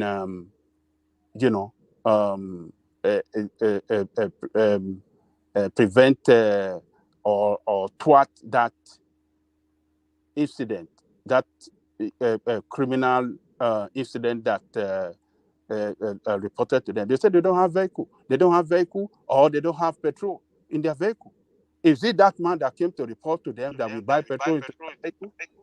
Who is that? That'll be Charles. Who's echoing? Okay, I think it's. Is it that Charles? Yeah, it's Charles. Yeah, I think it's so. Yeah, Charles, you have to mute one device. It's always the case that two devices are speaking at the same time. So mute one. Yeah. A lot of incidents has happened in that Nigeria that sometimes you want to hide your head. Even for you to talk, you are scared because all these people with the police, they are one in one. They are all the same. Police assist criminals to, they hire their gun to the criminal to carry out mayhem on the people for the reason of making money. So we have witnessed a lot of things. We have seen a lot of things in that country that sometimes you just want to stay where you are. You because you are scared to death in the first place. You don't know who you will report to and who will point at you that you are the one reporting their criminality, and then the criminal will come after you and eliminate you and your entire family. So Ajahn Koko, do you remember one conversation we had with Hassan when he described situation in the Northeast, and when he said, do you remember what he said was the turning point in the fight against Boko Haram? Do you remember that conversation? No, I remember very well. Okay, I remember too. The turning point in the fight against Boko Haram was when the people got fed up. Exactly. Initially, that's what he the said. the people were cajoling these people because they're people they know, they're people in their neighborhood. They kept quiet. They kind of like were using it for politics against Jonathan. That was what it was supposed to be till it grew out of control. Not until the people said, all right, enough. That's when progress started. Yeah, See, but I'm not trying to. You know what? Let me say, I'm not separating insecurity from the southwest, from the one from the north, from the one from the southeast. No, insecurity is insecurity. What is bad is bad. I'm not the one to say the north is this special stuff. More Lorimeji. But what I'm saying is the habit of dodging reality, just avoiding reality, blaming everything blamable but what is obvious to us to see. That is what I have an issue with. And when I'm seeing this week mass grave there, next week mass grave there, hasn't it reached a turning point yet? That's what pisses me off. because we're now seeing mass graves. And we've not even got to the point where we say, okay, guys, there's a problem here. Let's even have that acknowledgement. Yeah, government has its fault. It's because of government. We know that. That's kind of Captain Obvious. We don't have to belabor that point. But can we just start by saying, okay, guys, there's a problem. We have folks in our neighborhood creating this issue. But without that simple acknowledgement, nothing government will be able to do. Look, Kulata, I agree with you. The case of which state do you mention in the north now? The Borno State. Borno State. You know what was responsible for the people to stand up and say enough is enough? Because they saw a leadership in their governor standing up, not calling black a white, not trying to cover up anything. We saw him how he went after Nigerian military. We saw him how he went after Nigerian police.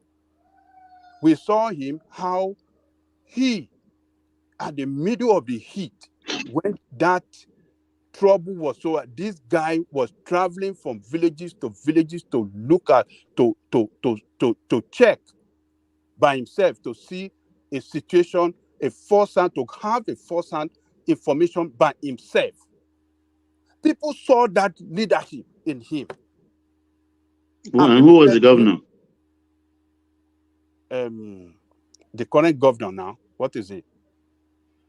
No, the turnaround happened before the current governor. It was during after Jonathan's time. No, there wasn't. The turnaround came. There wasn't any turnaround during that time. It was worst under the Jonathan. It was first time after of Jonathan. No. It was Buhari's first term. And that was Buhari, yes. And that was Shetima. Exactly. Oh, that was it. Oh, okay. Mm-hmm. So look, I knew before I asked. Yeah, but the situation is that, look, when the people doesn't trust their leaders, then there's going to be a problem.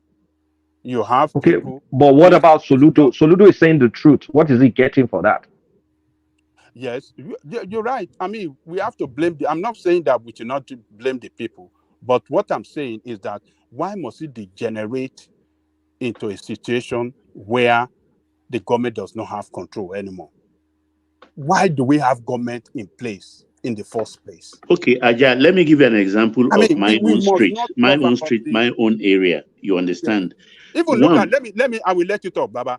You see, look at even in Yoruba land, in the West, when that killing, and I think it was the first time of Buhari, when that killing was so rampant at the Gogon area.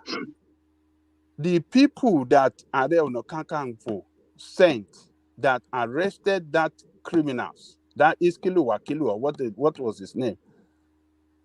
The people, the OPC guys that arrested the police could not go into the bush. These people took the risk to go into that guy empire inside the bush and arrested him with his boys. They engaged in gunfight with them and finally conquered them and arrested them. Police didn't go with them, and then when they brought them out, handed them to police. What did police do? He locked them up. They locked those people up in jail for several months. Are you telling me that for next time they want to go and do such thing? They will think twice. This is what Nigerian state will compensate you when you are nice to the country. When you took a risk to help the country, they will reward you they will compensate you badly. So you can't totally blame the people. A lot of people have done well that we don't know. A lot of people in the East must have reported, but we don't know what happened to them. and they decided to keep quiet, minding their business because they don't want themselves, they don't want trouble for themselves. So let me leave. Baba, you can. Yeah, thank you, Aja. See, first, let me give everybody may not know this. Every month, it's something that we inherited from the military era. Every state governor gets automatically 850 million naira as security vote every month without fail. 850 million naira to every state. That is one. And any responsible governor always trickled it down to the state police commissioner. You see, the police, they are not spirits. They can only work with information you give them as citizen. In my street, for instance, when we discover that those who come to raid about 9, 10 in the night, they always come with Okada. We ban Okada. All we had to do was just inform the DPO at Apapa opposite Leventis Mercedes.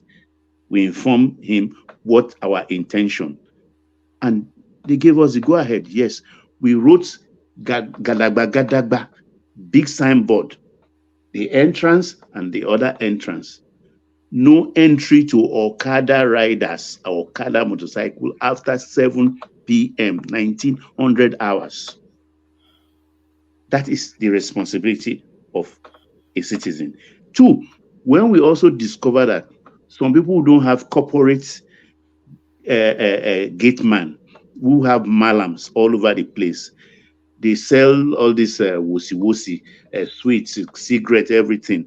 We discover also that they are a source that attracts armed robbers or informants to armed robbers. In a meeting, we advise ourselves, okay, we don't want that anymore. Add something to your malam's salary so that he doesn't need to trade. We ban it. These are the responsibility. And when it comes to the elders, when the Egbesu boys were troubling federal government, their elders rose up at a point, and it was this Jonathan actually that spearheaded them and went into the creek to negotiate with them to calm frayed nerves. And as an offshoot of that, people like Tom, that was how the general amnesty came about, because they were afraid now to drop their guns and come out. So they wanted a guarantee, which was given to them, and they surrendered their arms. We all know that's a face value thing anyway. What they submitted, I mean, some look like what Portuguese used 200 years ago, but at least for sure they did that. So that is for the East particularly, because every time I look like some of their professors, some of their academic leaders, some of their top politicians who are in their 70s, even some 80s, anytime they come out to talk, like we say in the street parlance, my hand will just fall. Because I expect them to confront the problem. But all I hear is they go back and start talking about Biafra, how they suffered. Particularly, Iwanyan will come and tell you how they gave them 20 pounds. It's all about that. And that is where these people, the renegades, are deriving their strength from. Because they don't hear the truth from the elders. They don't hear a word of caution from the elders. So this is the problem, according to me. Thank you. I'm not far from you in that sentiment, but let me bring this up. So, Ajanle Koko, I don't suspect that you have ever heard of a person called J Boogie, but this is a somewhat left field for this platform. But let me bring it up nevertheless. So Ajale Koko, I suspect that you have never heard of somebody called J Boogie. But I know that Kulata, who is down with the kids, he knows all about who J Boogie is. So this is this story, by the way, is at the top of the news cycle. That's why I'm bringing it up. So this is the narrative for transgender that calls himself J Boogie. He has gone to do some. Anyway, let him speak for himself, or let her speak for herself. Let me play you this clip.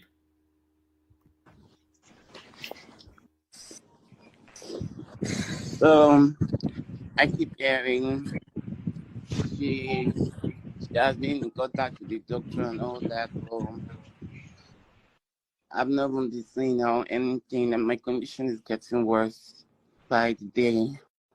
And nobody's donating funds anymore, and all my life savings have been going for dialysis and all. So I don't know what tomorrow holds, if I'll survive it or if I won't survive it. I'm just tired. I'm just tired. This lady has messed my whole life over, my career just messed We can't see everything the face. up. Yeah, thank you. How do I take care of my siblings? Just messed everything up. Jay, calm down. Calm down. Jay, can you hear me? Yeah. So till now, she hasn't reached out to you yet. Yes, me.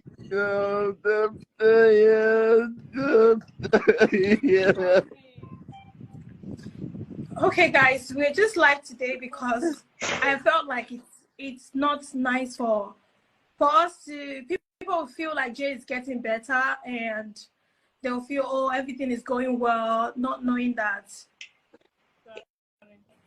you know, it's not going as it should be. She's trying to really be strong. It's not easy. And so many funds are going down, like people are donating, but it's not enough. The plastic surgery community in Nigeria, Betty, I don't know if you could talk about that. Oh yeah, I can. So for those people who don't know me, my name is Betty, and I. All right, let me give you a bit of backdrop to this. So that this is the narrative of a transgender called J Boogie, not Booty, but Boogie. But Booty might well be a Freudian slip. My condition is getting worse. Ailing transgender J Boogie laments. J Boogie, the Nigerian transgender fashion enthusiast, says his life savings have gone into daily seas after undergoing a failed plastic surgery. Dialysis is a procedure to remove waste product and excess fluid from the blood when the kidney. Wait, what? Kidney dialysis? No, it's actually, I think they're actually trying to move body parts into the hips. Yeah, his kidney is packed up. That's what it means. Oh, right. Well, as a result of a booty enhancement. Yeah, but that cannot be booty enhancement. Booty enhancement is just fat transfer from your stomach to your buttocks. Well, I mean, did he? I mean, I don't know. Did he go? Something is not being said because if it's Brazilian butt lift or what do they call that thing? They harvest fat most likely from your abdominals, put it in some centrifugal machine to get rid of. I mean, to get rid of the junk and put and then they inject the fat into your butt. It's not that complicated of surgery. I think I don't know what to call. Is it a he or a she? I don't understand. Let's call it a she. I call people what they want to be called. The individual did multiple surgeries, multiple procedures, right? And it's quite sad that I'm finding it difficult to, I don't know what pronoun, but Call her she. It's fine. she went to a quack medical doctor. I don't think that individual, the medical practitioner has a proper That was in license. Nigeria, by the way. Yeah, it's in Nigeria. I was in Nigeria, like I said, I was in Nigeria from May to July, and I will tell you, I saw things that I never knew was happening in that country. Ladies having bought enlargement, enhancement, face, and you're like, what the hell is going on? When you go to Lekki, it's so obvious. You're seeing people carrying extra luggages on their butts that is not aligned with their body proportion, and you say, what's happening in this country in just a short period of time? And there's this trend now going on. And one thing, I'm not trying to sound sexist. I think women need to own their own space. I don't know why women try to do things that are in the trend. They like to chase the trend. It shows a mindset of a crowd mindset and not an individualistic mindset. Now, it's quite unfortunate she's passing through this situation. Once you are complaining about your kidney, it's a really tough condition. And, Boy, Emeka, kidney function. I'm struggling. I wish Babati was there. I'm struggling to understand how Brazilian butt lift. No, it shouldn't affect your kidney. It shouldn't affect your kidney. It's not invasive. Your liver, right? If the fat now goes into your bloodstream and it goes into your liver, then, or you're not having some this process on your ass. I want to think it went beyond. Let me just spill it out. I want to think it went beyond Brazilian butt lift. I want to think it did the reassignment surgery itself. Maybe it now got infection. Because I hear I was reading, I don't know if it's true. Plastic surgeon, cardiac surgery on. I read No, seriously, that's why it got infection in kidney. Yeah, I hear he has syphilis, or she has syphilis, unaware of it. Maybe like what you're saying, the reassignment, you understand? Look at kidney. Now, kidney is, before your kidney starts messing up, the guy is 25 years old, right? There's some people that were born maybe with kidney condition. Fine. You know the backstory, do you? I just quickly went through it because when he said he's having dialysis, like kidney dialysis, he's having kidney dialysis at 25, non-diabetic. It's not like he has a history of prostate issues, of history of UTIs.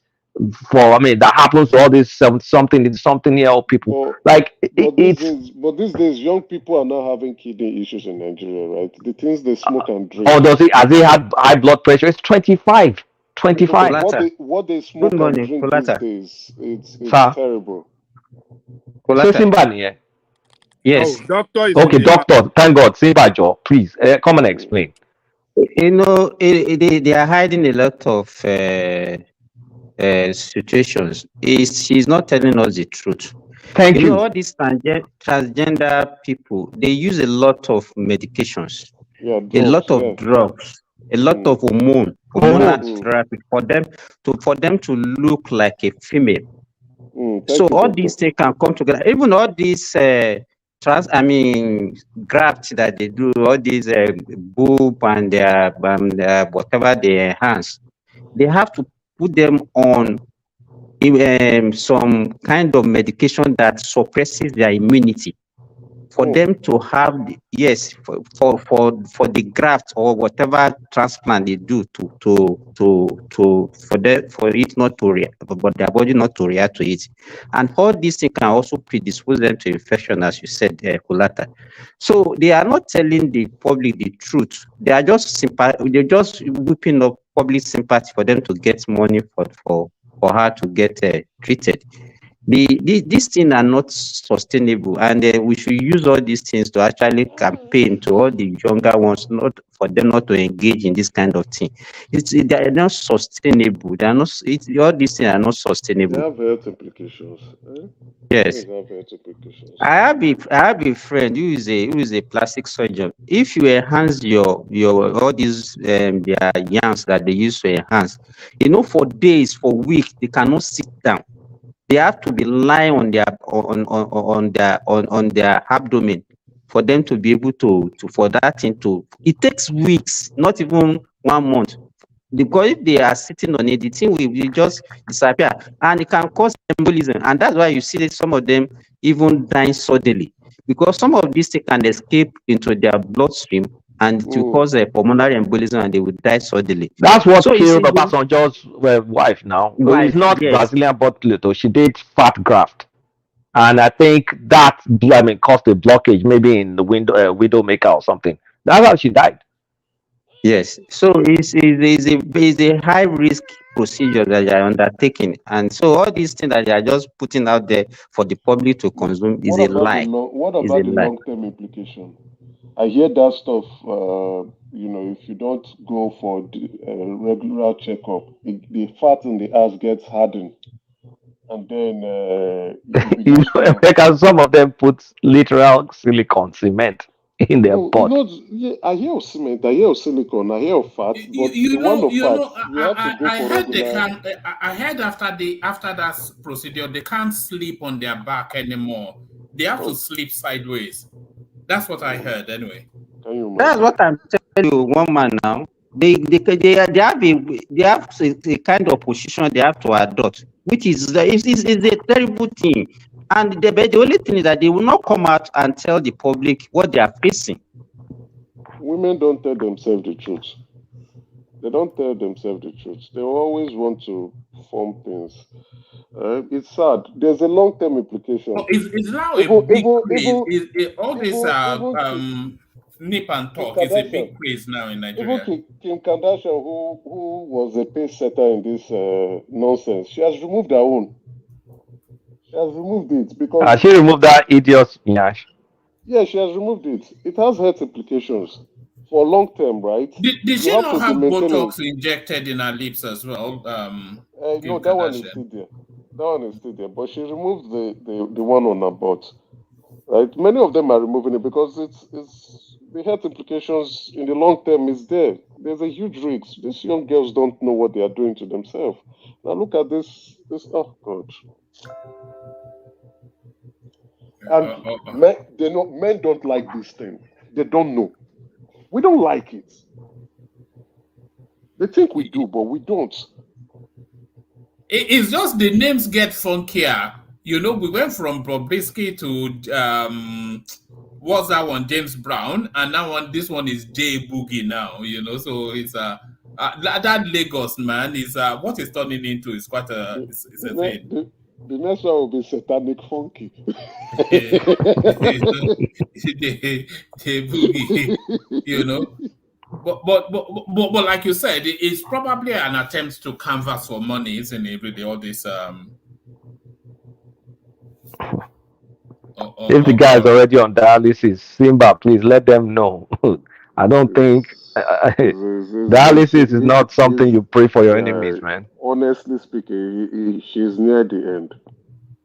She's near the end. Except, even to get a kidney. You need a lot of money and no, man. I pray for her. She's near the end. If you don't have enough money, it's just. Why are you praying for her? I mean, I with that positive thoughts now. I don't want. I mean, the fact that look, this transgender thing is complicated. This thing is complicated. It's more of it's almost like a mental. It's almost like a mental issue, and a lot of it's a mental health issue. Your hormones for the rest of your life. You keep taking hormones. And many people that start the treatment end up committing suicide. So I do have sentiments for them because I'm not dealing with that kind of thing. I recognize my my what's it called? my sexual, I mean, not sexuality, my masculinity, my gender, sorry, my gender identity. I don't have any issues. But I've worked with them. They're human beings too, and I've seen them in all sorts of cultures. So it's a human condition. Whether we don't like it or we like it, it's neither here nor there. But this is you have to treat this like an illness, and this is one of their treatments. And unfortunately, some of the treatments are fatal because some people do that reassignment thing. That, I mean, honestly speaking, they've gone very far in turning like a penis into a VJJ. And they'll put all sorts of nerves, wire it up there. I mean, they've done so many things. So many people end up doing the irreversible surgery, and then they realize that I don't want this anymore, so they commit suicide. So it's I mean, because our society has gotten very over tolerant, weak, is they just there's no sense of there's no strength, no mental fortitude to try and just like pass through some condition people are going through. They just want to treat it quickly rather than let it wait out. Because many people may end up getting over this period. But with the society we have right now, they're quick to push that testosterone treatment to you or that estrogen treatment to you, to snip this, snip that, to inject this, inject that. So you just have to kind of like empathize with these people. Like, I mean, you're human. It's humanity. You can't be wicked.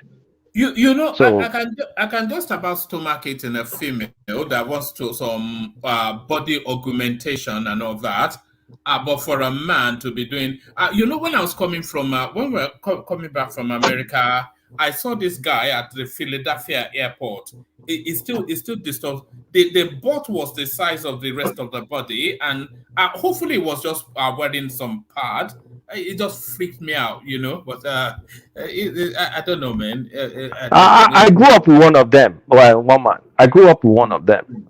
That's when I knew that this thing is not easy. Because if it was easy, the kind of persecution that boy, now a woman, went through, nobody will wish that on the enemy. He was beat up at that time when he was a man. Beat up, abused, every single thing. It was carried even in Nigerian newspapers. But to show that this thing is a mental thing, it still passed through all the persecution. Because if persecution could change a person, it will have changed that guy. But right now, he's now in the West. He's living as a woman. He's found peace. So what am I supposed to say? Should I want him to continue the persecution? No, of course not. I saw him grow up. I saw him young guy, and I saw him when he started the trend. And you could see that this guy is helpless. There's nothing you can do to him that they did not try to do to him. It's just, I mean, nobody will want to go through the level of pain and suffering this boy went through. Because I'm like, are you enjoying this? Like, I mean, I was looking at it from a rational perspective. But that's when I knew that no. I should not judge everybody the way I am. I should judge them. I should take them for what they are.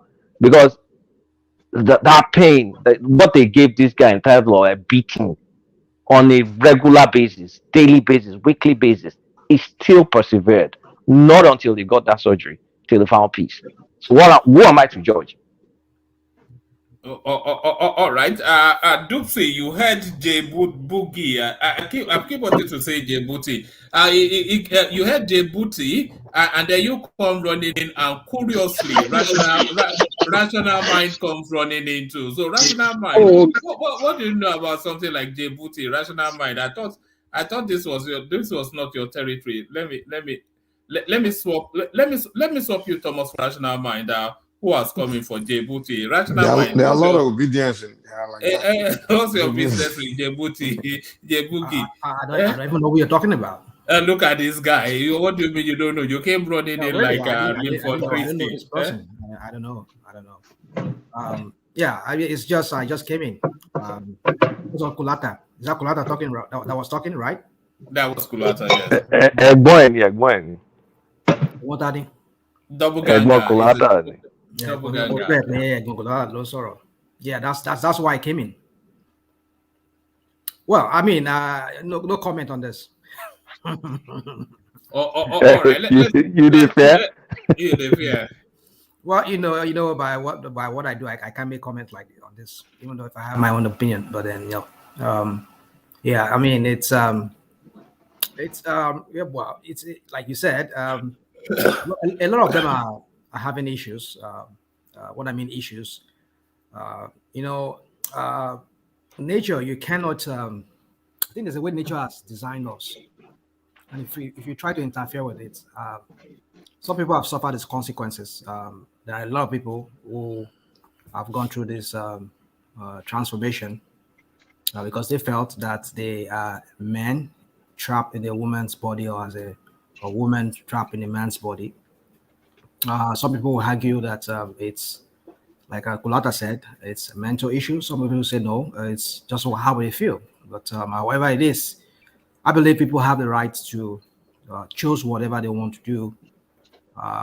Does that mean I support it? Well, that's my own. I'll reserve that to myself, my own opinion on that. But I believe people have the right to choose whatever they want to be, wherever they want to be.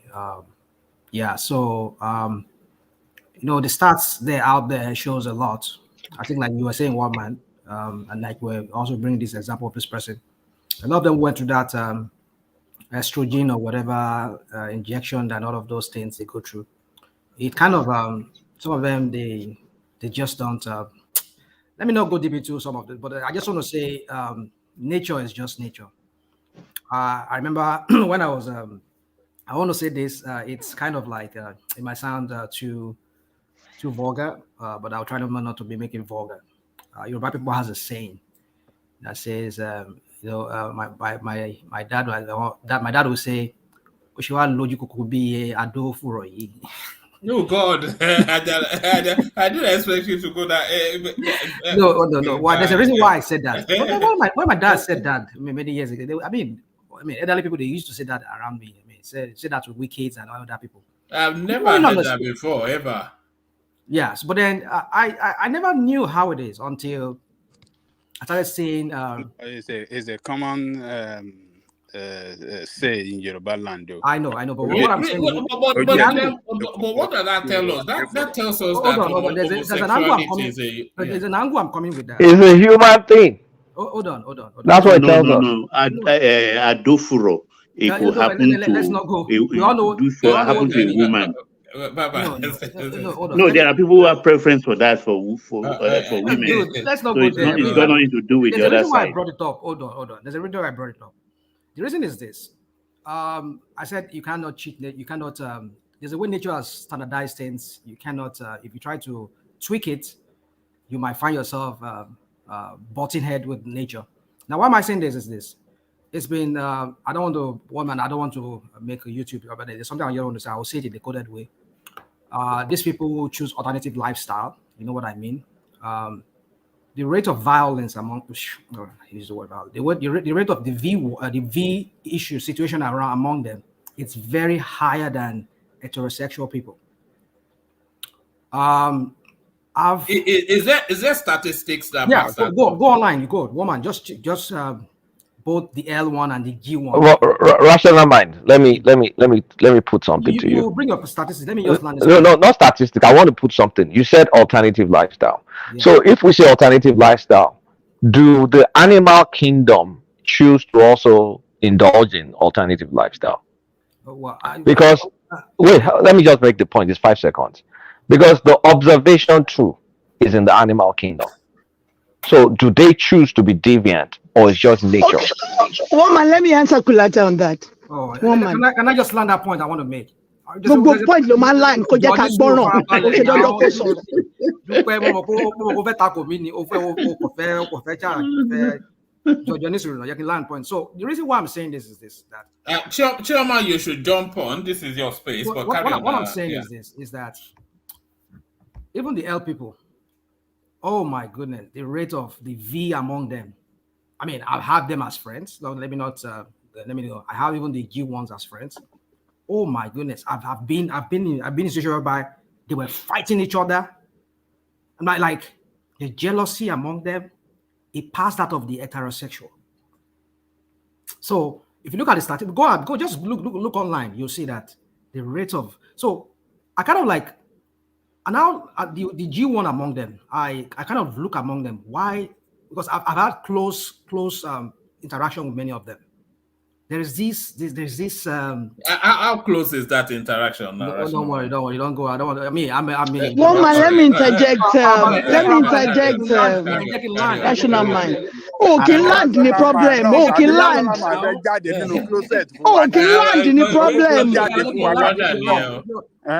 Cooking land, the one man, cooking land. This boy, the land lane. Cooking land. Cooking land lane. No, closet for what? No, I'm saying I was the one who said we use that Yoruba saying. The thing is this: is that among especially those G1 among them, oh my goodness, it's like that Yoruba saying. There's a truism to it. There's truth to that. Because they're always in this mood of because they are not mentally balanced. You guys should understand that there's nothing natural about it. Rational mind, there's nothing natural about it. It's all learned behavior. That's why I want to answer Kulata. It's a learned behavior, even amongst the animals. It's a learned behavior. Isn't that contradictory? No, you just contradicted. Wait, Dupsy, you contradicted yourself. You kind of at the same time said their parents. It's true, their parents, because that means that's hereditary. And you're now saying it's a learned behavior. It is either one or the other. There's nothing hereditary about it. It's a learned behavior for both human and animals. I disagree. For both human and animals, it's a learned behavior. I disagree. That is why it's very. Hold on, let me talk. Hold on, please. That is why you have to be very careful when raising your children, especially sleepovers. It's very dangerous. So it's a learned behavior both with animals and human beings. Animals, they saw their peers practicing it. I'm looking woman. Is there science to back? Is there science to back that? Yes, you can check it out. There's nothing natural about that thing. It's a learned behavior. No, there's you no can actually absolute. unlearn it. You can actually unlearn it. Yeah, let's not use extreme language. Some people's careers may be at stake. Let's not, please. You know what I want to agree with Ducey to some extent, Kolata. Why is it that these things are only happening among the westernized Nigerians? I thought people that are exposed to the Western world. But that's not true. It's part of the Fulani culture. I can bring you clips. But that's not true, Mike. It's not true. If you Mike, go it up happens north, everywhere, Mike. It happens everywhere, but it's a learned behavior. It happens everywhere. Kogon happen. But I just want to beg everybody, please, let's moderate the language. This is a very sensitive area. We can have. Hold on, everybody. We can have the conversation, but in a respectful language. Yeah. Yes, please.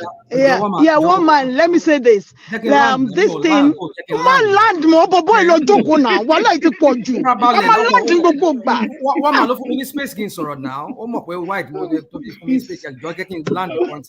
But so, in conclusion, my point is this: is that I think there is a truth to that you were saying, because I feel like something that is not natural, like the Yoruba people say. I mean, the way they use that thing, you see that vexation. Oh, what made Yoruba people come to that conclusion? It's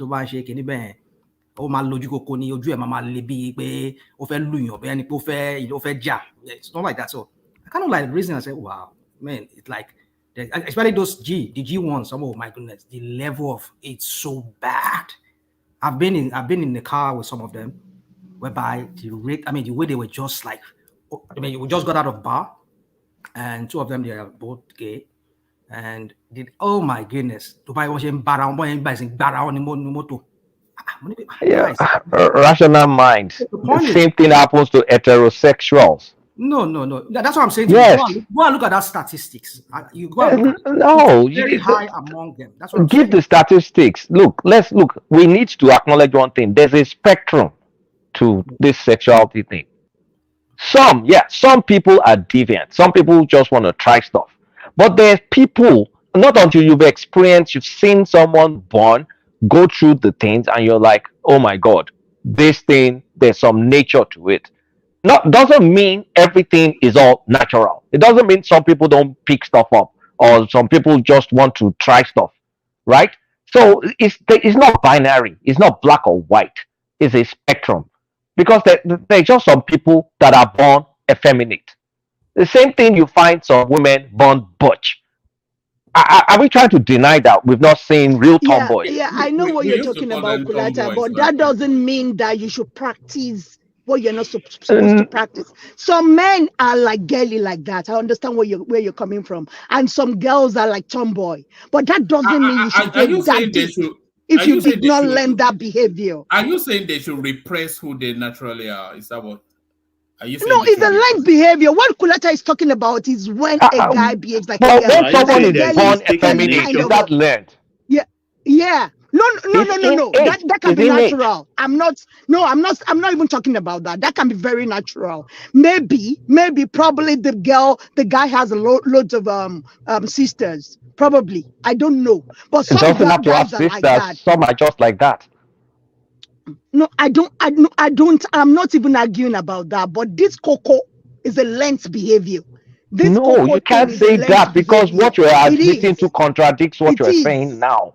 It is a learned behavior, Kulala. I mean, well, I'm not. No, don't make me say what I'm not supposed to say. I'm not saying it's not learned, but not everything is learned, and at the same time, not everything is learned. We have to acknowledge there's some natural aspects to it. That's why we observe it. There's nothing natural about it. That is why you will see them, just like what rational mind is describing now, that they are very aggressive because they are missing something. Heterosexuals who are very aggressive. You can't make those kind of arguments. Those are arguments that you can easily debunk. You can't say, well, heterosexuals. Most of them are traumatized let me put it this way. Let me put it this way.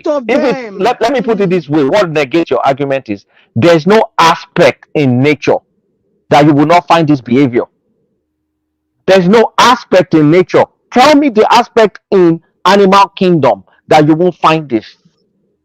But it's a learned behavior in the animal kingdom. That's what it's not. I'm saying. That's my argument. It's innate. It is. To some, it's innate. They groom them. They groom them. Who grooms them? You see it in the wild. You see it in the wild. Who is grooming animals in the wild? Who is grooming animals in the wild?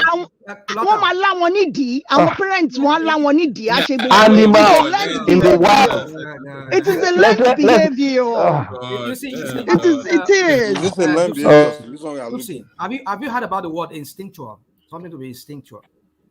It's for animal. It is just basically instinct. Okay, let me give you an example. It is not. It is not. It's instinct. You look up the word meaning of instinct, you will get it. Now, if you look at, I was watching while I was driving, I was just watching this animal. There was this lion, a female lion, a lioness. He grabbed a buffalo, and he grabbed him by the neck. You were just suffocating him. You know what the other buffalo were doing? They were all at the stream getting water. This herd, like 5,000 herds of buffalo just came. You know what they were doing? They were just trying to save the other buffalo from. It's instinct, not as if they have one. It's just instinct that our person is down, and we can't just leave him by. They all went and just fighting that female lion just to get. Olóyìnbó sọnù olùmọ̀kọ́ wa ní instinct. Olóyìnbó sọnù. Ṣé Máyégún sọ̀rọ̀ tọ́pìkì ni? Ṣé Máyégún dáadé sọ̀rọ̀ tọ́pìkì tó máa dá sí? Olóyìnbó sọnù. Instinct. Ṣé Máyégún dáadé sọ̀rọ̀ tọ́pìkì ni torí ó bẹ̀rẹ̀ sí ń dá sí ó bẹ̀rẹ̀ sí ń bẹ́ǹsì òní jẹ́ kí àwọn èèyàn gidi sọ̀rọ̀. Ṣé Máyégún dáadé ṣó ń sọ̀rọ̀ tọ́pìkì ni torí ó wá dá sí ń sìn òní jẹ́ kí anybody sọ̀rọ̀. Ṣàdákẹ́ kó jẹ́ ká sọ nǹkan tá a fẹ́ sọ. Tóró dé nìyẹn. Because of when they compare humans to animal in that regard. That's what I'm trying to tell you. You can't compare humans and animal. Animal, it's instinct. We can actually. We can. Things I've seen where this bought something or the other. Is it a copycat thing of you know how much Nigerians like to mimic everything American? Is it a copycat thing? Is the Brazilian girls, their fashion circle that started it? Are you talking about the Brazilian butt lift?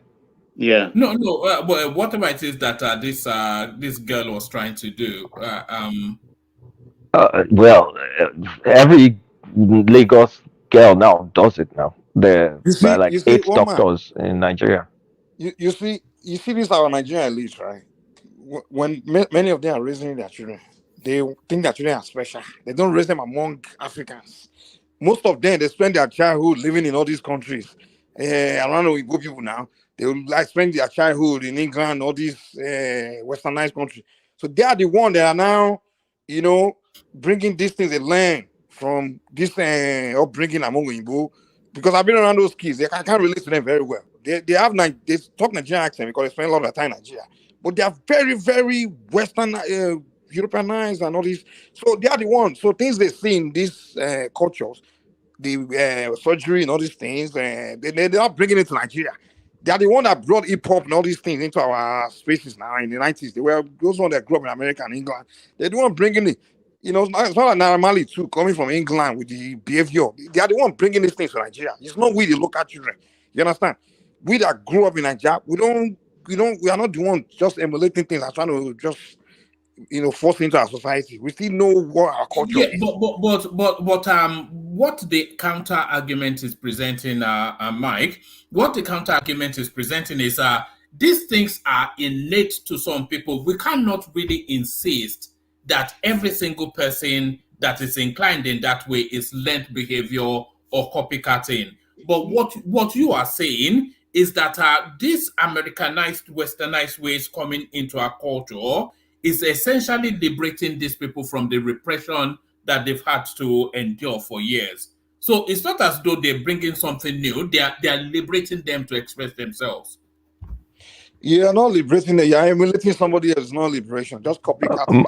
Mike, can I ask you a question, Mike? The thing is, I'm not saying they're not born like that and things like that. But the fact is, they're copying other people. You understand? That's what I'm saying. Like Mike, can I ask you a question? If they are born to be gay, well, what do you have to do? They say you want to do injection and all these things. It's because you see them doing it then. I grew up in our culture. That's why you're doing it. It's not because you really want but it's okay. Well, the cultural part. I understand the nature part of it, but the cultural part of it is what I'm arguing against. It's kind of like we, the normal people. Yeah, but we live normal life, but we want to copy the culture of it. No, but the culture represses, but the innate instinct of those people are still that way, but the culture represses it. But this westernized ways coming in, it liberates that repression. And this is what we're saying with this J Boogie. One man and Mike, do you guys, Iran, right? The country Iran. Is it a conservative country? Even more conservative than Nigeria? I know where you're going. I've quoted that before. That's what I have morality police are killing people. Yeah, okay. But do you know transgender is legal in Iran and endorsed by the Supreme? They're governed by what's it called? Yeah, the Supreme Islamic Council. The Supreme Islamic Council, Ayatollah. Transgender is acknowledged as a human condition, and the transitioning is a valid treatment. That has nothing to do with the West. Yes, same thing in Thailand. Thailand too, it's normal there. Nothing to do with the West. Developed independently. So we're talking about human beings of different populations, different creeds, different religions, different colors, experiencing the same thing. And it's not the majority of them. We are not just being careful here. A lot of people are not normal. They are traumatized.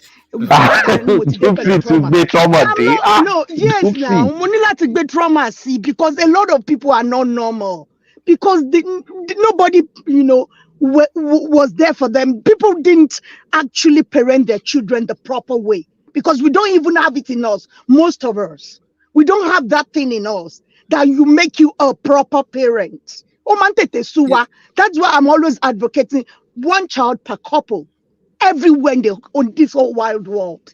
There's nobody that is going to be a perfect parent because the job of parenting is hard. So we are not parenting those children properly everywhere, all over. A religious àwọn ló burú jù torí wọn nǹkan jẹ ọmọ ń bá wọn sùn bí tó ń kó wọn lọ ní àti ṣọ́ọ̀ṣì àti mosque gbogbo ibẹ̀ ló ti ń ba yé àwọn ọmọ yẹn jẹ́ so kò sí nǹkan kan tó ń ṣẹlẹ̀ ju pé these children are traumatized.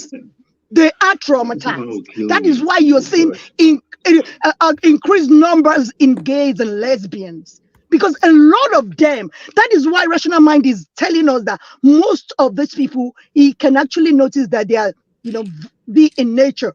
Because they're looking for somebody to empathize with them. They're looking for a father figure, a mother figure. That's why they go with the fellow men. They're looking up to that person to fill in the gap for them. That is why you're seeing this thing increasing every day. A lot of people are not normal. That is why. So don't just be saying that because it's legal in all those places. I won't go look Yahweh. I'm about to be messing. I won't go look Yahweh. Because what about soon? Churches want our mosque. Patisco, you are calling for Patisco to come in, right? I want go long get bear. I want you gone no money. That's no man now. The one thing I will agree with you, Dulce, the one thing I agree. A lot of people are not normal. We are not living in a normal world anymore. But I think to some extent I agree with you. Parents have to be careful. Example, though, but just because when my kids were growing up far way back in the 80s, I must not see the male one playing with your sister's doll. I will slap you around because I don't believe that. What are you doing with your sister's doll? I think that's where all this nonsense starts, or to start twisting your sister's hair or wanting. Are you a woman? It's something I never accepted. Even I was doing it unconsciously then. But that's what everybody should observe because láti kékeré láti ń dìpẹ̀ka ìrókò àbí báwo náà ṣe ń sọ tó bá dàgbà tán ọwọ́ ò ní ká mọ́. Àti kékeré láti ń pẹ̀ka ìrókò. Láti ń pẹ̀ka ìrókò. Baba. There's a lot of things happening, sir. It starts from when you tell your children to go for sleepovers. When you tell one auntie to be taking care of your boy child, and you won't be there to have their back, to take care of them. Yes. Yes. The mental health, we're being very one-dimensional. We're being very one-dimensional with this conversation. Oh, respect me now. You want boy? Oh, now. Authority ni mi o respect mi ni ọ̀rọ̀ ọ̀dọ̀ Mayegun rò pé mo ti rí information ni ló ń ṣe bọ̀bọ̀ yìí. Are you a regular on Mayegun ni? Why talk my reference? I don't know. No, because this boy doesn't know anything apart from Mayegun's kinin idea. That's why. What she's talking about? Okay, what? Mayegun sorry. Oh God! I'm an authority. Stop being jealous. Stop being jealous, boyfriend. Boyfriend me. Not jealous me now. What's your problem? Jealous here. Is that what you're saying? You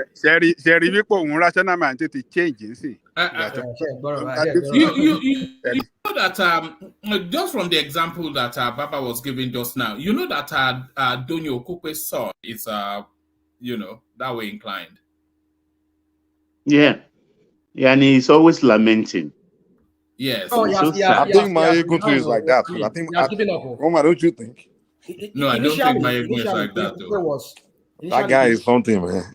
So initially, Donyo Okupe was vehemently opposed to that guy, but at one point, I know one of his last interview he did, I think he gave up. He just said, "Well, I just had to let him live his life." He told him not to come to Nigeria. Tinubu's daughter that lives in New York is like that. She even does S&M. I think she's the two of them, Kulata. The two of them, Remy. I only know of one. The Remy's daughter. I know of one of them. Yeah. She does all this. All this bondage stuff. Yeah. That's Okupe's son right there. But we should stop this one-dimensional. It is the this. It is the that. It is. Look, in nature, it exists, but is it as prevalent as it's being represented today? No, because there's some people that once there's a trend, they take everything like trends. But there are people that are wired that way, right? So the question is, should you suppress them or you give them the right to leave? Collateral, That's the question. you know why I wouldn't go with that your argument is like when Christians will say God will help us, the grace of God. I want Leloman Sobe. And it's the grace of God. God is in control. You know, people that are not using their critical mind, those are the people that resign themselves to faith. Do you understand that it is natural? There's nothing we can do about it. It's a lie. There's something. I don't want to do anything about it because yeah. it's other people's lives. I don't care what anybody Yes, does. that is you. But some people care. Some people research about it every day. Some people are on it. So some people care to rectify this. So don't let us say it is natural. No, it is not natural. That is why you will see that there's always a research about this every day. People continually research about this thing that we're talking about. So don't And let every us say research shows that it is a natural phenomenon, man. It's a it is spectrum. not, brother. They were saying that before, but now they're not saying that anymore. That is why They're they saying modify it everything. now. Show me your research. Show me your I will. peer-reviewed If you research want me that says to, I it. will. Show me Bring it. Let me see. statistics. I can bring you. I can bring you 100. Statistics. Low more. No, bring the peer-reviewed research. Let's see. Yes, I will. Just listen to me. I will. Listen to me. So there are a lot of people talking about this as we speak. That is why they are always adjusting their position about this thing. You know, before the psychiatrist said those people are okay, that they're mentally balanced. But now Actually, they said they were had mental illness before. They had a DSM for themselves in the past. Yeah, yes, but after a while they said they are mentally okay. But now they are not saying that again. They are not. They are not in the. For which population are we talking about? The trans one or the trans, what's the called? L, the G's, the trans. Yeah, It's normal. all of I think them. it's normal. You think they are normal, right? You know one thing. I do think so. Like it's a spectrum. I do think some people are born that way because I've observed, I've thought through, I've read, I've studied, I've tried to rationalize. I've worked with so many of them. I know. If I mean, this is corporate America now, and everybody you have to be careful. I think it's both. I think it's both. Some are born that way, some accept. Some are just adopted. Yeah, reason why I say I believe it's also people are born that way because in nature is proven. Nature actually make error. No, Collateral, why not put it this way? Hold on, they were born with the community in UK. Hold on, Baba. Let Mike come in. Yeah. Okay, so it's proven, both scientifically and even in our own spirituality, it's proven that nature make mistake in the process of creation. It makes error in the process of creation. I've seen time where a couple they wanted to have kids and they were having conversation and they were arguing whether the woman wanted a boy, the husband wanted male, and they were talking. And when we did divination for them, and the oracle said they should stop saying that because if they keep saying that because of wrong, I shall wrong, so the child might end up coming with both gender. I'm telling you this. I'm not making this up. It's something in reality. So, and also there are stories in our tradition too that emphasize on that issue of,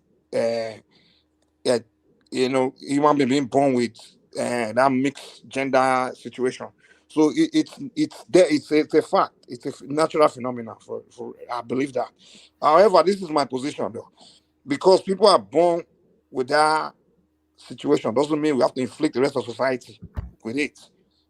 You understand? But the society have to accommodate it though, rather than repel it in the manner that we're hearing from Dupsy. We can accept that they exist, but we can't allow them to inflict because it's an abnormal. It's not natural. It's an abnormal. It's a mistake in nature, right? And they were born like that. But we have to accept that they exist, but we can't allow them to just have this freedom. You cannot describe it as abnormal, surely. It is abnormal now. Well, anything in nature doesn't have purpose. Everything in nature has a reason. Anything in nature doesn't have a purpose. It's an abnormality. It's a mistake. because everything in nature is created for a purpose. The reason why nature designed male and female, it's for that reproduction and that, even every animal, everything nature created is for a particular functioning. Now, when that mistake happen in nature, whether twins that collide No, and you cannot say that though, because if somebody is that way inclined, and then they go on and discover the cure to cancer, would you not say that that is a life that has purpose?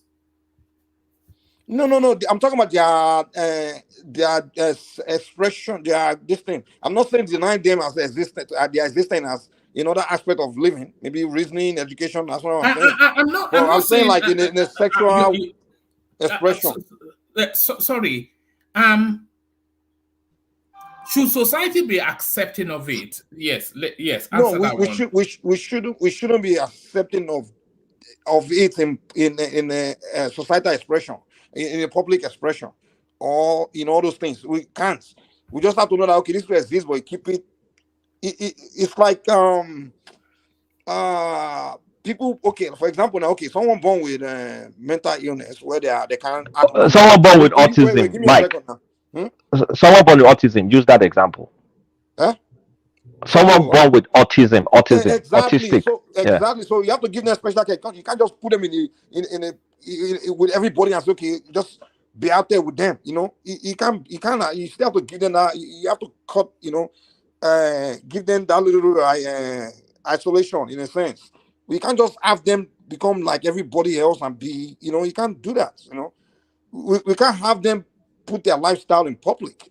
Okay, so Mike, so someone born with a slight mental illness, example, autistic child, you should not treat them normally. No, because they're a little bit different. You have to give special care to them, don't you? Yeah, but I mean, because there's a disability there, but there's no disability in sexuality. No. Okay. No, can they function? Can they function normally in the society? They can work. They are creative. They can make money. They can do everything. They just choose not to reproduce. Someone born with someone born with mental illness, right? You can't leave them alone in society. That person with mental illness is incapacitated to a degree. A person with a different sexuality is not incapacitated to any degree. No. Okay, someone with mental illness, the purpose why you can't just leave them alone in public is because they can potentially do something harmful to people, right? So you have to give that special eye on them, right? Right? Now, people with that disorder of homosexuality, that if you just leave them to start doing their expression, they can also cause social harm. Is it more than what heterosexual can cause? In what way? In what way? In what way? Are you kidding me? In what way? Now say it. In what way? Come on now. When you as a normal, with the normal people, like two men kissing, like all those things. It's not. What arm? Mike, you've not described the arm. What's the difference between two men kissing and a man and a woman kissing? It's just two adults kissing. You're asking me? Are you normal? I don't even watch movies. Once that comes up, I just switch off. Thank you. You see, Baba, because it makes you uncomfortable. Because it makes you uncomfortable. Kulata can talk like this as if he's so it can I'm not gonna lie. The first time I saw until it happens to you, that's why because I'm not wired that way. I am not wired that way. You are talking as if you're you can accept anything. It's a lie until it happens to you. You're woke. What do you mean happens to me? You're woke. Until it happens to you, my brother. It's not easy. Gypsy, so if your child happens to be gay, you're gonna kill the child? No, we didn't say kill. No. I can't kill this, but we have to limit because I know you are gonna love the child. You are gonna love the child. No, I'm not going to love my child, of course. But it's not going to be easy to accept. That's what I'm telling you. You will accept it. So don't be too woke that it doesn't matter when women are kissing. It is not wokeness. It is a woke behavior, brother. What do you mean by that? It's a very simple argument. If you acknowledge something is natural, if you acknowledge these people, there's no, they're fully functional, they're not a harm to the society. If you cannot articulate the harm to the society beside references from book, Bible or something, tell me the specific harm they cause to the society beside your own beliefs. Number one, they are expensive to maintain. They are expensive to maintain. You should know that. They take loads of drugs, loads of treatment. They go for GP visits and all that, so that But they pay out insurance now, so you can say, so someone that's diabetic, it is it's expensive not to all of them maintain. that can afford insurance. It's not all of them Okay, that so can afford that means, insurance. So okay, the so that government takes good so care that, of them as well. So it's so that expensive so for so you any have country something. to take care Let of me these ask you a people. question. So don't So do just you have behave as if something? it's normal. Wait, It's not Doopsy. So do normal. you have Doopsy? So do you have something against someone that has a health condition because that person is expensive to the society? Do you have something against those kind of people? No, I don't. That is somebody with we are saying that this is a learned behavior that we can help our Well, children to get I out think of we've it. moved past that learned behavior. We've moved that. Yes, There's some that are it is learned not and there's some something that that are we can innate. encourage, Kulata. It is not Nobody something that says is normal. It is encourage. different. It is different when somebody has autism, when somebody has cerebral palsy. It is different. We will But it's know not that this they're person is natural like this. phenomenons, right? Yes. We're talking about a spectrum. Like one person's Down syndrome is different from another person's Down syndrome. Some Down syndrome you may barely notice. Some is very obvious. Same thing. The reason why I believe some of it is a learned behavior is because I've seen one girl like that. I was a lesbian. Like she literally, we don't say she's a lesbian, full blown lesbian. She's not even into guys. And later on, she ended up falling in love with this one guy. Like I married him. So that's why I believe. Like I think that girl learned it because maybe she just, she just wanted to do it. But eventually, she fell in love with a guy and married the guy. So some of it is learned. It's a learned but some behavior is that born. But not now. I still Mike. believe that some is natural though. Some is natural. And It's not it's a natural. There's nothing natural. Let me just say this. If you believe that some can be natural, then that singular belief, it negates any counter argument that you have against it. So you cannot say that it is abnormal, but once you acknowledge that it's natural. And if it's natural, then it has the right to exist. But okay, thank you, Daddy. No, he has the right to exist, but he has to be regulated. That's my position. Okay, one man. That's not the only. People are born with something defection, right? You see situation where twins are born where they are conjoined together. Those are mistakes in a creation process. So nature make mistakes. So what we're saying is that it's a mistake during the creation process. So my own observation, Mike, is like, yes, if there is mistake, the mistake is in the head. It's in the head. Maybe later those neuroscientists. They might find a cure for it. They will find that spot in the brain. Baba, let me tell you, sir, it's the same thing when you take your child, your girl child, to a pastor, and the pastor start practicing sexual intercourse with the girl. Probably the girl will grow up, start sleeping around with different kinds of men. The girl learned it from that pastor. It's a learned behavior. Especially ó kọ́ṣẹ́ yẹn lọ́wọ́ àgbàlagbà yẹn ni ó bìlì pé àwọn àgbàlagbà nìkan lòun lè bá sùn ọmọdé wáyà dáwẹ orí wọn pẹ́ yìí orí ọmọdé ò pẹ́ yìí. There are girls like that actually. They are attracted only to older men. You guys, that is a single narrative. The danger of a single story. That's just a single narrative that Tupsi has been yelling since. There's more to it than that. That's what we're talking about. Kulata, what do you mean I've been yelling? What do you mean by that? Because you've been saying one thing. It is a learned behavior. What do you mean I've been yelling? Acknowledge the fact that some people, even if they isolate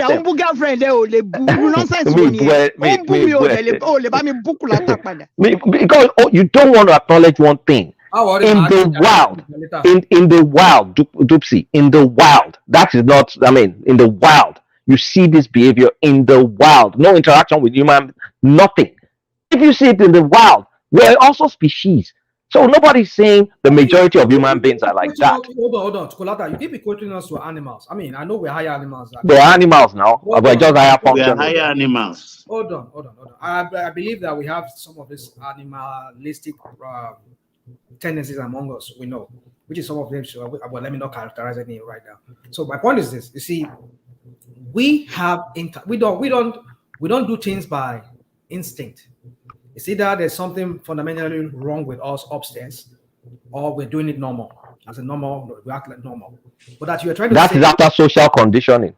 Hold on. I believe that this is a spectrum. You keep using the word spectrum. I can understand that word, the way you use it. There are some, it could be mental issues for them, why they do what they did, like we've been talking about. I don't want to capture. I don't want to. If you know, you know. And the wife, there are some is copycats. You get it? I agree. So I can understand both. It's not some people, they are just normal, they don't have any issues. It's just because they just see it's a fad, it's a trend. They still want to support that, So and then they want to join that group. So I think that's what it is. It's not all for the most cases that it's all people that have I agree. That's why I'm just trying to convince Tupsi that not everything is the learned one. There's also the innate one. But the argument is, if we can agree is innate, is it now right to stifle people's the right to exist? I have a perspective of live and let live. I mean, whatever you do is your business, right? It's come into the society. This is not the first rodeo. It was in the Roman society. It was in the Greek society. It comes and it goes. The level of societal acceptability varies. The only one that I pray it will never ever be accepted is the boy one. That used to happen in ancient Greece and ancient Rome. That was actually a rite of passage back then, that they had to have soldiers had to have sex with boys. I hope that never comes back, because that's an abomination. Okay, Kulata, let me ask you a question. One man, let me put another perspective to it. Hold on. What happened to the children they adopt? Baba, hold on just 1 second. What you said is still a culture in Afghanistan. That's what I wanted to say. What It is? said, it is, yes. And Afghanistan is a very conservative society. Yes, to you, Baba. Yeah, what happened to the children they adopt? The law allowed them to adopt.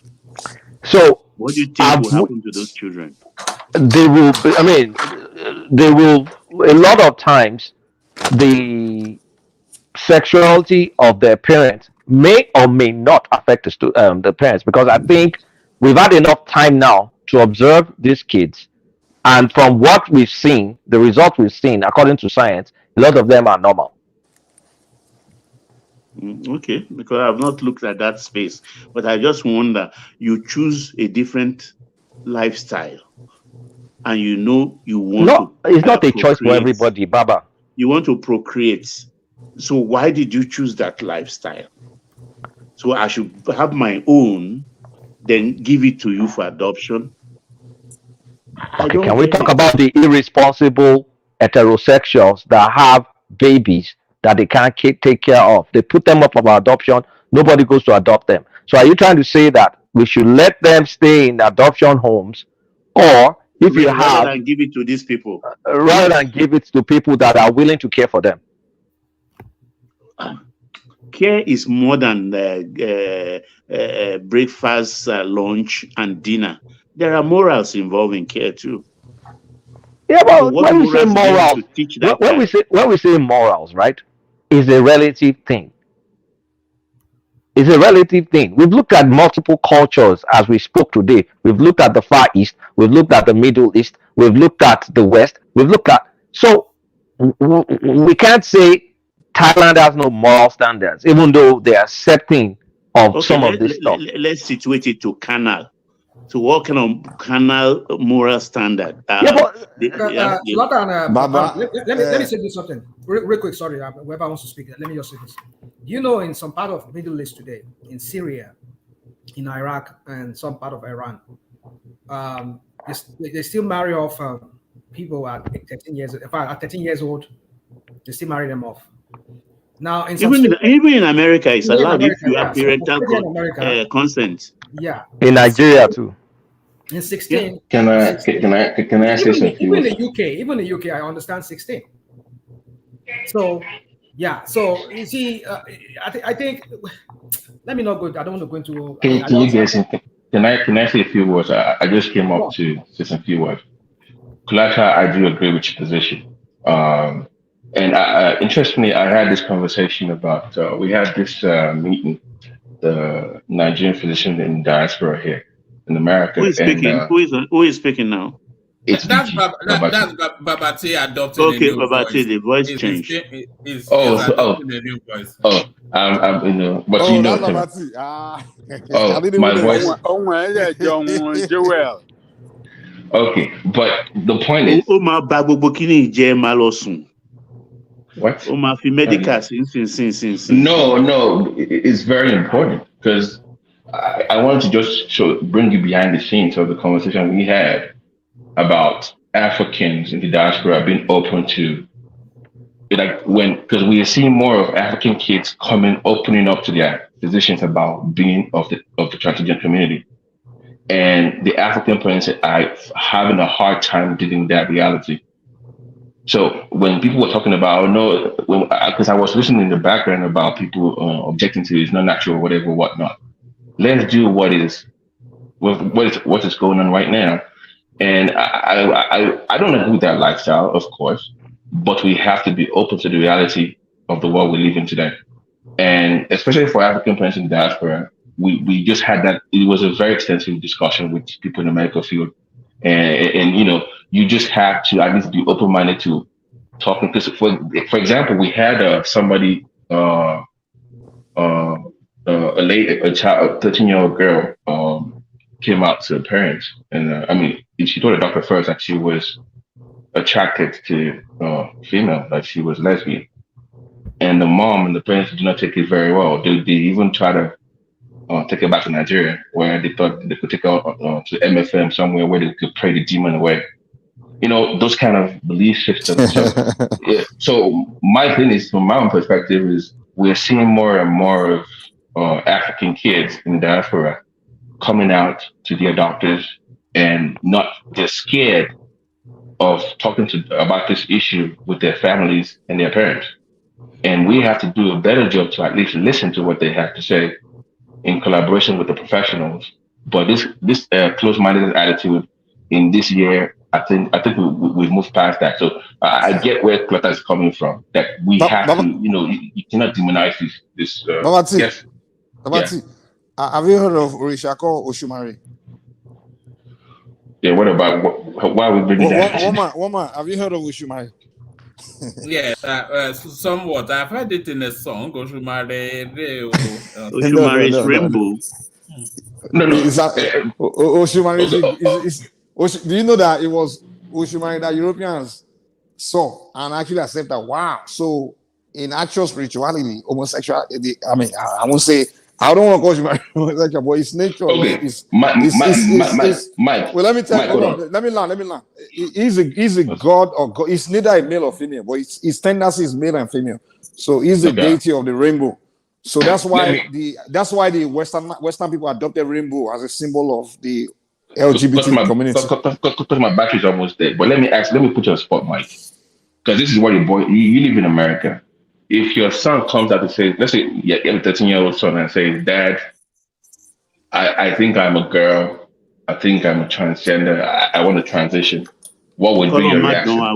No, it's not. No. Forget that. No. Let's stop doing that. That's the problem right there. No. We need to evolve past that mentality. I'm being honest now. So the thing I would do if your son 13 years says, Dad, I think I'm a girl, I want to transition, what would be your reaction? I would say, listen, you are born a male, so you have to be a male. However, whatever internally is the issue, you have to deal with it more, figure a way to deal with it more in the privates. It's not something you have to rub on society, inflict on society. It's not like you have to walk around and start dressing like a girl. No, you can't do that. If internally you're feeling like that, or that's the way, hey, keep it inside of you, or if something you have to go and do in private, hey, do that, but don't inflict it on society. That's the only advice I would tell my kid. Don't inflict it on society. You are born male, just act as a male, live like a male, but whatever inside of you, and maybe you got to express, do it in your private. That's what I would say to tell my child. So if that's your son, as talk to someone like a doctor or a therapist, and in conjunction with them, they sit you down and say, "We've talked to your son. This is I would think is genuine about this. This is so very serious, and he wants to transition." Because this is what I'm seeing, and he wants like to the change way his you're gender. Is that what you're reacting, telling me? huh? He wants to go and do surgery. Is that what you're saying? No, no, because it's a process. But this is the same reaction that you have right now, and others had, is what we've seen in the African American diaspora, No, where me, this is my a reaction is pushback. different. I won't fight him or reject him Right, or swear for him or do. I know that's a right, natural phenomenon. But what I would say right. is, hey, be who you are. However, don't inflict your own internal issue on society. You can't So, now so, be. so, so, so, so, so, Mike, you are at least open to listening to what he has to say, as opposed to just shutting him out or disowning him. No, I won't shut him out. I'm not that foolish now. Because that's what my point I'm trying to raise, that we need to go past this idea of I'm going to disown my son, I'm going to disown my daughter. No, Nobody's What they saying have that to here say. on this platform tonight, all Babati. right. Nobody said that on this platform tonight. Nobody made the argument that we're going to disown our child if our child comes out. We're just saying that there's a problem. We are trying to look at the roots of the problem. Nobody has ever said that on this platform, that we're going to disown. Everybody's aware of this, that it's rampant, and we're just trying to see what really happened to these people to make them like this. That's the topic here tonight. All right, lady and gentlemen, I want to build, and it looks as though Thomas has disappeared on me. I'm not sure if Mike wants to hold it steady just to run this conversation through. Are you happy to do that, Mike? Yeah. I can hold it down. All right. All right. Let me build the progressive, known as Akim. They behaves right there. Alexander Gomez, of course, Ayo as his tradition, not once, but not twice, but several times. That's Ayo rattling it off, as we know Ayo often does. And then so a cheeky comment by a Nigerian prince as well. So that's that. Hold it firm, Mike. If Thomas turns up, Thomas turns up, and if he doesn't turn up, you know how to switch off the lights when you're done. So thank you, Mike. Back to you guys. Mike, what you said about Oshomari is very revealing. I just went to check. Yeah. I just went to check it out. You're right. I mean, you're very right. So even Oshomari is our spirituality. We have it in Yoruba spirituality. Oshomari is androgynous, and Oshomari is actually rainbow. So I won't be shocked if they got that rainbow thing from this Oshomari. That's where they got it now. We will get their knowledge from us now, from Africa. That is from us that they decided, okay, wow, if the Africans can prove it, then it must be a natural phenomenon.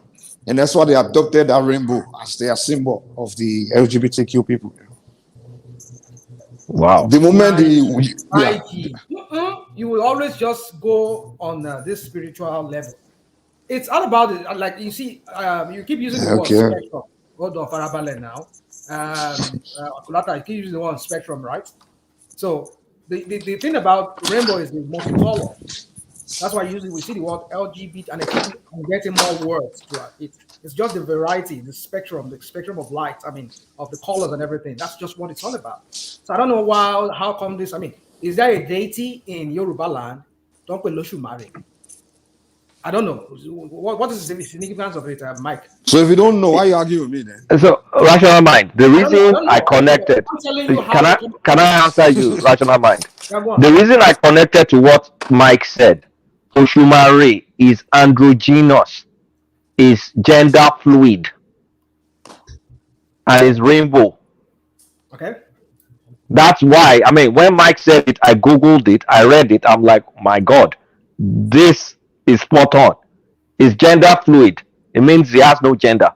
And Oshumari literally means rainbow.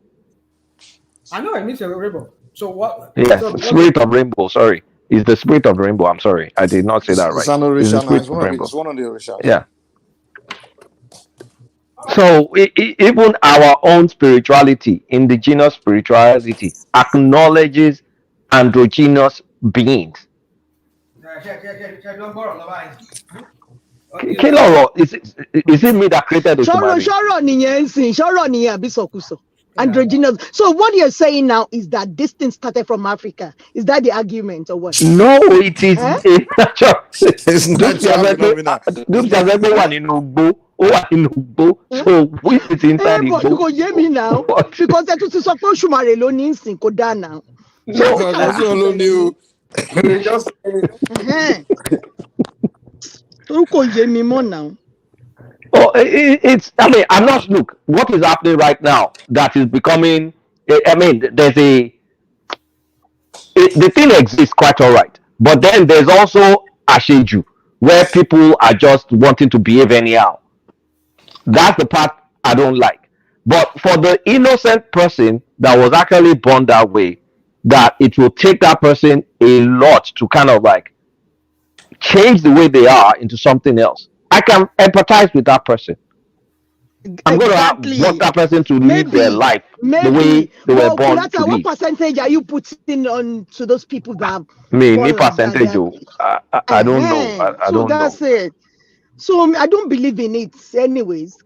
Some people are born like that. I don't. But if you're insisting, okay, what percentage? Then how do we differentiate them? Then to start, being empathetic with this kind of people instead of people that are just being frivolous. My whole to soon, whole to show you one got to di dada.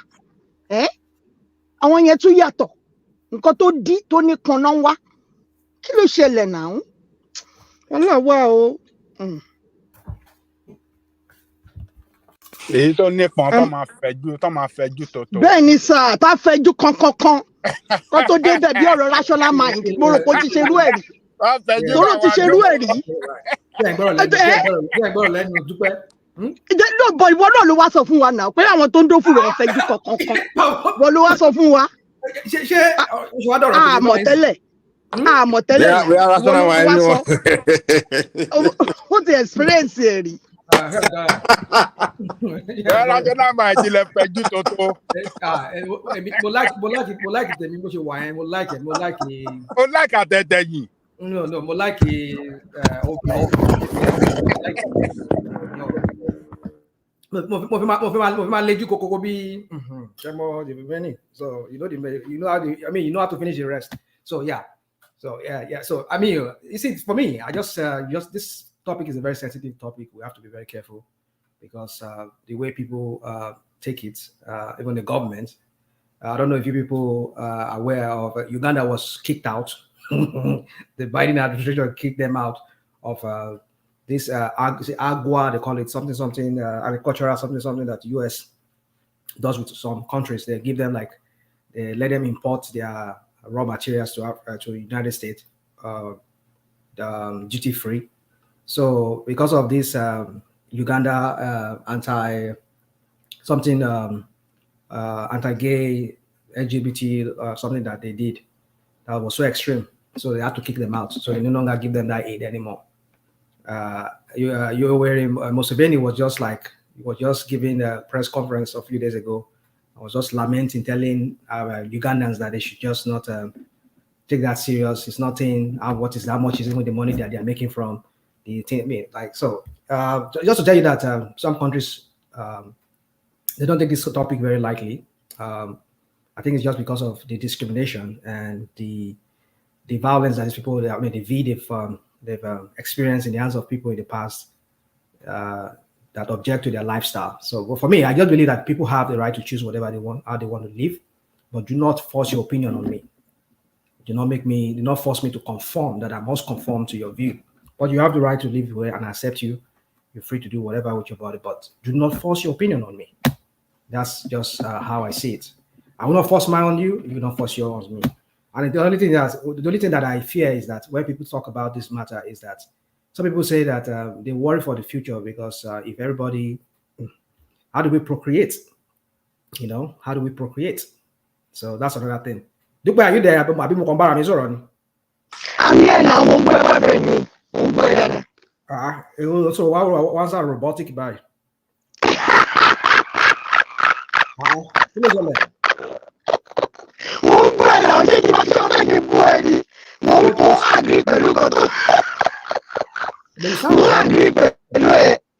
Mike, Mike, I'm not sure. Yeah. I'm hearing you guys. Yeah. I mean, can you hear? Yeah. Dupsy, your connection is a little bit shaky. That's what he's trying to tell you. Okay. Yeah.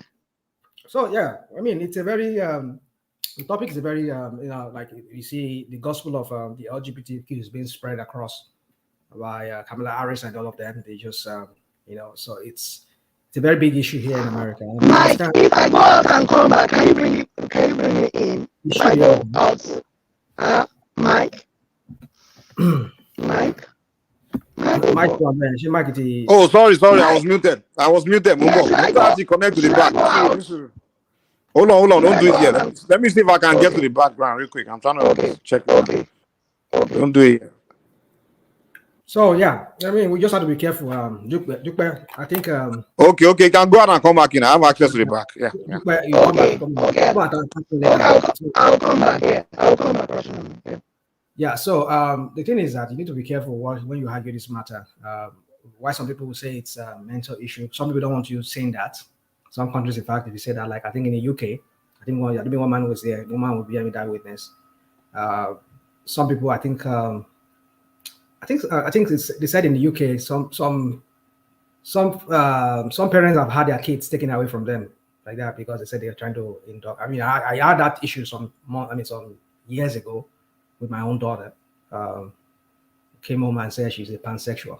I was like, I sparked in my so then or shaking me pansexual. So I almost they threatened me not to be able to teach here in America again.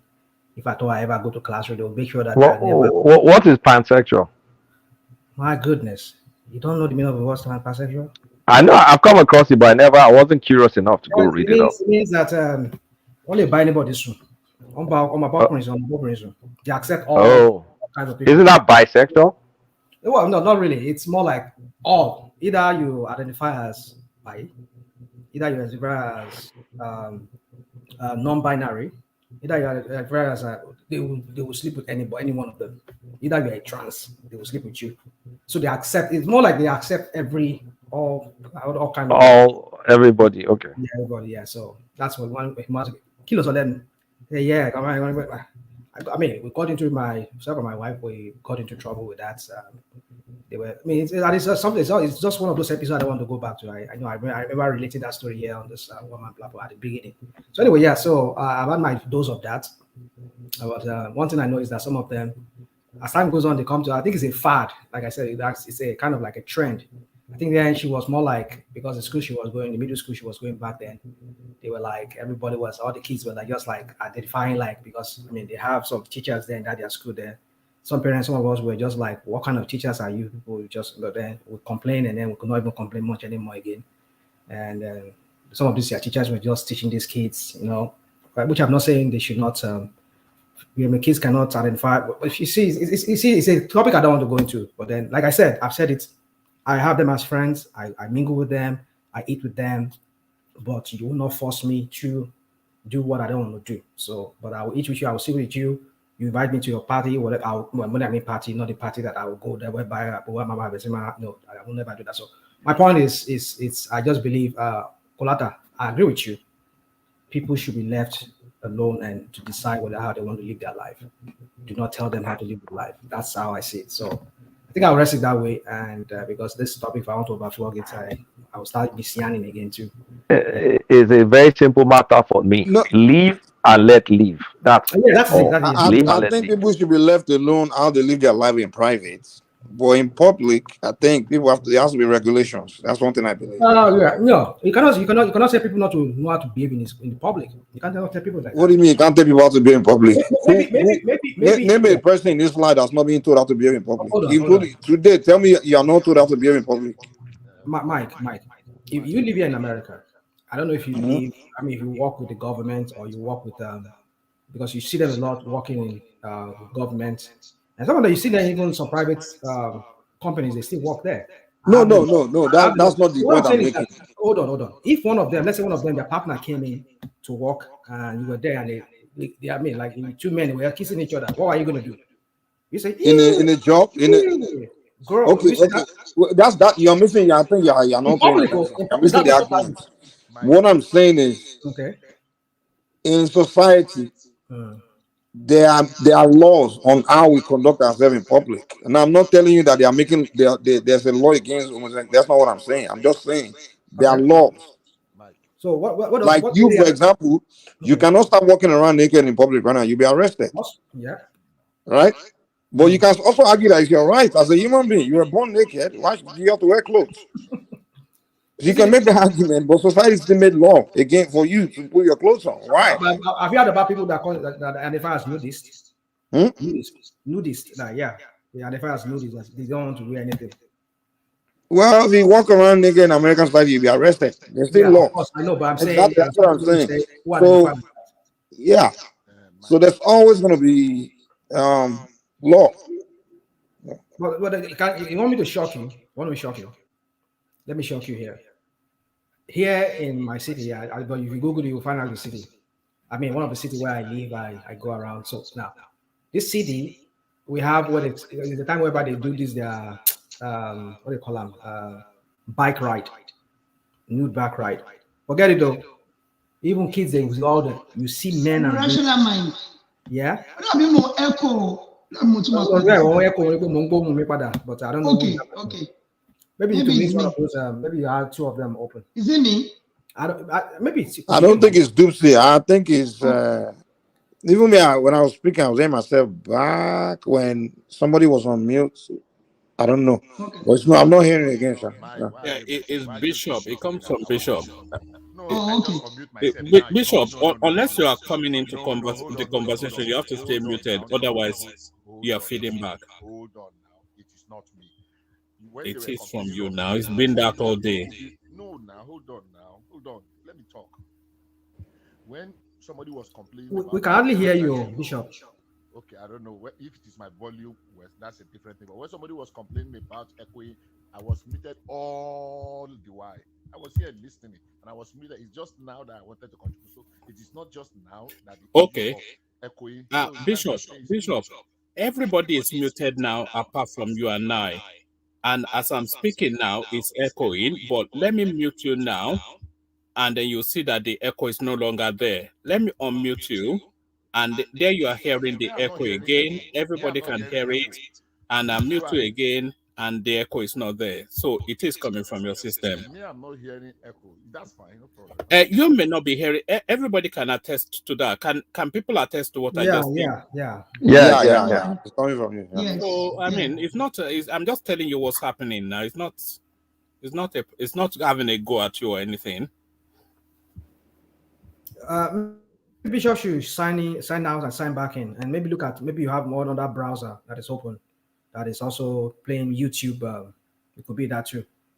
So yeah. So I mean, guys. For me, I think I think I'll adopt that view. Live and let's live.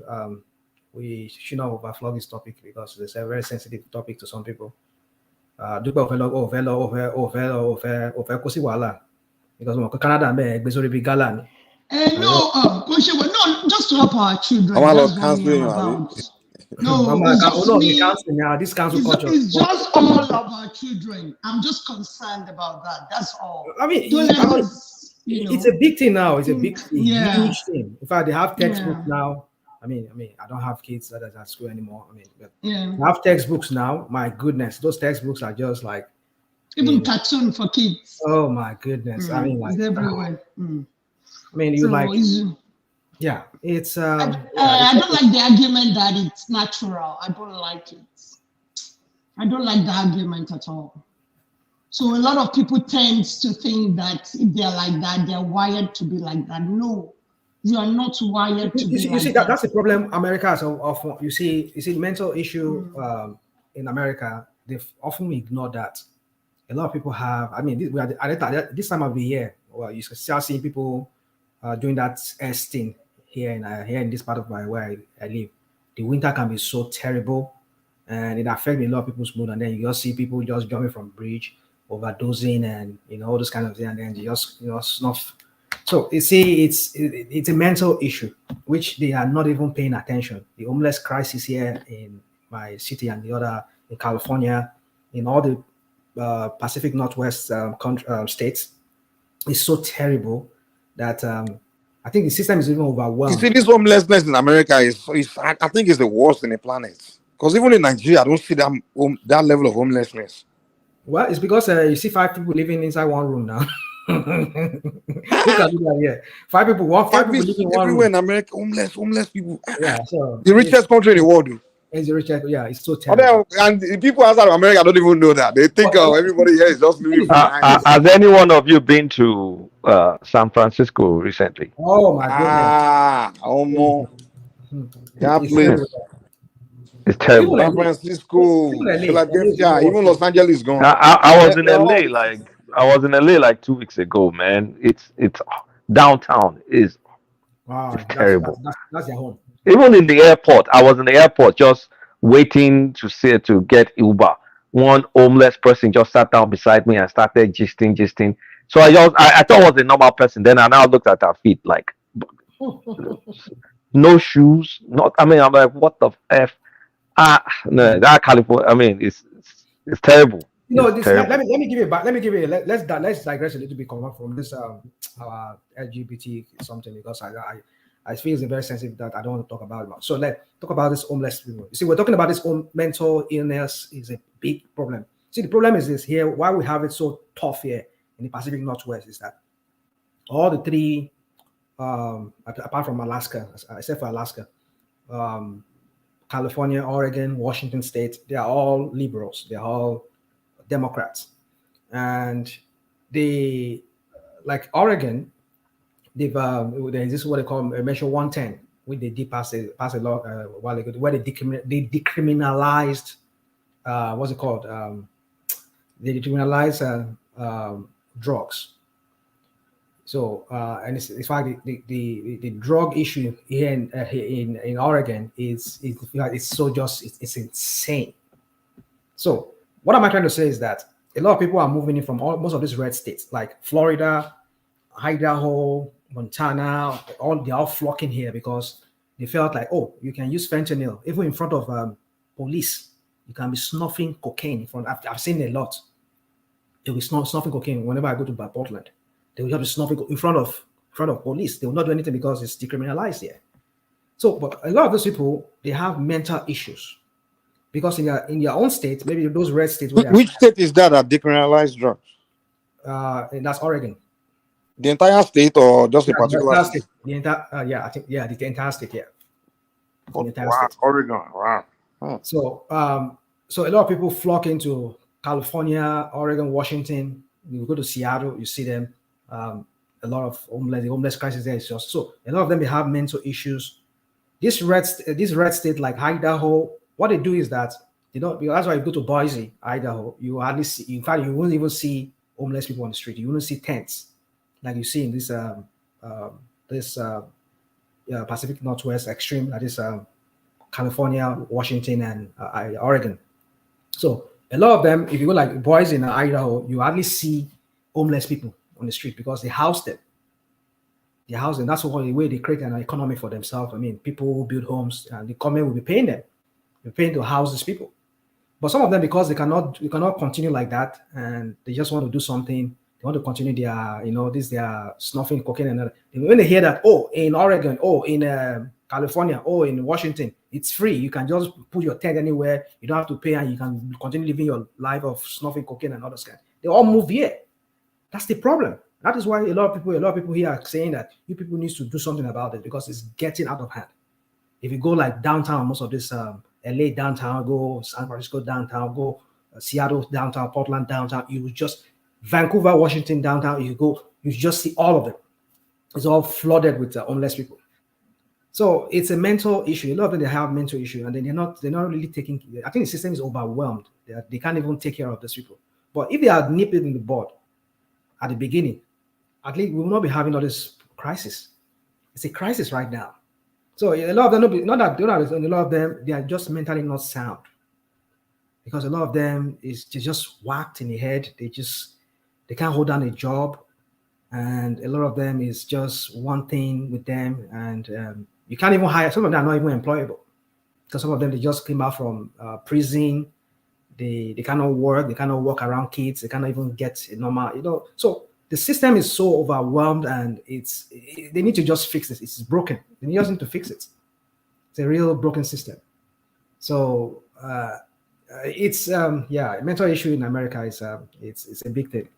And I don't know why the government is not investing, and they don't have much. Don't have enough people to take care of those people. I mean, like health workers to take care of these people, their mental health.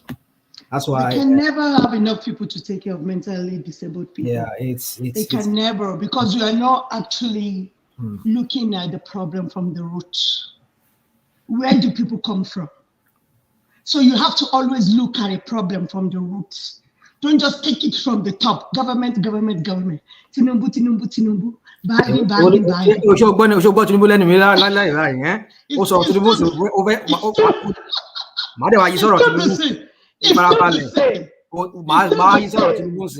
tó bá lọ sí kò mẹ èkó tẹ pariwo yẹn èkó tẹ pariwo yẹn àṣẹ ọmọ yẹn ọmọ yẹn Dupsy open expressway fún tó máa gbàgbé ọ̀dọ̀ Tinubu. Government. You're not looking at the problem from the root. So what's the problem? You have to always tackle the root of each problem, so that we'll be able to see solutions to all these problems that we're talking about. So you would problem so what might go about is so do you understand? So we are not actually looking at the root. That is why we are having this problem in the whole world. Where are people coming from? What are the things that form their thoughts, their thinking and everything? So those are the things that you look for before you can actually treat people. So what happened to all these people that you're talking about? These homeless. These governments can't help them. They've really tried. They are investing a lot of money on these people. You don't know how much government tried for these people. For counseling, for therapists, for psychiatrists, for all these people that take care of them. You don't know how much they spend each year. Rational mind, it's not easy. So where are people coming from? That part. You see, the problem here in America is the dichotomy, and that's our Nigerian English, is our crappy English. The dichotomy that is this thing that exists between the liberals and the conservative, because the liberals, I mean the blue states, they have this kind of policy of, okay, let people live, let them just choose to live their life. But the conservative, they are very strict when it comes to I think a lot of them are in denial of the mental health of people, that people don't really have mental health. They just put them somewhere, put them in a ghetto and house them somewhere and leave them, abandon them. But these people, their mental issue festers. I mean, if you look at most of these red states here in America, they don't really fund those kind of programs. They believe that what is there, people should go and walk. They're just lazy. They don't want to walk is because they're lazy. Some of them know. Some of them, they have mental issues. They can't. No, nobody can say that except you're not a professional or you don't know what's happening. That's when people just judge. You can't be judgmental when you see those people. If you really know what is going on, what are you talking about? Yeah, you can't be judgmental. If you really know what's happening, judge by some people we see them. What do you call them? Sorrow. Why do you like to listen to your voice? Why do you like to listen to your voice? Not if your voice is sweet though. Can you please that no sorrow all day because then back up? Not if your voice is sweet. Oh yeah, sorrow now. You just have to listen to your own voice. I don't understand. What's your problem? Sorrow now. Boy, I think people, you were talking about some people that don't really understand what they go through. And that's why I'm saying that a lot of people don't know what they're going through because they don't have the knowledge of what's happening to these people. We are saying the same thing. Don't they try to attack me? Government let me saw me so people government let me saw.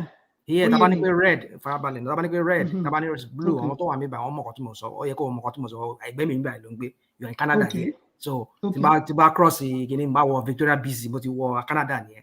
Kò kàn mí tó bá wọ Canada, so wọ́n máa dọ́gbọ́n sọ pé olè wá sí Canada, kò kàn mí tó bá wọ Canada, kò sí nǹkan tó kàn mí pẹ̀lú yìí. So kò máa sọ̀rọ̀ ẹ lọ. Kì í ṣe àwọn àtẹ̀kẹ́ fẹ́ wá Canada. Mo sọ pé mi ló wà mí bá ó yẹ kó mọ̀kọ́ tó ṣẹlẹ̀ ní Amẹ́ríkà. What do you say? I understand what you're talking about. So the problem within them is that their policies is just opposing.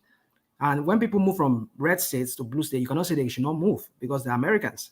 So when they come to areas whereby they feel they have liberty to do however they like, they can snuff their cocaine, do whatever, and put tents anywhere. Nobody's going to, because the liberals are just the liberals. That's why they call them liberals. Everybody's free to leave and do whatever. So they feel like, okay, let me go to this state. It's easy for me there, rather than being housed in the middle of nowhere.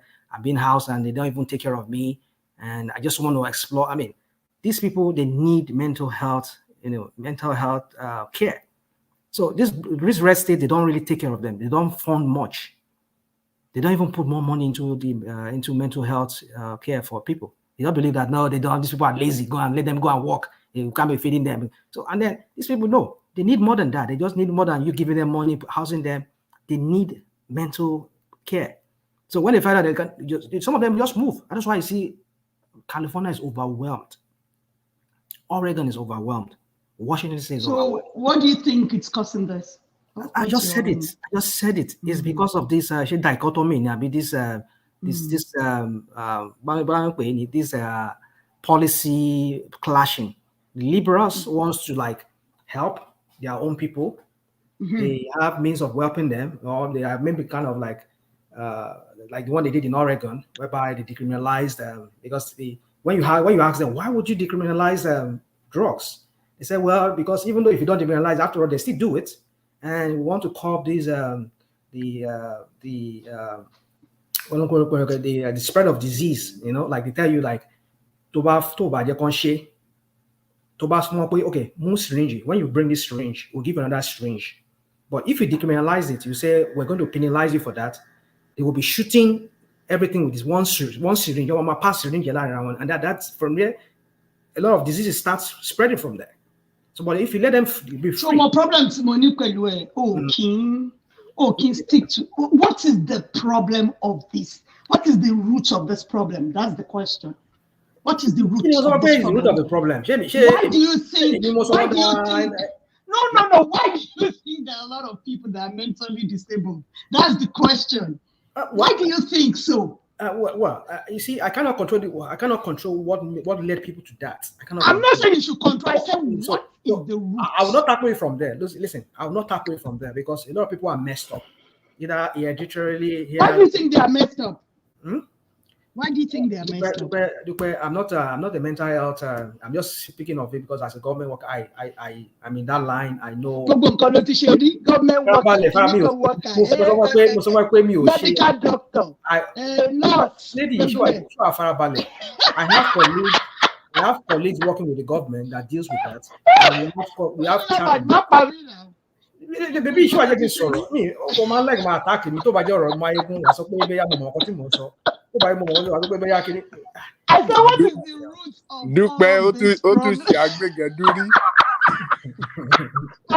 Ajale Coco. Yeah, let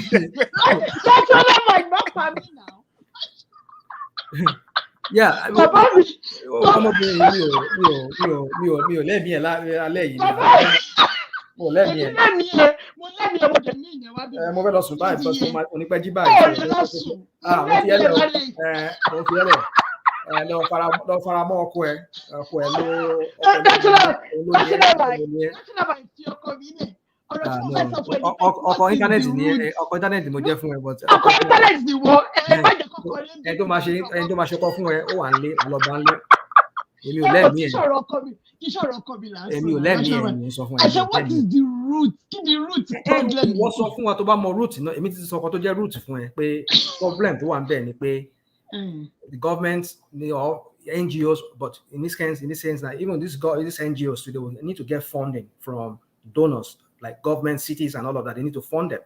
When they take care of people. So, but in the first place, what led people to that? There's a lot of things. It could be they become despondent because roots doesn't matter. You check the problem from the roots. Okay, roots in the top to be on the roots now. Rational. So for making roots no. No, I'm just trying to guide you so that you be able. No, you cannot guide me. You got me. You offer red me. You No,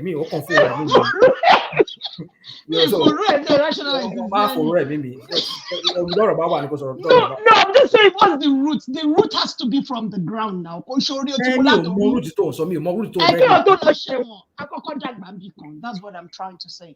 That what is the root of the problem? Where are they coming from? Who gave birth to them? Who are their parents? Things like that. That's the history.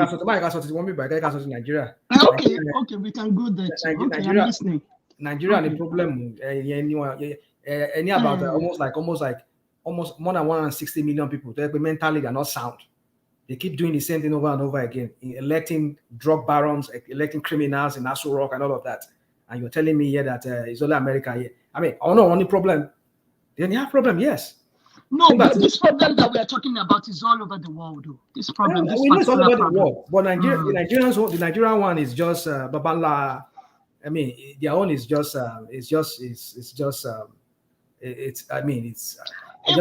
that have the resources, they can't even control it. Doctors of the people that don't even have the resources to help. So we should just put our hand in the hand and just give up, right? No. I'm just telling you how difficult this problem is. Is so difficult to handle. That's what I'm trying to say. And the people that have the resources don't want shady. Do you understand what I'm saying? I totally agree with you on that. It's a piece of its own. It's not something you can. It's difficult to handle. The very I don't know. Maybe you're talking about the very root, the very core of it. I mean, what is very at the very core? It's just the society that is so all in the name of maybe capitalism and all of that as well too. A lot of parents these days, they have to two of them they have to work. When we were growing up, our parents, they have to take care of. One has to stay home, take care of the kids. These kids, they don't have anybody to take care of them. They just come back from school, sit in front of They don't know what they do. So, and a lot of them, they just get involved in so many things, and before you know it start affecting them mentally. So, I mean, it's war. It's crooked. The whole thing has just been crooked from the very core. It's a war.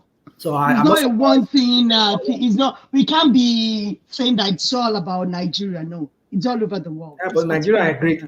There are lots of countries too that are dealing with this. So, Nigeria won't believe we want a problem. At least our company won't problem.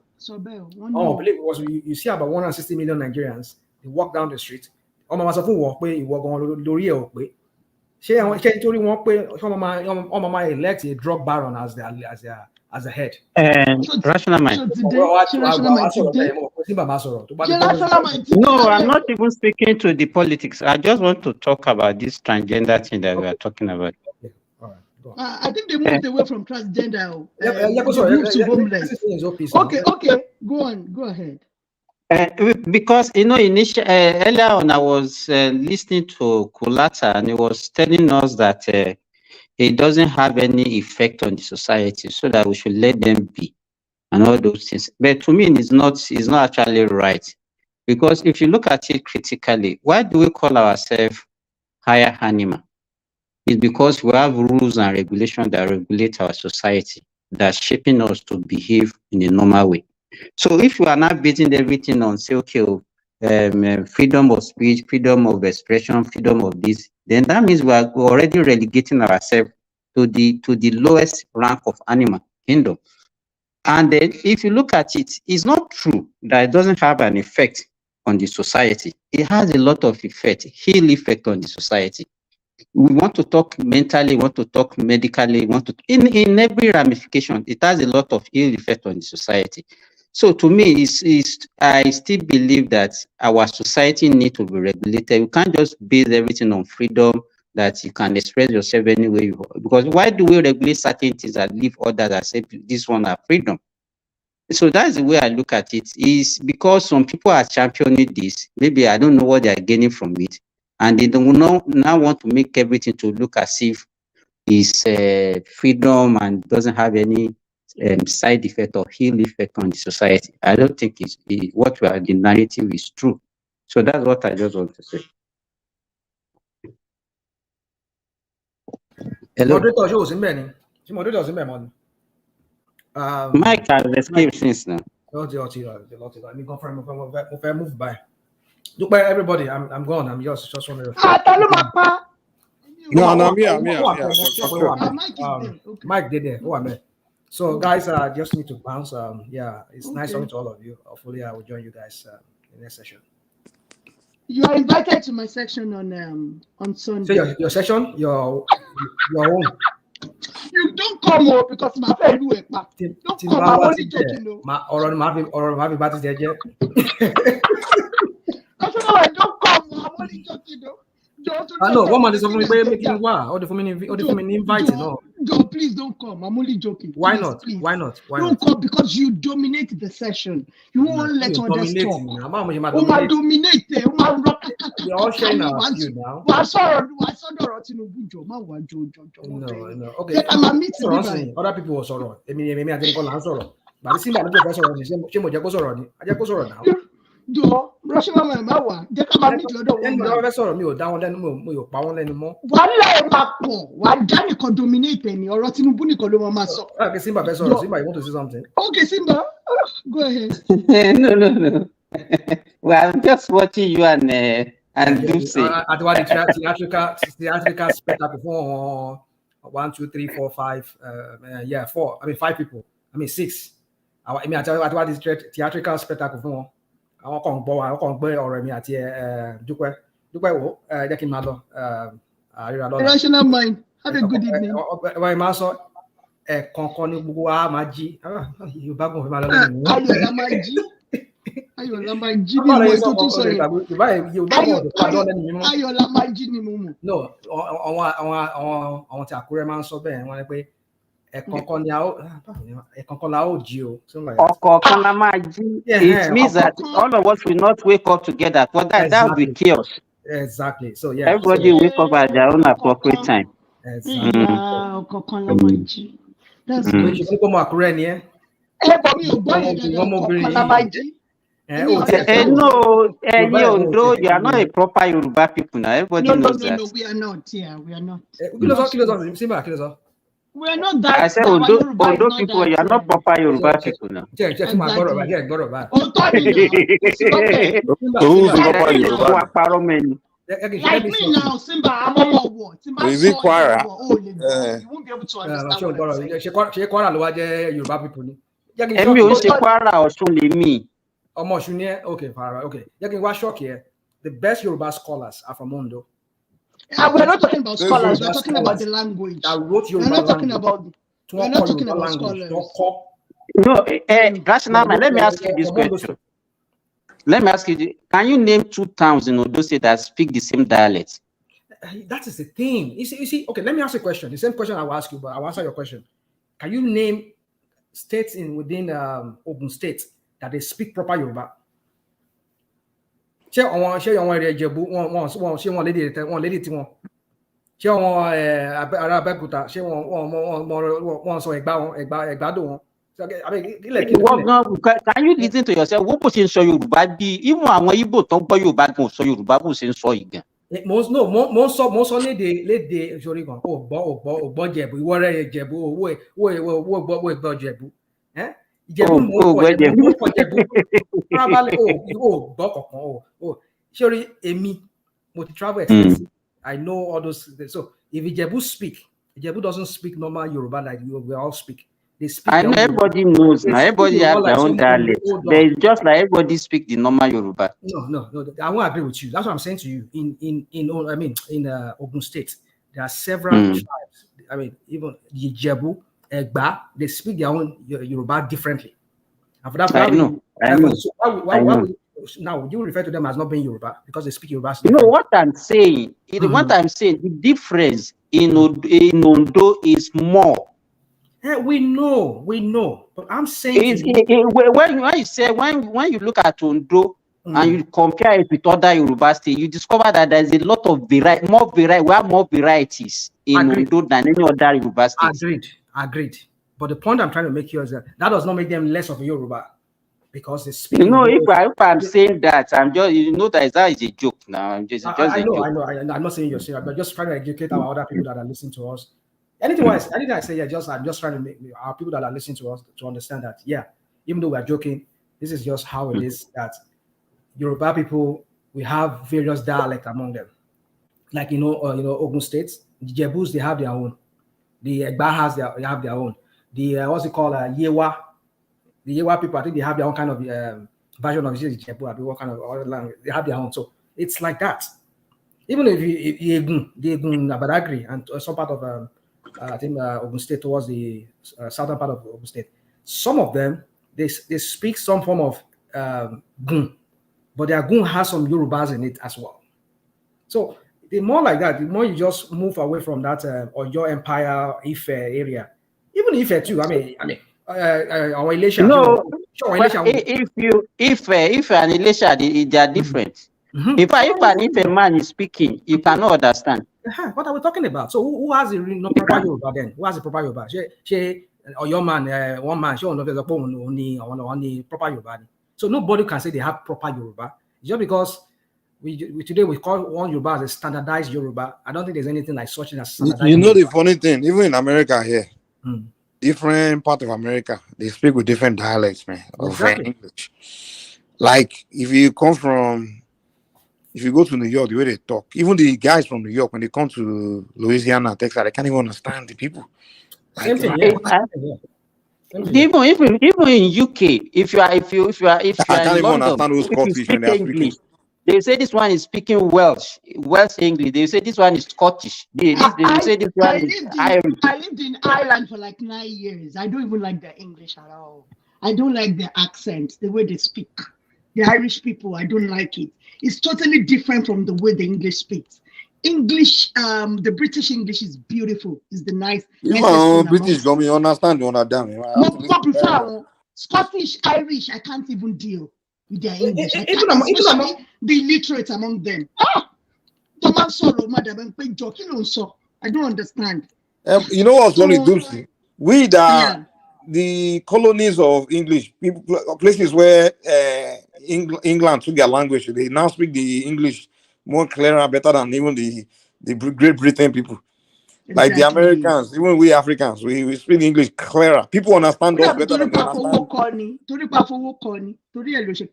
I think we do understand the proper English. Like an Indian, Chinese, they understand. Even the way they have that great accent, they speak like Canadians. They will say, "Mom, I didn't do that. I promise." Promise is something in the future. We're talking about past tense. Why are you promising me? I always correct them. Mom, I didn't do that. I promise. It doesn't. It's not correct.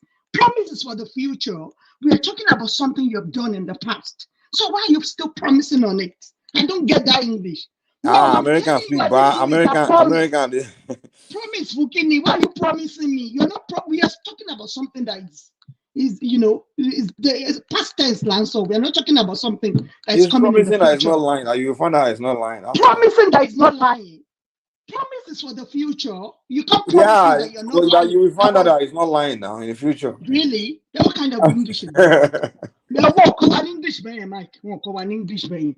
How can you say, Mom, I'm not lying? I promise. Promise. Why are you promising? I don't get that English. I can't wrap it around my head up till today. Why are you promising me? I don't get it. If you're not lying, you're not lying. That's it. Well, you don't have to promise me. That English is totally not the kind of English we understand. So that's what I'm saying. A lot of it is that promise, all those things starts on the streets. It's the streets. Then they take it to their house. A lot of American English is like a lot of their words, their dialects come from the streets. Then Mike, even I think space also has a way of influencing language. If you let me tell you, if you are speaking the same language or the same dialect now, and you separate the people, after a while, you see that there will be some kind of modifications that will have taken place between those two entities.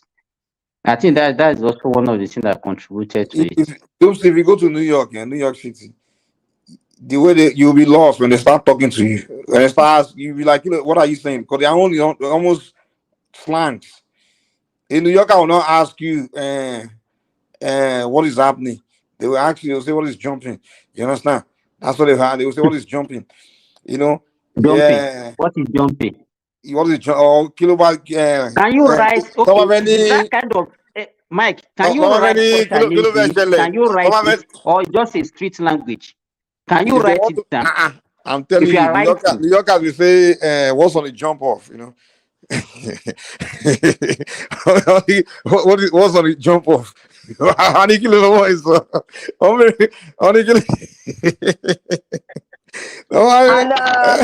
And Mike, I think what I've noticed amongst this what's on the jump off?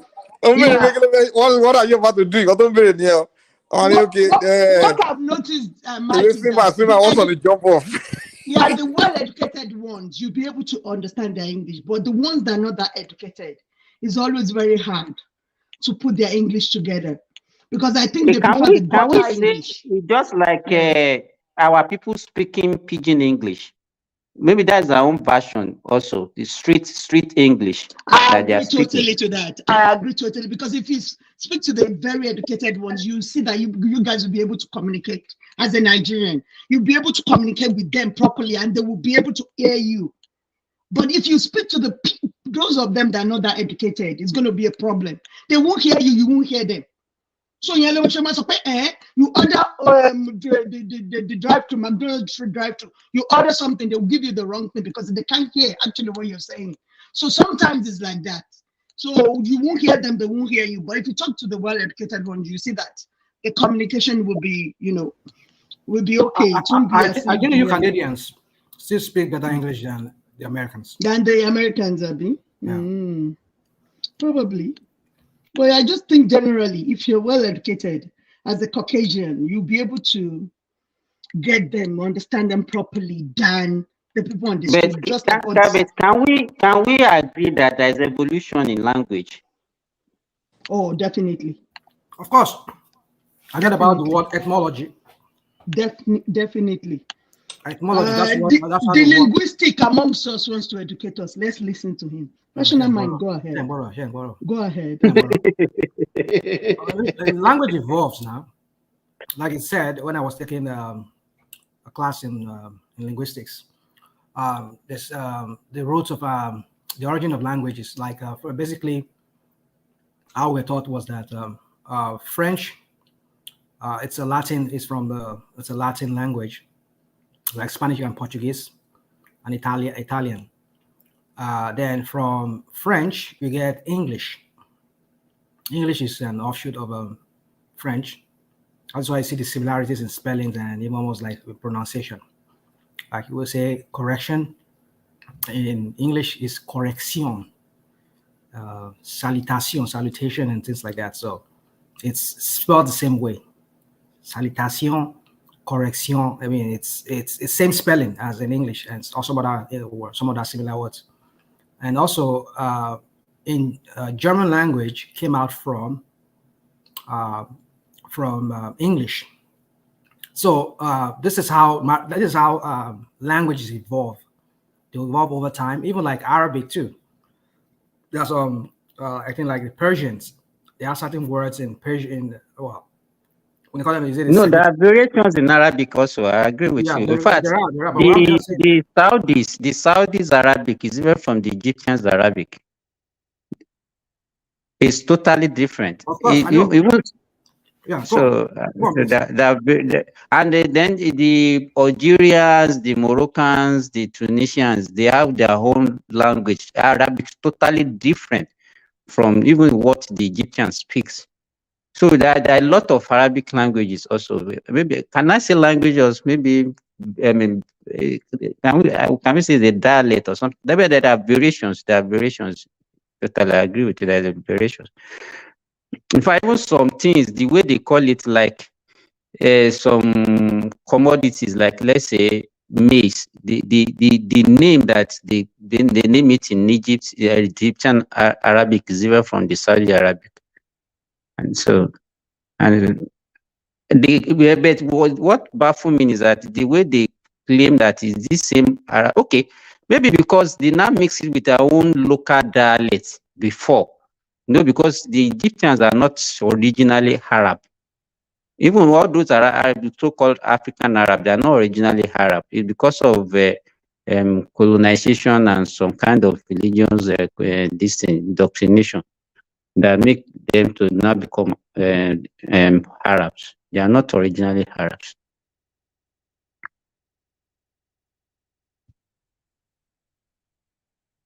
Hello. The other day, who was that? Yeah, right. No, I think I thought I was just speaking to myself. So No. Mr. Trump, I was trying. You change out your name, man. Sometimes I think it's Trump. How do you say? Is it Triumph or what is it? Triumph. It's Triumph. It's Triumph. Not everybody like. Well, you can say the Triumph. Don't speak French. Triumph. That means I win. Well, I think in French it would be Triomphe, right? Oui, c'est ça. Good morning, everyone. Good morning, Madame Dupsy. And Mr. Triumph, you are a Frenchman. Even see your accent. Everything is French. You try to toast Dupsy your French accent. Nah,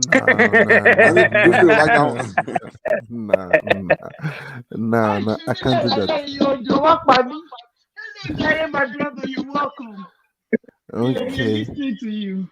Okay, thank you. I've been listening to you guys, and I'm also happy to see Rational Mind because it has been long.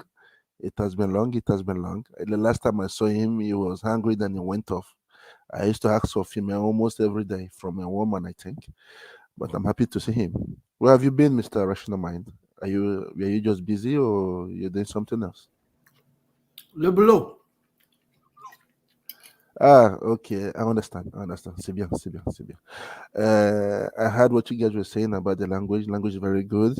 It's sweet. It's interesting. But one thing I understand, and the last time I went to London, they don't speak English anymore. Even when I speak, they were looking at me as a fool. You understand? So I was even shocked. They don't speak English anymore. And again, I may see it because of the Jamaicans over there.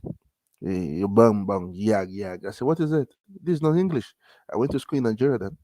I can remember when they use them as a point of reference for us.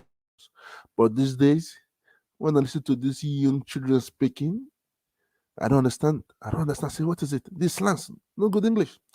That's why the language is not degrading. Hey, Mr. Triumph, it seems to me like you got issue with Americans, man. No. I love American very well. Even the Jamaicans, they have problem. You understand? They have problem. They don't speak good English. I'm sorry, and again they have problem. No. It's not actually true. Well, hold on, Triumph. Mr. Triumph. Because of what I've seen, I'm talking of what I've seen. But what you've seen, okay. But I just want to say, you speak English. My own experience. They speak good English. They speak good English. It's just we know they this complain along. But Triumph, like the Caribbeans, man, they're the coolest black people I know, man. Very cool. Really? People, yeah. Nah, Very cool. You're wrong. They complain like the francophones here in France. They complain. Maybe the ones you have in Europe there. Maybe in Europe, America, the Caribbeans are like. But if you go to if you go to Jamaica itself, and if you come here into America, a lot of them are cool for the most part. Nice people. Maybe it's the environment. Especially the most. I mean, there was this gentleman sometime back. I mean, he started speaking to me but then when I started speaking normal English with him, he was just speaking real normal English, like the Queen's, what we call the Queen's English. They say boom, clack, yeah. It's what because they like to mess around with that patois. Speak like that. Like if you want them to speak normal English, they will. Some of them will. Maybe the next time I go, because of you, Mr. Rational Man, Mr. Mike, I'll put it in record so you hear. Even one of my godson over there too is not speaking like them. I said, this is not what they paid you in school. This is not what they paid for you in school. You say, no, that's the way people talk now. I said, no, that's not English. That's not English. Like now when Madame Dupsy was saying earlier, when they say promise means they are swearing. because of Canadian and French and France is almost the same thing. When they talk, they say "Je te promis, je te promis, je te promis." That means I am swearing that I won't do it. You understand? That's it. So you have to understand, Madame Dupsy. So that's it. That's what Okay, thank you, Mr. Chayo. So that's okay. I didn't realize that. I'm always correcting them because I don't understand that English. When I didn't do it, Mom. I was promise. surprised too. All of them, even people of my the elderly ones too. They say I promise, I did not do. I say then I understand that means they are swearing. So I just laugh. I say you can see just that's the way they do. But France and Canada are almost the same thing, just their accent. You understand? Even in France here, they have over 5 accents, and again, the people that in the north of France, when they speak patois. You understand? And again, when they speak very very fast. In south of France, it's different. In the middle, the centre is different. Even in Paris, it's different. You understand? Because everybody have their own accent. With the accent, they know them easily. Like now, I have l'accent des Parisiens. I have a Paris accent. So when I thought they come in Paris, I said, no, I'm from the north. So that's because of where you live, the environment changed you, and you start behaving just like them also. So that's what you call metropolitan French. Yes, because mine I have a Paris accent. But I don't like speaking it is when I'm with my friends. You understand? Just like the bourgeois. That's it. And then this, c'est comme like when those Efiko Ajabo in Nigeria, when they speak their English, they say they speak British accent English. So that's just it. That's the way we talk. And I do. You have this Efiko in Nigeria. Oh my God! You just remember? You just said Efiko now. Just remember of those glorious days of Nigeria when we have. Oh my goodness! What has happened to that country? What has happened?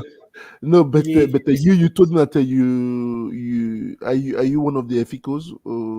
Well, I won't say I was, but I would say yeah. Mr. Triumph, he was an Efiko because he was actually a doctor, a lawyer, a pharmacist, and everything. What kind of crap are you talking about? Why are you always like? Is it because I said Okay, let me reserve my comments. Just go on. No, you can go on because it has been longer. I saw you. It's just because they like to make me look like this guy only. I mean, he's here. Simba himself is here. So often tackle me on that. When I say certain things, I have this experience. I have this experience. So, only you have experience in all of this. No, doesn't mean that I've been a doctor, a lawyer, or whatever.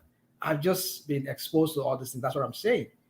But then they tell me to mean like, you've been a doctor, only you astronaut. I mean, like, why would you be saying all of these things? No, I'm not that. I read. I'm well read. I interact with people from that. You have open mind to everything. Well read. No matter point. You should no matter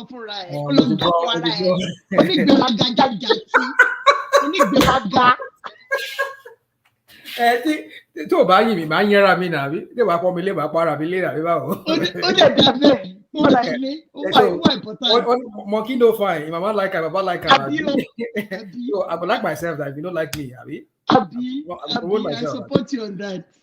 Go on, Mr. Triumph.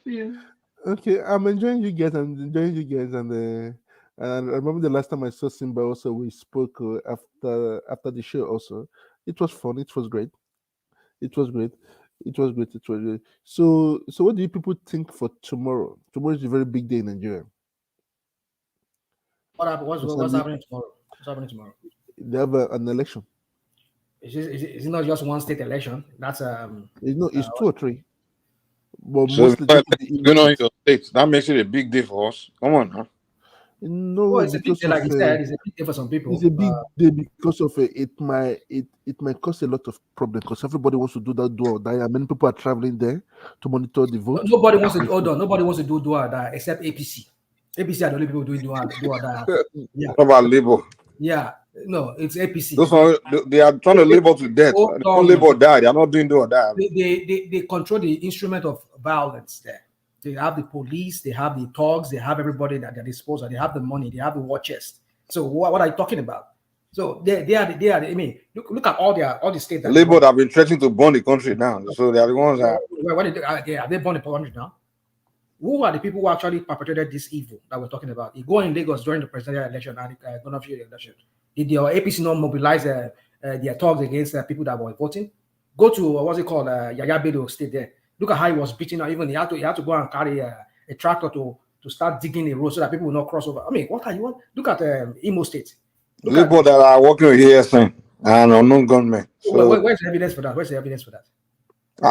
A lot of obedience. I don't know for Apapa. Where is your evidence for that? Give us. So you don't know obedience. So unknown gunmen, ESN, obedience. Apobians, they are all APC. Abi. I've given you my own evidence that they run the state. They control the instrument violence. Uzodima, he has been there under his watch. People, NLC chairman went there. They beat him up. Nobody there. If you want to campaign, you have to bring money. You have to pay. So same thing that they were doing in Lagos. That if you have to, I heard that the NLC guy that was beaten, that he was corrupt. Is it true? You people know about it? I heard it on the internet. No. Nobody has. No, you don't have the right to beat up somebody because I do not have the same opinion as you. Do you have evidence that they beat him up? So it was a Photoshop. The one that your one man brought here for you. It was a Photoshop, right? No, we don't care what happened to. No, where is the video clips of him being beaten up? Where's the police report? You see, this is what I was talking to somebody, a very respectable. Obedience. You guys are known to bring everything now. Now. You know to bring evidence. A very respectable fellow here that comes here. I always have my respect. He called me today and we're having that discussion. You see, the toxicity that has enveloped all of us on this platform. Maybe just you. No. You are one of the real leader because you're one of them. But like I keep telling you that sometimes when I say the insolence, I use the word with regard to you and some other people here. It's because the way we attack each other here, we don't attack these people that we're talking about. Like I say, Tinubu is your father or is your brother. No, I don't attack anybody. I just debunk propaganda. No, you do. No, no. I challenge you when you start lying and you start making up things. Oh, no problem. If you challenge me, that's the only thing. I don't have problem with you having problem with somebody. When you start name calling, I don't like liars, man. People just come lying, and just making up things. There you go, liars. So you have the truth, right? You think you have the truth. I won't come here and just make up lies now. Just somebody make up something. You can disagree with. And then when somebody trying to pointing out, you start with switches, you move the goalposts. Come on, man, you can't be playing like that. However, you can still disrespect. I mean, you can say respectfully. I mean, disagree. How can I be respecting liar? Come on, how can somebody be lying? You cannot say you either you don't have the truth. You cannot be saying you have the truth. When other people say they have the truth. Mr. Mike, please hold on a bit. Let him land. You understand? Let him finish his train of thought. I just want to understand something. Because of I've been hearing people. You think he's going to land? Okay, good luck. Okay, yeah, go ahead. Please. Go ahead, Mr. Rashidamine, please. Oh, you mean me? Well, I don't. Mr. Triumph. So are you just new to this platform? You don't know that Rational Man never lands? No, so you don't know him. I love I used to hear you speak to Madame Dupsy. I used to hear you speak. Okay. I used to hear you also when you speak. These are background and listen to everyone. You know, they say I'm a bad and they always say I'm a bad You see, this is what they do. These are the Agbado people. You know, even the coded one among them that acting like they're not Agbado. But we know where they stand. They will just come here just to discredit people, make them look. I mean, like I was saying to somebody today, I said, look, the toxic is so toxic that for my own mental, a while ago we were discussing mental issues. It's enough for anybody to start having mental problem on this platform or other platforms.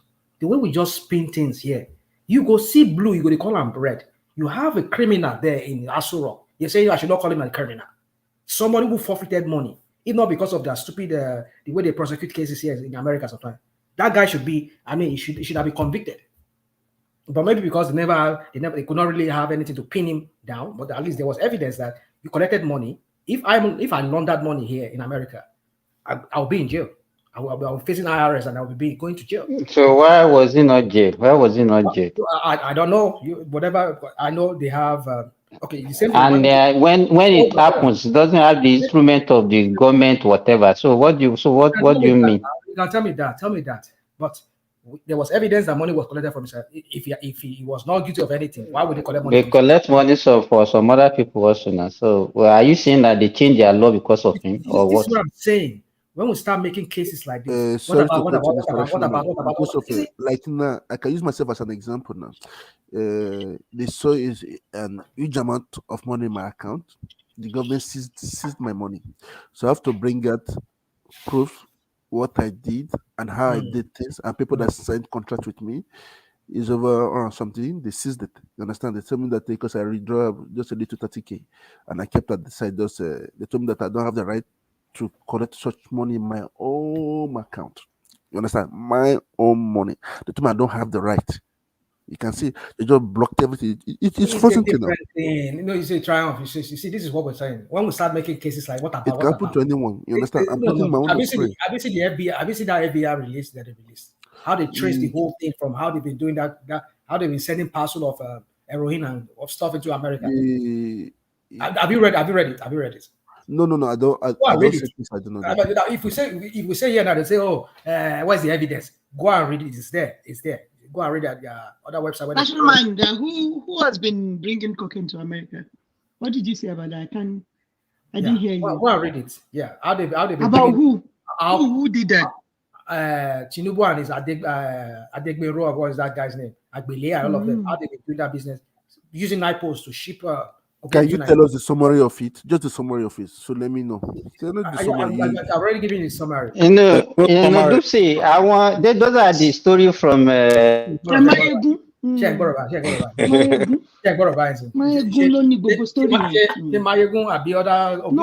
original thoughts at all. No original ideas. That's one thing I can't stand about my boyfriend. Because original idea.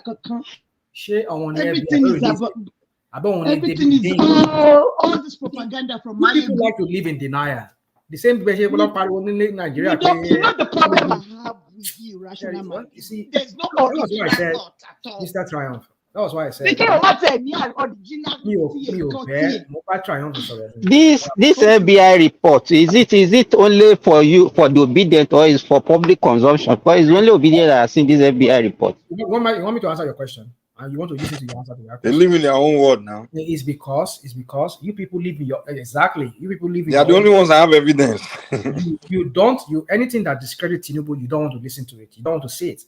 I'm not the FBI. We are asking to see it now. You're not showing us. Well, you're saying we don't want to see it. Mike, do you know what? Have you gone to when people have you're telling us it's a sign of psychosis. You people are beyond redemption. National mind. Movement. When people have their own thing, their own evidence, their own, story, different from what is the evidence now? I'm giving you. It is there. It's a sign of psychosis. Some of the things we discuss here. Mr. Rashidman, was he proven guilty? Yes or no? Was he proven what? Guilty. Our president.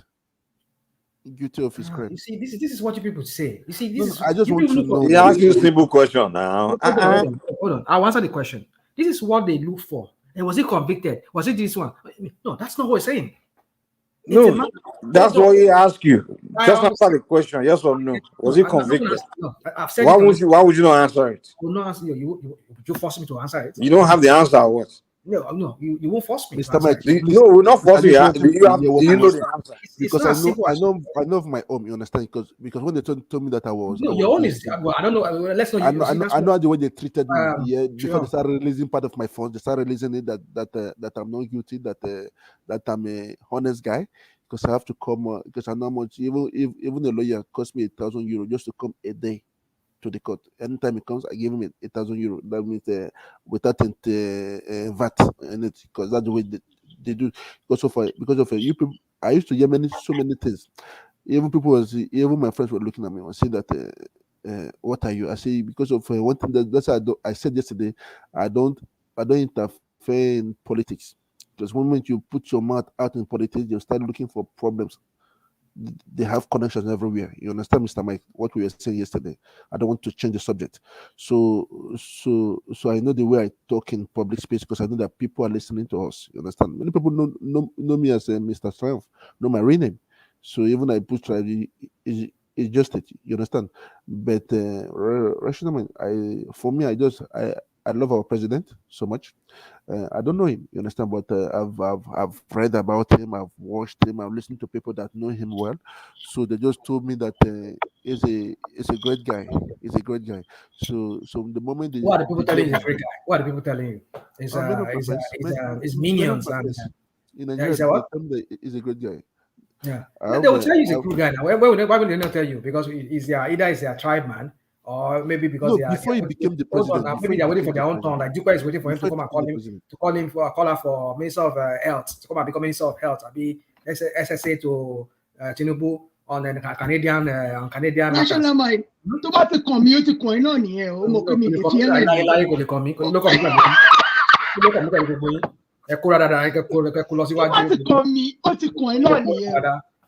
Tọ́pẹ́ Fáṣùwà mẹ́rin ìdí Tọ́pẹ́ Fáṣùwà àti lọ́npọ̀lùkọ̀ ẹ̀yẹ ilé ìtúpẹ́ rẹ̀ nífẹ̀ẹ́ láyẹn. Tọ́lá dúró tó yẹ. Kí ni wọ́n sọ against Tinubu ní against APC? Ṣé gbogbo yín afọ àwọ̀ rajà ní gbogbo yín pretender ní gbogbo yín àmọ̀ yín. Tí Tinubu bá pè mí lẹ́yìn ojú kan náà. Olúwa mẹ́rin náà fúnra ẹ̀ òun fúnra ẹ̀ kọ́ fúnra ẹ̀ ta máa wò pé bẹ́yà àgbẹ̀lẹ́yìn ohun tó dáa nígbà tó ń kọ́ fúnra ẹ̀ wọ́n ní fún wọn lágbàdo jẹ. Náà ti jẹ́ àgbàdo. Tó bá ti kàn mí ó ti kàn ẹ́ náà nìyẹn o. Kí ló kàn mí pẹ̀lú yín? Yẹ wo yín. Kí ló kàn mí pẹ̀lú yín? I'm okay here. I'm self okay. I won't do anything. I mean, I'm okay. All I want is I want the people to be okay because once people are okay in Nigeria, I'll be free of several calls every day. Tí mo máa ń gbà ọmọ mi lọ sí school, ọmọ mi mo lè sanwó school ọmọ mi o àti ìjọba látàárọ̀, I'll be free of all those things. I'll be able to concentrate on many things. Mélòó lẹ̀ ń ṣe nínú gbogbo request gan náà tẹ̀jẹ̀ àgbà many of these requests dey put granted.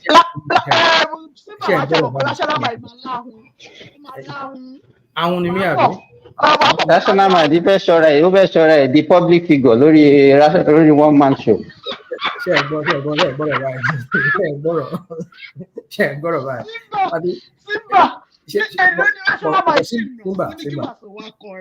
Simba. Èló ló ṣì ná? Èló ni wọ́n máa ṣe òbí bàá àrí ẹ̀kọ́ jáde. Èló mo ná? Ìwọ ọmọbìnrin yìí. Àrí ẹ̀kọ́ jáde nǹkan bọ̀ ní bíbá ìlàsọ́lá. Do you know how much goes out of my account? Lórí táwa everyday. Àrí ẹ̀kọ́ super tattoo. Ẹnu ọláyọ̀ ayọ̀ nìyẹn everyday ni.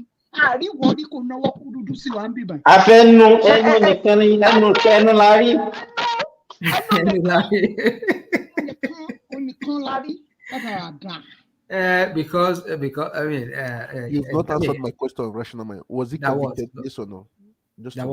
Was he convicted on yes or no? I mean, you make up whatever you want to make. There's a court document for that. No, now you understand it because whatever is conviction. Mr. Chow, don't waste your time. Rational man doesn't answer questions.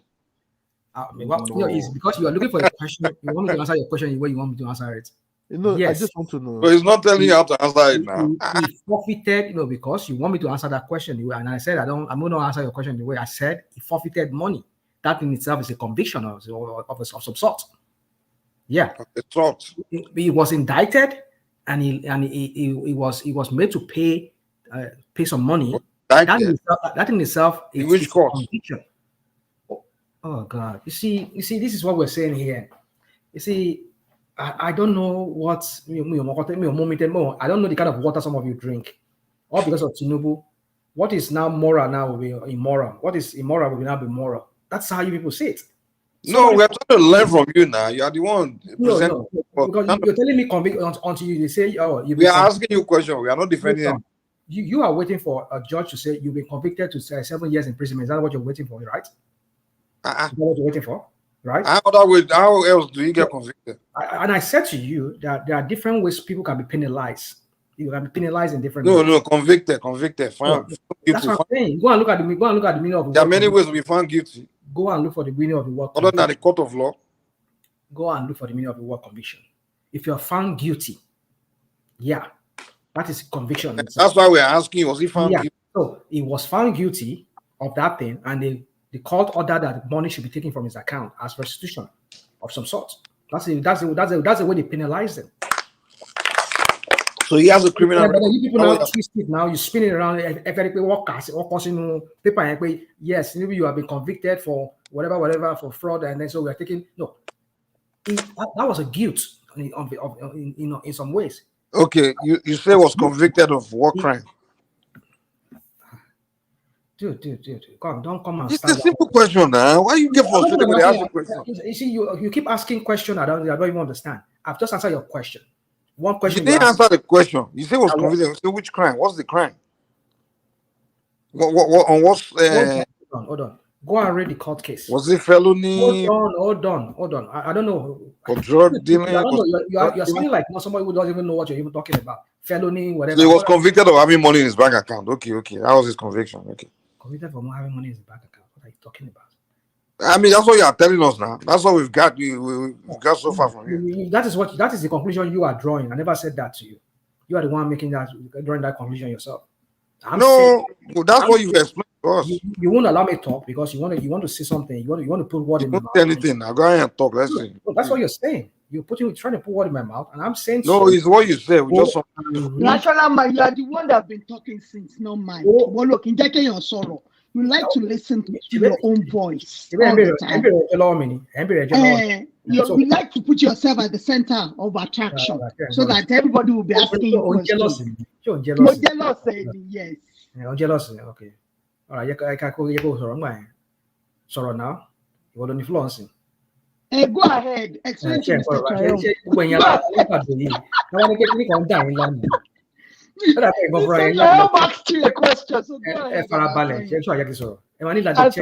You people need to go and check your health, all of you. You like that. No, not insult to anybody, but just saying we're talking about mental health here. It's not until when somebody starts not thinking about just Noja. I don't know where normal.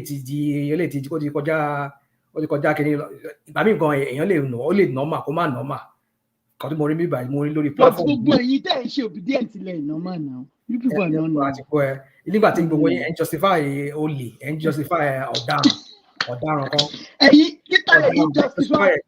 want to call like lot of crap continue answer Mr. Triumph. What about? All because you don't understand Yoruba now. I'm speaking English now. You people I understand Yoruba, Madam Dupsian. Really? What about? Did you realize that? What about? You be doing what about? Huh? I was a good Yoruba student. I'm asking you a question. What are you talking about? You see, when you talk, somebody, when it says admission of guilt, it is his judge that will pronounce that guilt. And there are different ways you can pronounce that guilt. It's either by fine or by something, because in itself, that is an admission that the judge said is guilty of this case that you brought before me, that number one is involved in money laundering, narcotic. I mean, let me take it that. Let me take it. What led to each other? He was involved in narcotic laundering money for for drug dealers. So they used a bank account. I believe all of them were paying money to his accounts. Somebody that was handing, how much was he handing in ExxonMobil when he was there? So is that hold on now? You asked me a question now. Let me answer your question. Okay. Now the question that I'm answering is going to say, for the fact that the judge ordered that money should be taken, because if the judge does not order that money to be taken for that account, the account would, the bank will not release that money to the Fed. It's because there was a court judgment from the court that says, yes, they need to take money from that account. We so ordered. That's an admission of guilt. That is guilty of what the Fed brought before the judge, and the judge ordered that, okay, as a way of restitution or whatever, okay, since it's not here, go and take money from his account as penalty for that. That in itself is a conviction of some sort. So I don't know how you people read conviction. If somebody is said to be guilty of something, he has to pay in one way or the other. And he paid by forfeiting some amount of money. But we know you people will use your legal jargons, you will spin it around, a criminal is a criminal. That's how I put it. A criminal is a criminal. A crime is a crime. Because he laundered money for narcos, for people who were involved in heroin trade. So now, are you surprised when people call him a drug baron? Yeah, have you read the FBI reports to see what it's all about? But we know all these I things will are do all that this weekend. I will do that this weekend. I because, hope you'll be around the next week. I hope you'll be because, around. I'll do that this weekend. because our corrupt judicial system, they validated him. They could not convict him, so they had to look for technicalities to get him saved so that they won't get him removed from office. Because that case was not adjudicated for me, as far as I'm concerned. That Supreme Court case that they brought before him, all was just trashed out because of technicalities. There's no evidence. You cannot bring anything from a foreign court. You have to register it in Nigeria first, and then we have to all those kind of crap they were talking. That's true. That's the way they do here too now. When they bought my I hear you. documents, I hear you when now. they brought some I agree documents with you. from Nigeria, I have to pass through the Nigerian embassy too. You understand? I hear you, man.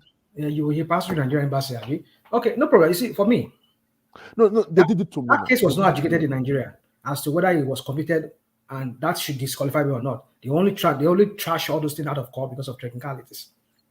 So if that case were really entertained based on how it was, I tell you, Tinubu will be removed. They never said no, he wasn't guilty. That's not what they said. They look for technicalities to throw out those cases out of court. That they did not supply enough evidence to show that Tinubu was actually convicted, so we're throwing it out of court. That's what they said. But by law, the judge in Nigeria said he was guilty, yes or no? That what? He said no, he wasn't guilty. No. According to the wasn't guilty of what? They never said that. They never said that. Where's the ruling? They said that he wasn't guilty. No, they just said that zero to everything. They rejected it. And they said zero to. Zero to everything. So what was that? On what basis was that? That means, in my own opinion, that is not guilty. What do you think about it? You see, you don't seem to understand. You don't seem to get it, Triumph. For the fact that somebody's case was thrown out of court does not mean that person who won that case was not guilty of that or he was guilty of it. That's not what it means. It means they only find just one loophole why that case should not consider. Oh, you don't even have local standards, as I say it, to even challenge me. Doesn't mean that I wasn't okay. Like maybe now, me and Mike, we did primaries in our own party, and I was supposed to run against you, or Mike was supposed to run against you, and maybe after a while, I used Bago. I beat Mike for the primaries. Somebody come go say one can challenge me, say, Mike, no challenge me. But somebody else we knew about how I take win that election. So I use Mago. No can challenge me, say, just because you don't get local standard because you're not part of the primary. What kind of crap is that? What kind of crap is that? But you know that according to what does that mean that I wasn't guilty of cheating Mike? No, it depends. It depends the way Mike took the case at you. One thing I noticed in this court case, understand? The Labour Party said they got proof. They never brought a single court proof to the court, and that was it. You are aware of it too. Now they were asking them every day. All the boxes you saw that they brought into the court were just empty papers or was just blank papers, right? One thing that I learned something. 3 years back because of when my workers took me to court. You know how they work here in France because he got fired. You understand? So the guy took me to court for firing him. That I don't have the right according to French law. So I have to call my lawyer. My lawyer told me what to do and what to say. You understand? And again, in front of me, the guy did not have even a single proof. Be very careful what you're saying, Mike. I mean, Mr. Triumph. Don't say your lawyer tell you what to say because that would be. No. He told me what to say. My lawyer told me what to say. You just have to be careful because I don't know how I can't remember too well how French legal system operates on that. I remember. Even to date, I only went to court once. And I never went to court anymore. It was my lawyers that go so I can understand when I see the absence of the president also. And I don't go. You understand? One thing is that I understand. Why do you always have to use yourself as an example? No. I use myself as an example when I talk things just to be sure. Because if I talk with but of course, you know that the French legal system is different from that of Nigeria. You know that? I know. Mm-hmm. So I mean, this your comparison. This is what I said when I said the Agbado people they like this kind of. So it's kind of like I'm not Agbado now. I'm just a citizen of Nigeria. I'm a Allow me citizen use of the word Nigeria. because when I Are hear you? people sound like you, don't worry. But are you Don't not a stress. citizen of Nigeria? You're still in Nigeria. Mr. Trial, no disrespect to you, but I'm just saying Okay. when I say, you see, the word agbado is a word of endearment. That's why you people should not be taking it in a negative way. Whenever I say use the agbado people, it's a word of Okay. endearment. Like I'm just like, oh, I'm so fond of you people. You people are so agbado people. I mean, it's. Other I mean, platform, when I start asking questions, they call me Agbado. Then I start laughing. I say, why? I it's just because, want to get you're making case that sound like an agbado person. Like this person is telling no, you, I mean, no, can you for long or Gujimi? no. If you know you know better, come online. I come on here and let us discuss.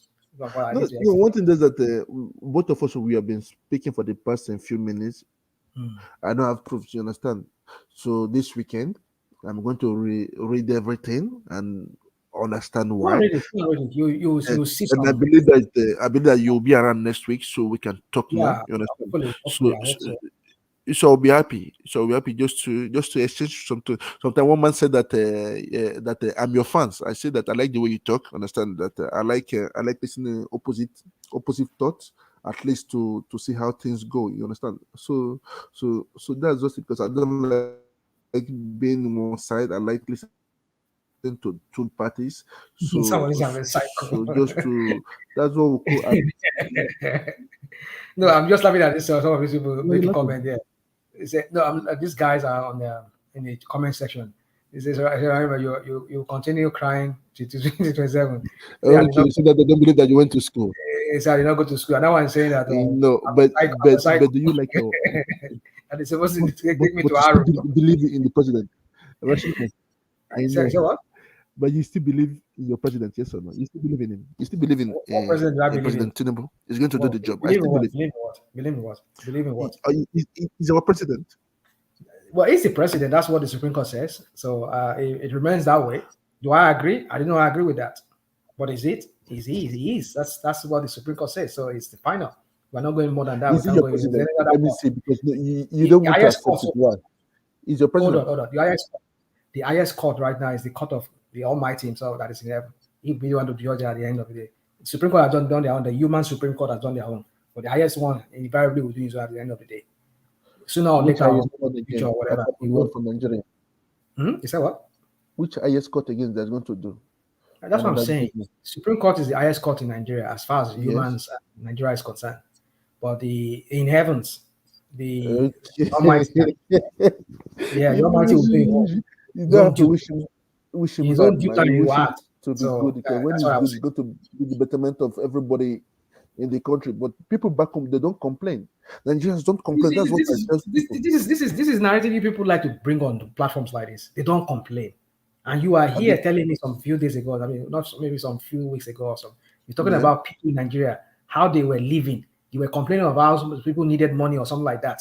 And you But see, this is what we're talking about. When people just live in a bubble, you are so disconnected with people back home, all because of Tinubu. You just want to make things look trivial, like it's after there's nothing going, everybody's living fine, nobody's complaining. What are you talking about? People are not complaining. business are going fine. You just we people What outside business of are going we fine? diaspora What are the business are ones going making fine? noise. What business are going fine? God, you see, Businesses I are mean, going I mean, fine I now. don't want to People start you saying certain things no, to make like it like maybe I'm trying to I've disrespect you. seen people on the street now. I know Nigerians when something is not okay for them. That's so because I don't Hello, understand. Mr. Triumph. You see the Okay. problem with rational mind. If you ever in this life fill your mind with negativity, then you look for negative things around. You always be negative, no matter what, no matter how you feel. So this guy looks for all the negative platforms where they talk down on Nigeria. That's where he concentrates his mind on. That's why he's forever negative, and that's why there's nothing you can tell rational mind that he will be able to understand you, because it's not right in his mind, because he's a very negative individual. Even I'm sure in his personal life is negative. Do you understand? I'm very lucid than probably any one of you Agbado people here on this platform or other platform. More lucid in thinking in the way I think things through more. And I'm not a negative person. That's why I have people around me, and I, besides hanging out with you people on online, I have, Who are the people you have Have around you you? been life besides this one here. Who are the people you have around you? When last did you went home? Adani Kogbe, Adani Konje. Who are the people that you have around you? Do you know where I was throughout the day today? Do you know where I was throughout the day today? Adani Kogbe, Adani Do you know where I was throughout the day today? Do you know where I was? You see, when last have you been to all because of Tinubu now, you have to go into my private life. Adani Kogbe, I be Tinubu. You see. National wide, you should send me your address. It's not even funny. This is your laptop. Won't you throw it in the bin? What's your problem? You have to give me your address. You see how low you people can go sometimes. How dirty. Adani Kogbe no palo. In the palo. Palo yon palo. Adani Kogbe, Adani Konje, Adani Kogbe no palo. Then your conclusion now is that Adani Kogbe. You are too bitter. It's not good for a human being to be this bitter. He has a car. He's doing fine. What is your problem? I saw him driving. That was last week when he was replying somebody from his car. He's doing great. He works. He's doing great. The moment you are working in America, you have a car, you have a place you sleep. Obama work. Mr. Triumph, how will he eat if he doesn't work? Is he disabled? See when this Mr. Triumph is talking, sir. How for you, Mr. Triumph? He said he's working. Is he not supposed to work? Is he disabled? It's not everybody that works. Not everybody that works. You understand? So it's so ridiculous. You see, I mean, Triumph. You see, this is what I'm saying to you. See, that's why I said I have to just. Apart from that, I'm busy these days. That's why I've not been coming much. But you say another thing is this toxic? What about you? What about you? No, rational mind. Why do you think you have the need to always tell us we are busy? I have a feeling you're not busy because you're always on the same line. Because why do you think you have to say to every one of us that you're busy? Because of Triumph. Because each and every one of us on this platform. Okay, let me say this. Most of us are professionals. If you're not a professional, you have a very good job. People that comes to this platform, why do you think it's necessary for you? Hold on, now I speak. No, to always say that you're busy. Hold on, I feel that you're not busy. You're really? always saying it. Really? You're busy. You're rushing. You're going somewhere. You have to be somewhere. You have to. Why do you have? I was living a while ago. Why do you think it's necessary for you to repeat these things to us? Why do you think so? Can I answer your question now? Go ahead. You see, the thing is this. A while ago, I was saying I was leaving. Then Triumph showed up, and he kept talking. And when I see people that speak French like this, I just want to continue speaking. That's the reason why I'm still here. If not, I should have bounced like I said I was going to bounce. And I'm a man of myself. I can choose to do whatever anytime, but I know I have to leave very soon because I have to wake up very early because I have an appointment. You see, that's what what I'm saying. Where I'm a very open person. Let me answer your question. I'm have to wake up very early. Yeah, you're right. Unnecessary. I agree with you.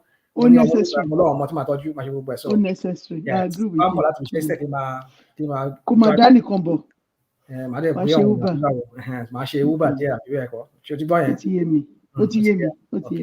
So what I'm saying is this, what I'm just saying is this. Let's just leave all of that. The point is, I'm a very open person. I don't feel like there's anything to hide. So that's why you see me when I say certain things, it sounds to you like, oh, are you trying to show off? No, it's not a show off. That's just where I am. If there are things I won't let you want you to know, I won't let you know. So I mean, whatever I put out here is something I can always defend. And I can always switch anytime, and you will not even know. I will walk past you. You never know that I was the same person that you've been talking to online. So it's just for me. I just don't feel like certain things I don't hold back from saying. I will say you. Doesn't mean that I'm showing off. It's not showing off. I'm just being open. I'm as open as a book sometimes. So you and your you see this election coming up is going to be a test of Tinubu. And I've said to all of you on this platform, you people have created a monster that all of you will live to regret it at the end of the day. Tinubu, this Kogi election, or is it an Imo election, all the election that's going to take place under him is going to be a litmus test for all we've been talking about Tinubu being a person that he would just make sure that all the opposition does not look at Lagos State. That's just a mini example of how Nigeria is going to look like under Tinubu. I rest my case there. Good night, everybody. Oh, you wait first, please. Wait first. I have to go. I just have. Yeah, I have to go. Yeah, I just have to leave you guys. Maybe I will listen in the background. Yeah. Go on. Okay, no problem. The one thing is this, that I know I understand where you're going to. Do you know that there's inflation everywhere in the world today? Everywhere in the world there's inflation, and it's affecting every country in the world. It's not only Nigeria. That's what I explained to everybody. Even here in France, in the UK, my friends back in the UK, they are complaining. Even some of my business partners, they are complaining that I have to increase their fee for them. You understand? Their commissions. So that's because it is everywhere. It has been affected. Even in your place in America, because you people are fortunate that your government is pumping money. It's pumping money to the economy, just like France also pumping money in the economy. When the moment they stop, you'll see the gap between the rich and the poor. It will be enormous, just like one of these countries, just like what's it called, Cuba. You understand? So that's it, and it's going to affect a lot of people. There's problem everywhere, so you have to accept it too, because of you might come at the wrong time, the wrong time at the right time. So that's it. But I believe that Nigeria will be great. It's only just a process. We Nigeria want something quick in every businesses, in every business. You start small. I can't hold myself back. I wanted to go before, but I had to come back again. You see, we want something quick. I mean, have you listened to Lagbaja's song? One of Lagbaja's song way back in the 90s, or is it 90s, early 2000? It says, "Kila wa she, I mean, she jola wa faye bo." Yeah, so we come to this earth for how many years? How many years we have to live? It's not the problem. It just came. Hold on. 80 years. Hold on. Nigerians, people has never have a reprieve. I mean, like, from all this, we've been hearing, it go better, it go do am, vote me, I go do am. What vision are they not allowed to do? I remember when